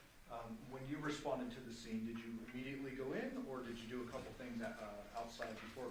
No, there's always a few things we do before we go in and do a walkthrough. One of those a briefing? Correct. So you kind of know what's going on and what's happened before you got there? Yes. In addition to that, you need to get a search warrant, ultimately to search the home. That's correct. You mentioned a walkthrough. What does that mean? So the on-scene supervisor has already gone inside with his officers. They've already had a little peek of what the scene looks like inside and what we're going to be dealing with, and they've collected information before we get there. That would be the field interviews of any on-scene witnesses, other victims, anybody that's relevant to the investigation, and then they will provide that to us, and then we go in and do the walkthrough. During the course of your walkthrough, was it notable that there were some things missing from the scene? Yes. Such as? The decedent's head. Okay. In addition to that, were any weapons found that could have caused his death? Not that were glaringly apparent at that time. Okay, sure. There were probably some steak knives in the kitchen, et cetera, but nothing that was within our scene. That's correct. Did you stay on scene there after the search was conducted? I apologize. No, I actually went over to the secondary scene, which was on Porcupine Rim. Okay. So when you go to Porcupine Rim, still on August 7th? Correct. Did you respond there with Detective Ozawa? Yes, I did. Did you make contact with some individuals who were either witnesses or suspects? At that time, there were some individuals that were persons of interest. However, there were some residual people that we needed to contact that were family members. Okay. Were a couple of those family members two small children? Yes, they were. And with your specialized training and kind of history with special victims, did you make contact with them? I did. Did you speak to them? I did. Did you do it in a big formal interview setting, or just like kind of get on their level and talk to them as kids? Unfortunately, I wasn't able to do what's called a child forensic interview, which is a very directed interview. It has guidelines for children, no leading or anything like that, and it has a very strict protocol on how you begin the interview, how you end it, and how you conduct yourself during that interview. Unfortunately, I was not able to provide that level of interview just based on the children's behavior at that time. Were they kind of all over the place? To put it politely, yes, they were very active young ladies. Okay. Did you ask them a couple of questions, just kind of information gathering? I did. There's a little bit of rapport building. What's your favorite toy? And they're involved. So you want to make them feel comfortable. There's a lot of strangers in their home. So I did my best to make them feel comfortable. And there was some conversations that were had with them. Did you, did they specifically say anything about a person by the name of Devyn? Yes. What did they say? They referred to him as someone that takes care of them. Yeah. They also referred to the fact, when in passing, as we were talking to them about being in the home, there were conversations being had around them, and it did come up that Devyn had watched them the night prior. So Devyn had been home the night prior, according to the girls? Correct. Okay. At some point in time, did you have an opportunity, before the home is actually searched, to interview a person by the name of Devyn or Nikki? Yes, I did.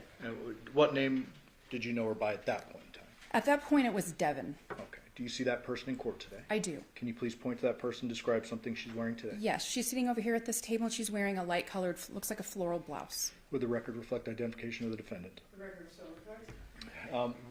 Did you record that interview with the defendant? Yes. And where was that interview conducted? That interview was conducted inside Detective Ozawa's unmarked detective vehicle. Your Honor, I would move to admit 619, interview number 2. Any objection to 619? No objection. All right, 619, will you admit it? And again, this is an interview conducted before going in to search Porcupine Rim, correct? That's correct.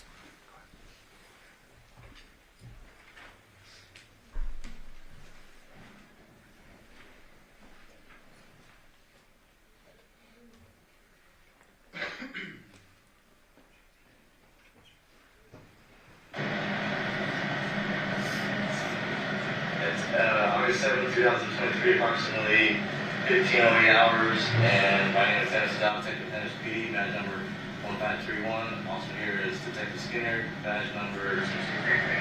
And we're here speaking again with Devyn Michaels. So you already kind of talked about stuff. Yeah. So exactly recapped, but we'll recap real quick. That last night when you left, the garage door was open a couple feet, and shoved something underneath, and then exited out the front door to go around the road. Yeah. Correct? Because everything else I took out the front door, Okay. and that was like the last thing I was doing. Okay. Is that your voice? It is. A little lighter. It sounds like you're a little further from the microphone.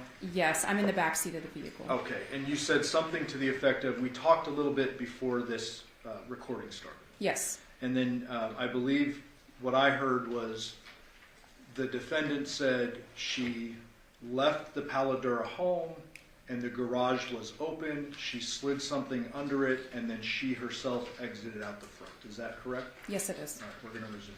And then another thing that you and I spoke about is that you did notice some cleaning materials that they were downstairs by the bathroom and the laundry room. Yeah. And you described that as being jug, and it was like It was like this, and I think it was gel. It's almost like a milk jug size, or a little bit smaller. Yeah. I just, like I said, because I wasn't really paying attention to pay attention, it was just random stuff that was all over the house. Like, It's a pretty clean house. he usually cleans when he knows we're showing up. So, like, there'd be dog mess and stuff like that. So he tries to clean when we come home. And also eating too. But nobody really would say that it was me. And that job.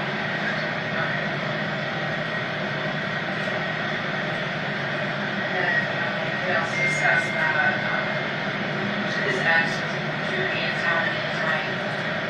And that last night, the ring that he would wear as like a wedding ring, he said to you that he threw it away. Yeah.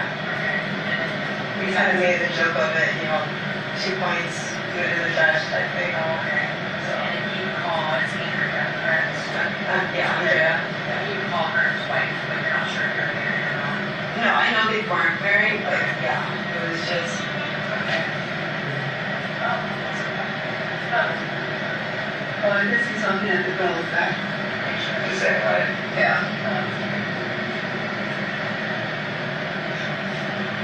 I know, like I said, they were together for a few years. Since 2018, I would say, is when they first got together. And when they broke up, she kind of moved around. You mentioned Arizona, Utah. I think he's at Oregon one time. That she's in Utah right now. I think so. He says she does this like off the grid type of living. Okay. So. But you're not really familiar with her because she said bodies to each other. Get that, yeah. Because it was kind of awkward talking to your exes.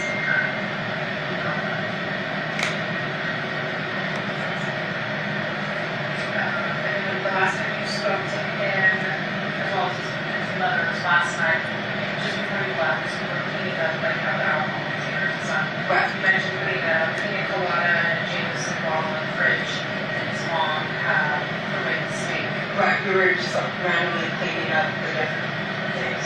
And where was he? Smoking in the garage. Okay, and so smoking marijuana, cigarettes. Marijuana. So cigarettes in the backyard usually, and the marijuana in the garage. I'm not sure why the difference, but. So when you left, was he still left the vacant in the grounds? Or was he? In the garage. Okay, so did you take a Bible and all that stuff, pushed out the box? And then I just went out the front door. Detective, is the defendant saying that when she left, Johnathan was up and moving in the garage? Yes. No, ma'am. No, I went and picked up my daughter's prescription first. Yeah, because I wanted to make sure we had it for her first day of school. Yeah, he was only in boxers when I left, because usually when I leave, he walks me out and everything. But since he wasn't really dressed. And how would you rate his level of intoxication when you got away last night? Like it was on a 10 scale, like 10 being the most ridiculous you've ever seen it, 0 being none. No, I think he was buzzed, but I couldn't say he was way over the top now. So maybe a little somewhere. Yes. Like, I've seen him much worse. Okay, so he was washing. But I know he was still drinking, so I don't know how much he drank after. Anytime you told mom he was sleeping or something, I told her that I told him to go to sleep, but that was like when he was done, she didn't let me sleep at all. Well, I think when she was done cleaning, she just, because we had finished talking and she went upstairs. And you mentioned that while he said the three of you guys came over and he shut the dog door so the dogs aren't begging for food or watches and stuff. And that gave that up last night. Yes. So when you left, do you remember if the dog door was still down? I know the dogs were outside. I don't know if the dog door was still down because they do have that little flap. But they were outside when I left.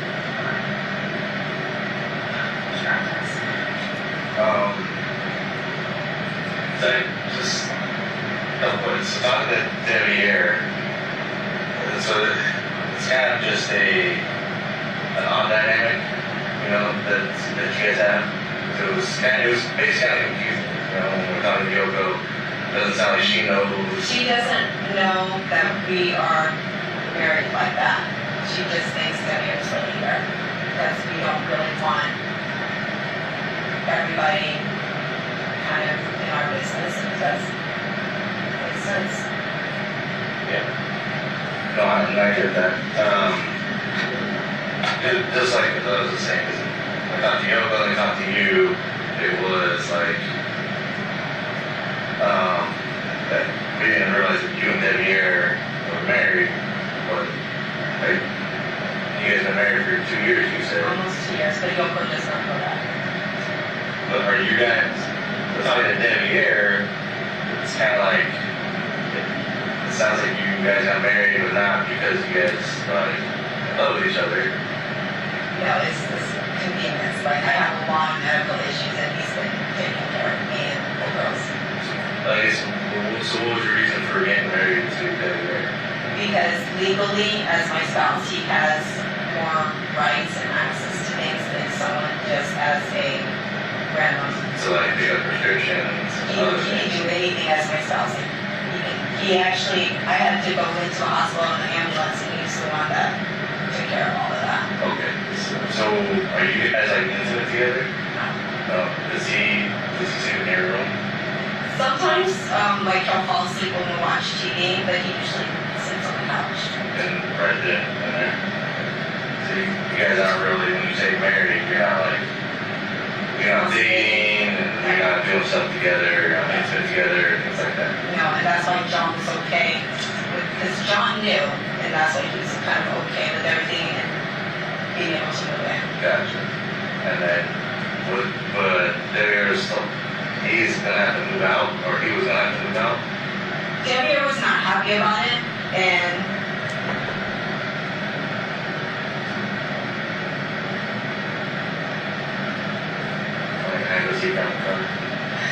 and the idea was, John was not supposed to be moving in, but because of the situation going on with his mom and Andrea, he didn't really have anywhere to go. not expecting him to do that this fast.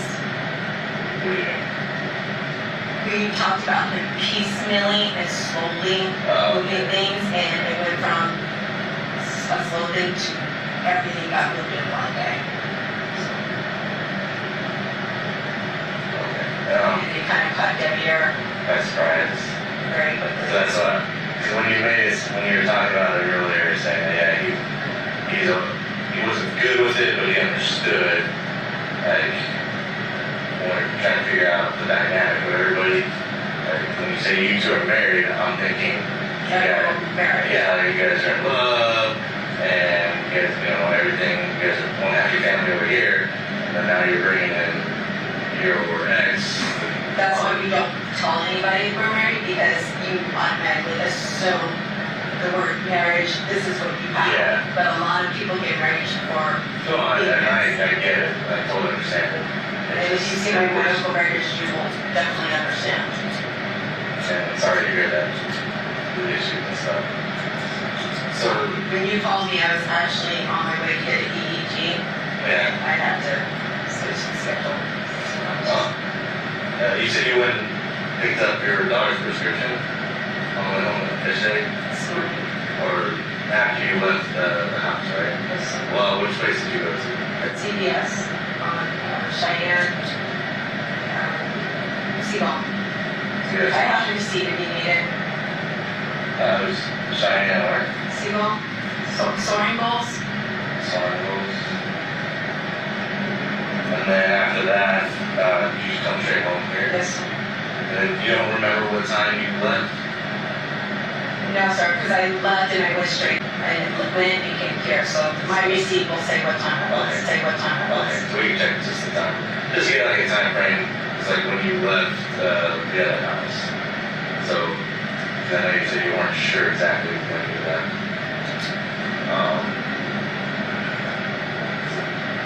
And then you were telling Texas Skinner that he was just in boxer shorts when you left. Yes, sir. And that was inside the garage. Yes, sir. And he left kind of slightly open because he was kind of airing that out. Yes, sir, because I had popped his bag and he had his boxers on, and we were on the main floor and I popped his bag for him. So I know he had boxers on. Oh, that was before. He went out to smoke. Okay. And then was he in the garage when Yoko came down? Yes, sir. Because Yoko thought that he was sleeping in No, sir, he was in the garage. she was in the garage at that time. Because I told him to take a nap. Well, not take a nap, but to sleep it off. So. Because he was drinking and smoking. So he was in the garage when Yoko came down, and then you told Yoko what the plans were for today as far as like taking the kids and stuff like that. And then she went upstairs. Yes, sir. And then what happened after that again? I took like 2 more things out to my car, and then I left. But you were inside the garage with him though? Briefly before I left.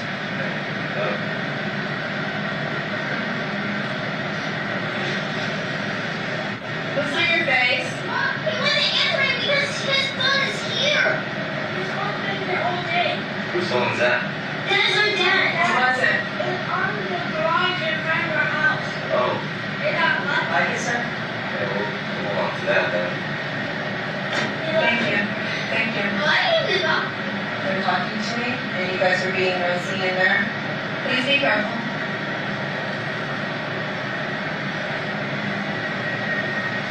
Sorry. No, it's okay. Thank you. Hey! So that should help you. That's his phone. So that's his phone, you're sure? Can you touch it? No. No. Let's see.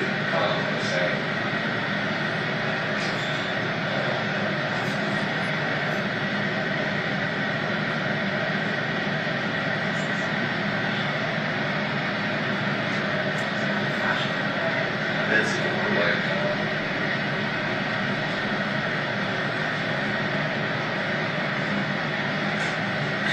got his own screensaver.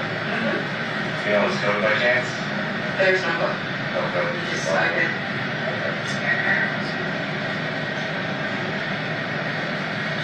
Alright, is that typical thing he just leaves his stuff behind? Yeah, he just lost his wallet a couple of days ago. That's what I Actually, yesterday. lost his wallet? Yeah, he called me, do you know where my wallet is? And he sent a picture of it after he found it. So, yes, that is very typical.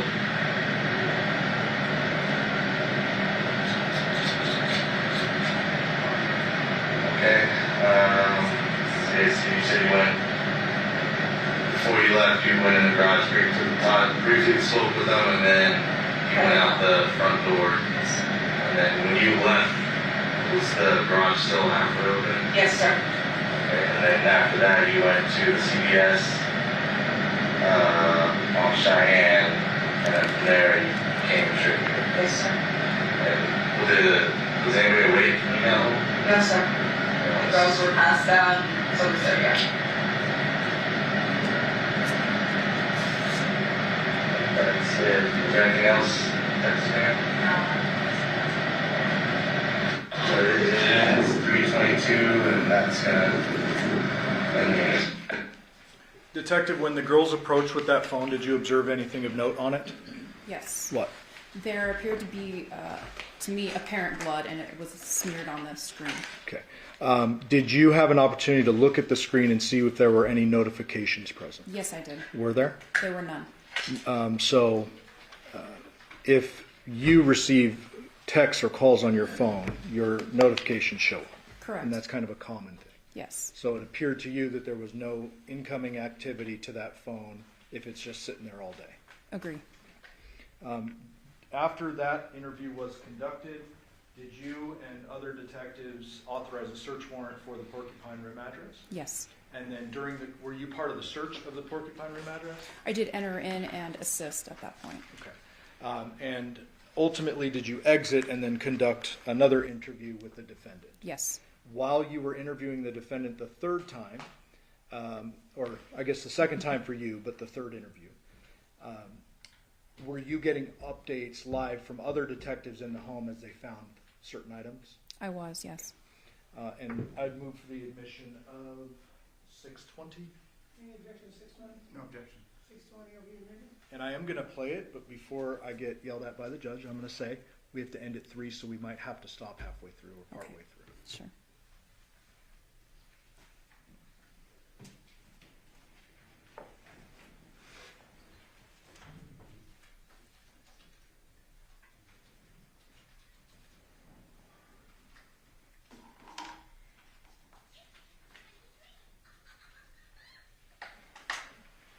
Before you start to play the statement, Counsel Coach.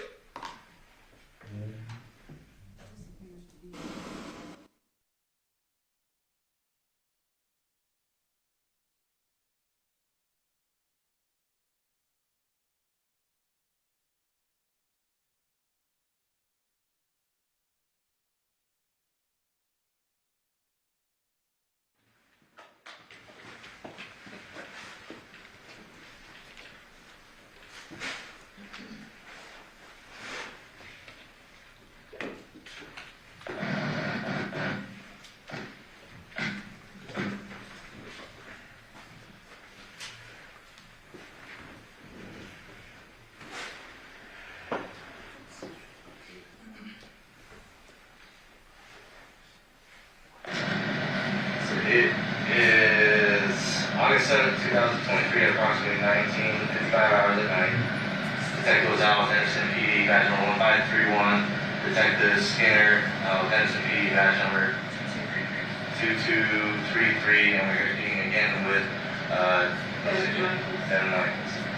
So, and just so you know, like, you know your rights, okay? Like I said, you're not under arrest, but I have to read your rights. We've been here for so long, we do this, okay?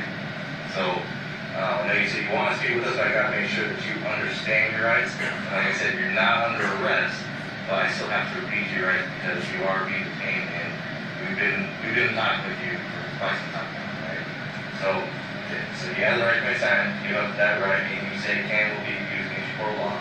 You have the right to speak to an attorney for answering questions, and have an attorney present while you answer questions. You can have for an attorney will be provided no cost to you. If you decide to answer questions now, you may stop at any time and speak with an attorney before question continues. If you decide to stop answering questions once you have begun, all questions will stop. So you understand your rights? So, like I said, yes? Yes. Okay. And it's basically because we've been talking to you for so long today, and now we're doing a search warrant. You are being detained, but you're not under arrest, like I said. You're not under arrest, right? And I know this is all kind of just come to a shock. Everything that's been going on, like I was explaining before, we have to make sure that we rule out every possibility, okay? And so, like, with his phone right there, do you know how his phone got there? Well, it was by the cigarette butt, so it looks like he was smoking and he put his phone down. You didn't see the cigarette butt there? No. There's Is a it cigarette butt over there? Yes, sir. And Okay. sure, if you touch it, it'll be. And he smokes cigarettes? Yes, sir. Chain smoker. Okay. When he had removing stuff, did he like cut his hands or anything? Yes, sir. Which hand do you remember? I'm not sure, but he said on the table that has like the multiple parts to it, one of the parts came down and he said that like it took a chunk on his hand. Like did you see him bleeding at all? No, he told me about it. Did he have like any bandages on him after he told you? I didn't see. He just told me, but it slammed down. And when did he tell you that? when we were moving it into the thing, he said that it came down on his hand and it took like a chunk. What do you mean moving into the thing? When we were moving in the table, he said that the table had snapped down on his hand. Okay. And inside this garage right here? yeah, he told me in the garage. And which table inside the garage was it? There's a white one that has multiple parts to it. Do you know where it's at inside the garage? And it's sitting right there. Well, and then like when I go back in and look at it, It's the white table is like before you hit the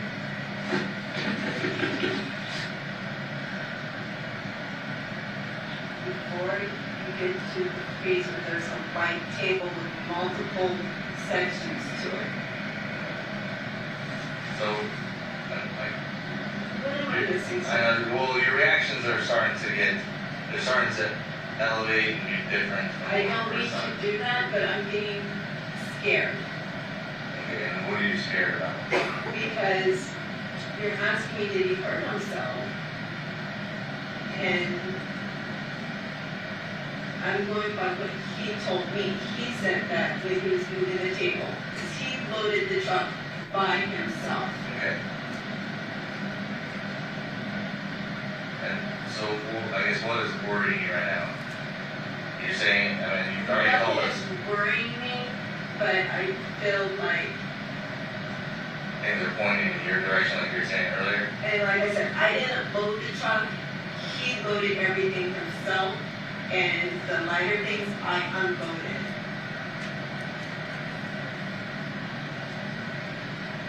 If I have the camera system, you can see that he did it.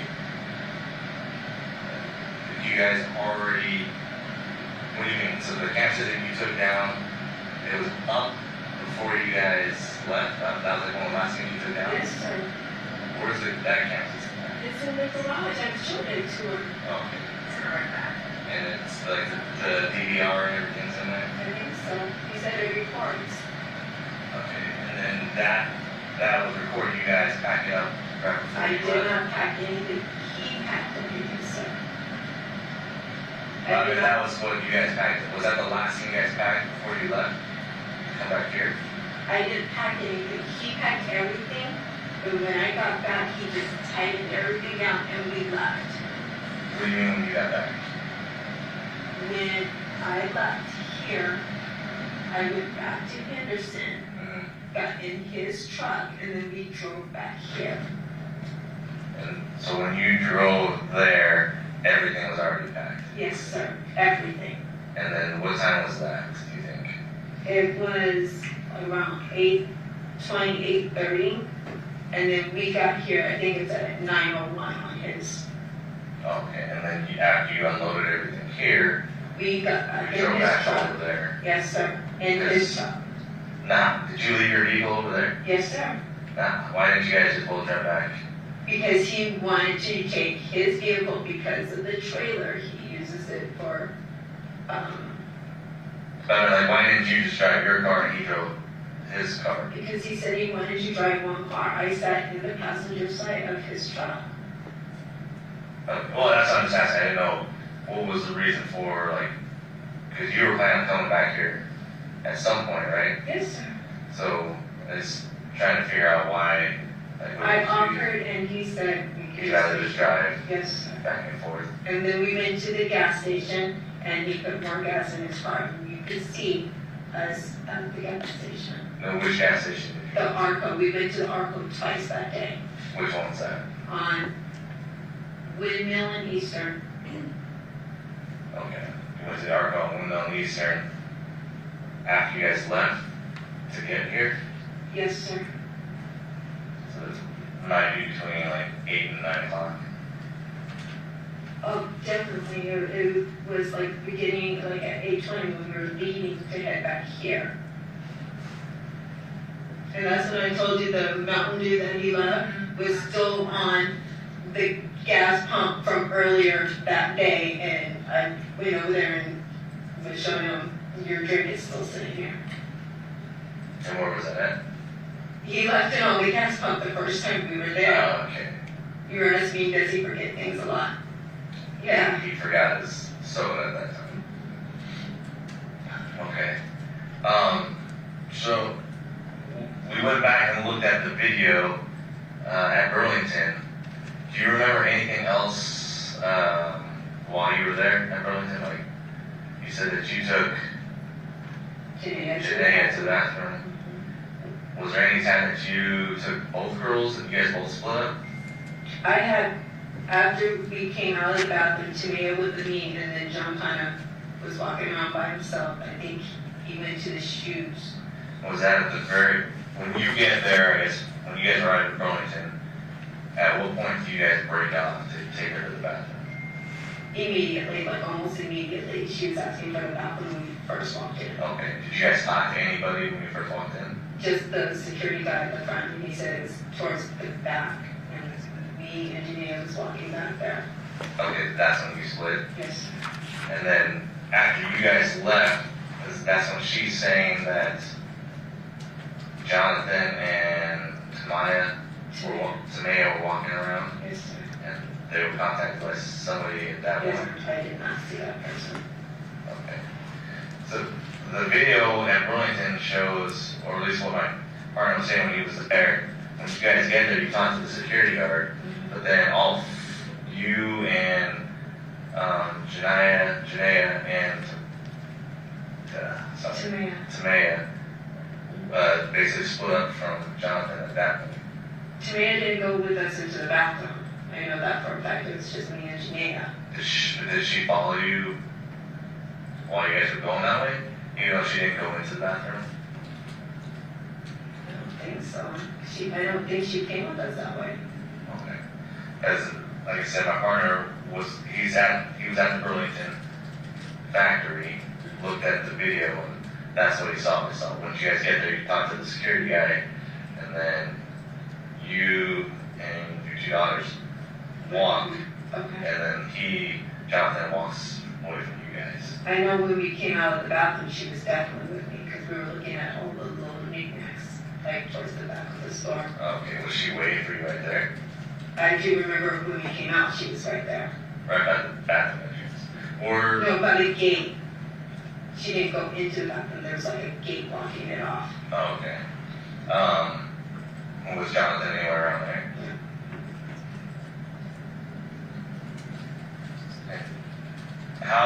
When you talked to Tamaya, how sure was she about what she said to you about the guy coming up to her? I guess, how did that come up? It was like a matter of fact. Oh, well, there was a guy that said something, and I'm not sure the exact words, but she brought it up. Like, how does she bring it up? There was a guy at the store that said, I'm coming after you, or I'm going to get you. And she said that in front of me and her grandmother, so I was like, we were going to tell you. And so she just volunteered that information. Do you know, does she have any reason why she would tell you that? I guess that's what she saw or heard. Okay. And then after you guys split up after going to all those stores, and you take the kids back here to eat, and then he goes back to the house to eat back in the house? No, we left Vaughn's. We took all the groceries out of his truck, put them into my truck, and then he went in to eat, and then we drove. So we went back to his house after Vaughn's to switch cars. And was your girls with you at that time? Yes, sir. And then when you switched cars, what happened after that? I drove back here. And he stayed there? To load up his phone. And then you dropped the kids back off here? I left him here and I drove back there to bring the truck down to help him unload it. Okay. Carrie, do you have any additional questions? No. Okay. So, I guess at this point, I have to ask you like I asked before. Do you know what happened to Johnathan? Okay. Well, the way how everything's investigation is going right now, yeah, it's not a normal, not a normal type of investigation, right? So that's why we have to go at the different avenues of this, make sure that we investigate every side to this case, okay? So that's why we're doing the search warrant here at this point. Okay, so that's what I'm asking you. That, like right now would be the time, if you know anything about what happened or you're involved in any way, now would be the time to tell me. Okay, so we're not going around chasing, doing other stuff. Like if you knew someone that possibly did this but you're trying to protect them, or if you knew something happened and if you're not telling us, now is the time that we need to know that. My last thing I did was John. I was in his back, and then he went to smoke. And while he was smoking, I was talking to Yoko. And that was pretty much the end. And then I finished loading. He told me which ones he wanted me to take. And then that was it. Say that again, he finished loading the subject? No, he told me like the kids' Wii controllers. There's like little things that were light enough for me to take, and he was gonna load up the bicycles and bring them down because he was supposed to come down first thing in the morning for us to take the girls to school. Okay. And when you guys were running around yesterday, what was, I always mispronounce his name. What was he doing? He was here. Did he work yesterday? Sunday, no. He doesn't work on Sundays? And was he home pretty much the whole day yesterday? Like when you came back here and had the kids, was he here at that time too? Yes, sir. And then when we got home, he started cooking dinner. Do you know when the last time him and his dad talked? It's been a minute. They don't talk. John doesn't really talk to the majority of the people of the family, like, including his dad and everything like that. Okay. And then I'm sorry, so I'm you want to turn it down? Oh. freezing. You can shut the temperature down. Whose idea was it for him to move here? His. He wanted to come here to be a family and have me and him under one roof with the girls. Okay, and then was that up for discussion, or he just said, I want to move with you, and then that was like a done deal? No, I wouldn't say it was a done deal. It was a lot of back and forth with it. Like, we've been talking about it for months. And did,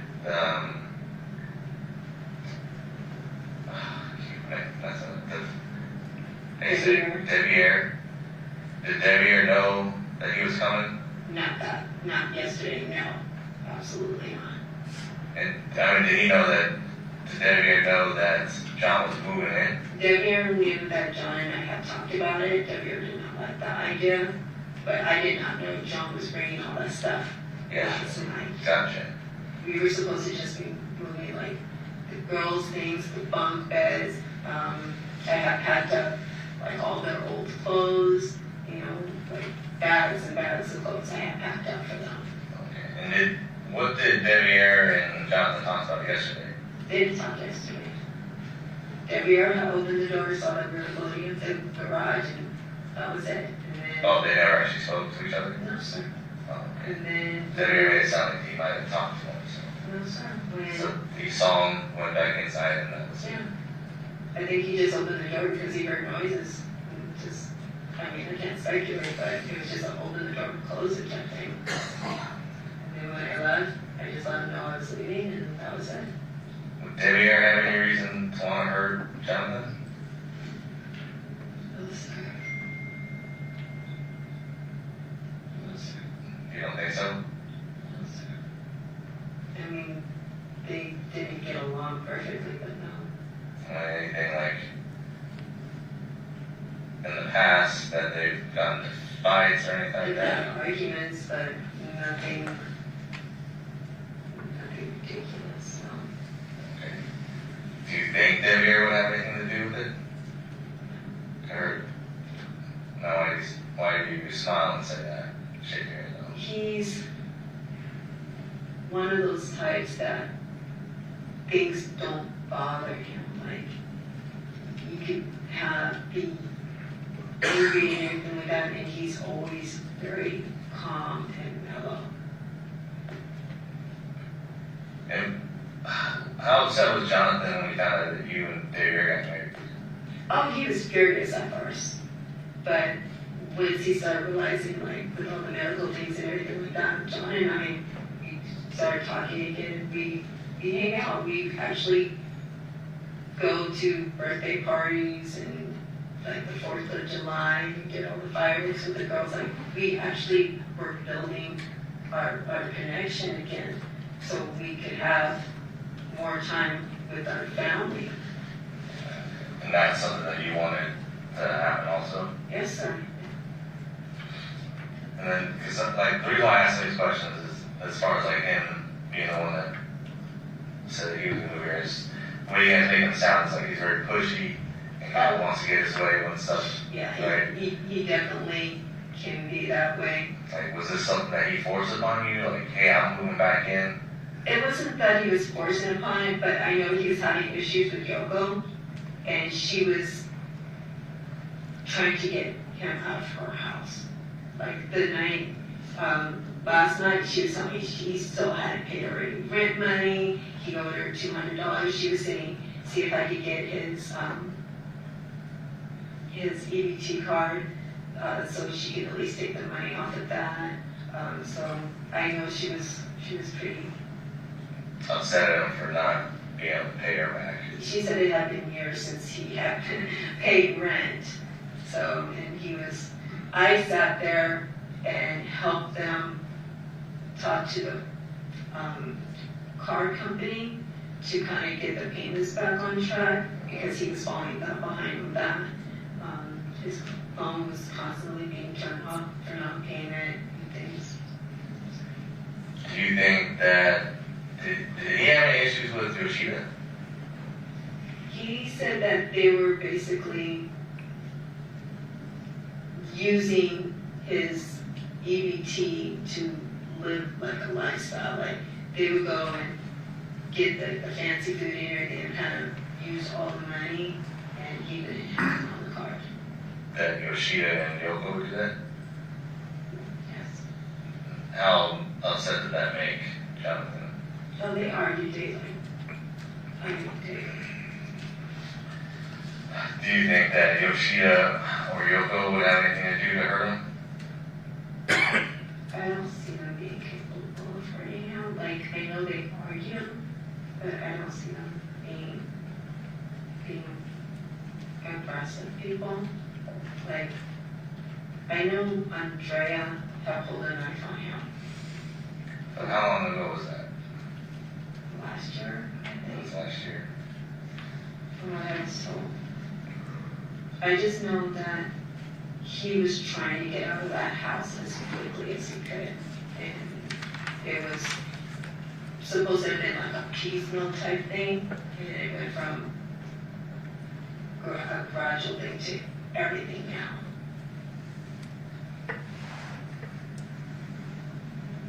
Okay. What about his relationship with his brother? When I first met John, they didn't talk at all. And then they started talking briefly, and then they stopped talking again. Same thing with the dad, John. We talked to him briefly, but he didn't get along with the wife, so he said he didn't talk to him at all. Like, I've never even met JC the whole time we were together. He showed up to the house one time to pick up Devyn when he first moved out here, and that was it. And JC lives around Cheyenne and Tenaya, so not that far. But he's never reached out to us or anything like that. So I know that your marriage with Dev is on paper, but I noticed that you guys wear rings. Oh, I got this. I know, but he wears a ring too. So if it's on paper, why are you guys doing the rings and stuff? And you got your ex moving in, to essentially. I got the ring. I don't know. The rings aren't really significant. It was just part of the little ceremony that we did. Rings are very significant in marriage. They're a symbol of a connection to another person. We definitely have a connection. He's like my best friend. And he'll tell others I'm definitely his best friend. I've tried to help him. Like, he's gone through a lot. And so have I. And he actually saved my life, so I'm very grateful for him. It's just, you understand how it looks, right? So I can completely understand that we need a medical power of attorney in a sense with a spouse. But to take it the next step and actually wear rings to show your connection to the world it is a romantic connection. It's showing that you're married to someone and that you have a respectful relationship with someone in marriage. And we have a different, I would say, respectful relationship. But at the same time, John was like accepting of ours, so that's why he was moving out. At first, but that was like only like a couple of weeks, and then the more him and I talked, he was okay. And once you go back and look like at the text messages, you'll see like. Okay, I wasn't sure what that relationship was, and like if this other stuff came out. No, that he found out about it because of that, and of course he was like, pretty furious. But that was in October, and by November we were already on decent terms, and I was going over to the house to see the girls and everything like that. So the caseworker talked to you about your family dynamic? Yeah. So you got brought up? Of course. But yeah, John and I had already started working towards things back last November. And then I know after you left the house last night, you went to CVS, got her medication, and then did you try to contact John after you got home and into this morning? Early this morning I did. And that's when he wasn't answering. You were trying to figure out the school stuff, right? Right. Because he said everything was loaded up, and then when I got up to start packing everything, I couldn't find any of it. Okay. Oh, that's right, the school supplies, correct. Okay. So you're obviously contacting him. Now, how do you know that he does not have a PIN code on his phone? Because I've used his phone when we couldn't get into work, because for a long time, whenever I call him, it would go straight to voicemail. So I know his phone. Okay, so you've been on his phone in the past. So one of the things that we noticed when we were walking up, we noticed the phone on the driveway. And then obviously went in and talked to you, we talked to your daughter, talked out here, the girls brought it over. When we looked at the phone, there were no notification messages to show that there was a missed call and missed text. So I'm asking a direct question. Did you know that phone was there and did you look at it and then just forget about it or something? No, there should have been, because on my phone it shows missed call, missed or notification. Well, it shows delivered but not read. So it's showing that he's got them and he's not opening them up on my phone. So I don't know about no notifications on his side. Mine's showing me this there. I don't know how. Does his show a red? Like, does he have the I don't know. I know on mine, once he reads it, yes, it will say. Okay. So on his phone, it should show red if you looked at his messages. Yes, just like Yoko says. And back and forth. Okay. Okay. And then he never said anything last night about not knowing where his phone's at. We didn't talk about his phone, no. The only thing he asked me about was his wallet that morning. And you can look at it and it says, where's my wallet? And then I called him and I told him where I remember seeing it. And then like a little while later, he sends me a picture saying, I found my wallet. Sorry, can you touch up? What kind of wallet do you have? A little square thingy.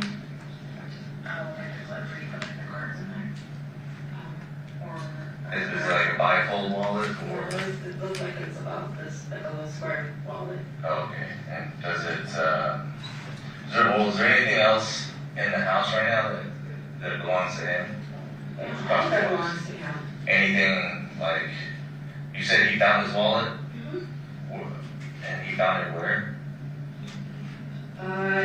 It was on the table, but he had cleared off the table, so all the stuff he had moved have been other places. And then he had lost his wallet yesterday? Yesterday morning. And he was looking around for it. Did he, do you know where he put his wallet after that? Like, did he have it with him? He shopped all day. He used it all day. Is there anything else that belongs to him, other than the stuff that he brought over? Does he have any other belongings here, like clothes or? Yeah, there's a ton of stuff here now. All of the stuff's here? Yeah. Because we couldn't, because his wallet wasn't at the house, Paladura. Do you know where it would be right now? No, sir. And then, does he carry, like I know some people carry like their social security card, medical cards? He gave me a social security card. He told me to hold on to it because it's very important. So that was in my purse, I believe I had. When did he give that to you? Yesterday. Okay. It's in a black plastic folding thing. Okay. He said it was very important for me to put it someplace aside. So we were sent a picture from inside. There's a picture of his wallet with his ID that was in one of the drawers in your bedroom. Okay, one of his old ones, because I have a lot of his old ones. Oh, he had like an old, what did they look like? I don't know, like I have all his old driver's license, and he had all of his old stuff. Okay. And then an old wallet with the driver's license? How many do you think you have in there? I think I have 2 of his licenses. And then are they both in wallets or Yeah, we have a old one of Devyn's as well. in separate wallets? Or? No, just in separate places. Okay. Where was those other ones? Like the ones for Johnathan? Where did you keep those at? In one drawer and Devyn's in a different drawer. Which drawer? One's in like my drawer with like some doorknobs and stuff, and then the other one's in a nightstand for on the other side. Oh, okay. Do you think you have a couple of his driver's license? I know I do, and I have them on my phone too. Oh, did he? And why does he give you those, or why do you have one? I know how it sounds, but he literally said, hold on to this because it's important. He literally said that. About what? Like the social and everything. And I have the EBT card, and you could see at the gas station, he handed me the EBT card and said, this is the code, and then he gave me the other one.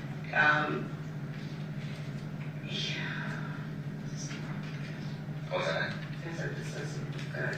Why did you say that? Because he's telling me to do things, and you're asking me about it, and Well, I mean, you're explaining it, that's why. That's I why mean, we're you asking. see at the gas station, he hands me the card and says, hold on to this in case you need something. Like And that's the EBT card? Yes, sir. It is at the gas station. You can see him hand it to me. The Argo. No, and not the Arco. There's another gas station on the Pecos one where we stopped, and I think, yeah, because he gave me the card and then he went outside to smoke a cigarette. But it's on the security camera. You can see him hand it to me. Do you know which gas station? I don't know the name of it. It's by the Burger King. Burger King. You know, like It's General off the Area. Pecos and Windmill. It's like right there. You can. Pecos, Windmill, Burger King. There's a gas station right there. He was talking about the man that works there. He parks right. Like on the corner? He was telling me about the man that works there, and he sleeps in his car and everything like that. What time do you think that was at? That was after we unloaded everything. We went right there, and I got a Monster drink, and I don't remember what he got. So right after you left, When we got back to his side of town. so coming back is when you went to that gas station? Yeah. So after, it'd be after 9 o'clock. And that's when he gave you his EBT card? Yes, you can see him hand it to me, and he walks out the door. So that's near his place. You said Pecos and Windmill? The Burger King? Yes, sir. Like, he kept... Because there's in 2 gas stations. There's a Chevron right there on the corner. I think it's like a Charles Hearst. Okay, so there's Silver's there, and then across Candy Corner from that gas station is another gas station. I think it's a Shell or something. I'm not sure the other one, but... It was next to the Burger King. Yes. Okay. Please check the security. You can see him, and you can see him telling me the code and everything. I don't know why he was giving me things, but he was telling me to hold on to them and keep them safe. And that's what I was doing. That was a social security card. What about his driver's license? I've always had his driver's license. He's The always... problem I have with that is that the driver's license found in the house is a current one. It's not a But he just gave it to me. I know, but he would need that for work. That's He why I has asked another you. one. You said that he gave you an old one, you had it in the drawer. Well, no, he's given me old ones before. I have multiple ones. So you can look around the house. There's more than one. Okay, and if this one's expired in 2025, that's gonna be his newest one. Okay. It's weird that you have his latest driver's license, and that it was tucked in a drawer. Yeah, I put it away to keep it safe. It should be wrapped in like a whole bunch of bags, right? Okay, do you understand that? I understand, but I also have Social Security.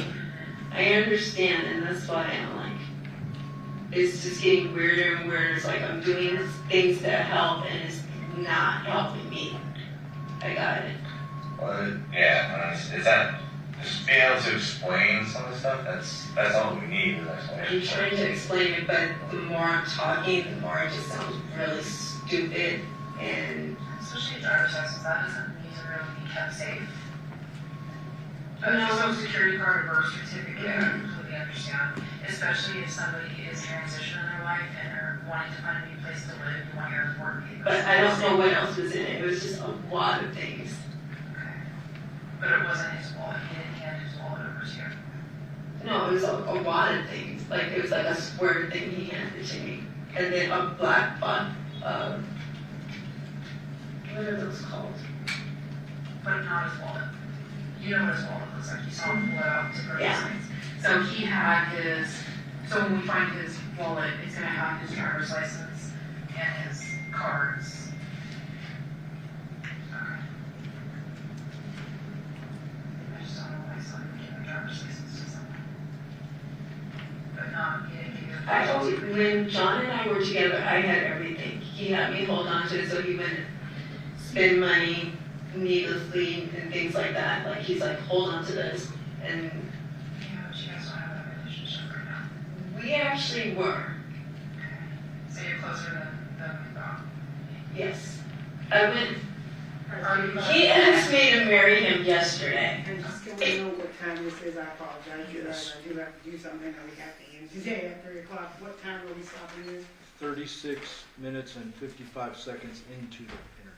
Okay, so we will pick that up on Monday. Ladies and gentlemen, we are gonna take our weekend recess. During this recess, you must not discuss or communicate with anyone, including fellow jurors, in any way regarding this case or its merits, either by voice, phone, email, text, internet, or other means of communication or social media. You must not read publicity, news, or media accounts or commentary about this case. You must not do any research, such as consulting dictionaries, using the internet, or using reference materials. You must not make any investigations, test the theory of the case, recreate any aspects of the case, or in any other way investigate or learn about the case on your own. You must not form or express an opinion regarding this case or advice submitted to you. Ladies and gentlemen, we'll be in recess till Monday morning at 9 a.m. All rise for the jury.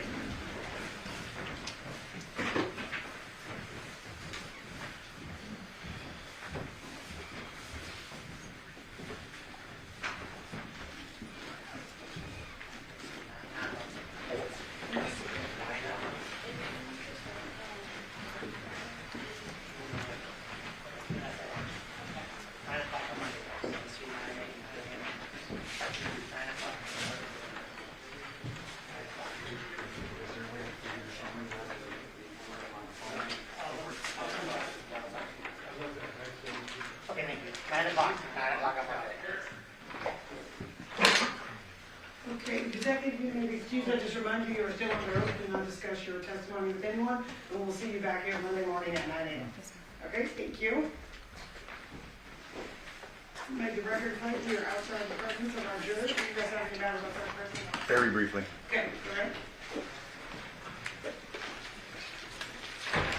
You know, things have been somewhat purged through the course of this case. We haven't gotten any bad acts of other people and things. Now the state has played this where there's a reference to Andrea with the knife. There was other evidence to confirm that. My concern is that I should be allowed to ask a question concerning Andrea, some violent act at the house, because otherwise it's going to make her look like she's lying about Andrea and she's not. Yeah, and I actually leaned over to Miss Griffith, and when that came out, I said, wasn't that redacted? And we both thought it was redacted. Our person missed it. So we can have a discussion about that. I get what they're saying. We'll talk about I it. think that it's more than fair because at this point, I think that issue is out there based on the statements that were made in the recording. Yeah. Okay, so you guys have a discussion, and then if there's some dispute, then I'll resolve it. I don't think we'll have it. Okay? And just so you guys know, I did also review those CPS records. I don't know if I told you guys, there's nothing in there that is discoverable at this time because it's all the stuff that I kept out is basically what it is about. The sealed copy will be filed with the court and I'll issue the minute order as I have reviewed that. Thank you. There's all the CPS information about all the stuff that's not allowed in this case. I understand that. However, it's my understanding in the family court records there was some sort of a concession or something that Johnathan had filed or failed to do or consented to her having custody of the girls. Well, there's a couple of references to, there's a couple statements that were signed by both of them. Like there's a family court order that comes out in regards to who has custody of the kids, and then there's a statement that they prepared. But this is, I believe, in 2019. This is when this is dated. I mean, I still have it. I'll review it. Okay. But it's like 2019, and there's a document that is handwritten that is signed by her and signed by Johnathan that is notarized in regards to the change of the custody of the children. But because it was 2019 and that wasn't coming in this trial, I don't find it to be relevant. I will re-review it and look at the date. Because I believe there was something that she's informed us that concerning 2023. If I'm not mistaken, that document is from 2019, but I will look at it again because it is in there. This is the 2023 doc we proposed as an exhibit, if you want to No, what they're saying is Johnathan prepared something, I'm assuming it's those handwritten documents that you're talking about. There's a couple of documents that appear to be handwritten, but the ones I recall are signed by her and Johnathan, and there's a notary signature on there too. But I recall those being 2019, I'll re-look at them, and if it is a 23 one, I'll read that. All right, thank you. Okay. Have a good weekend. You too, have a good weekend. You too.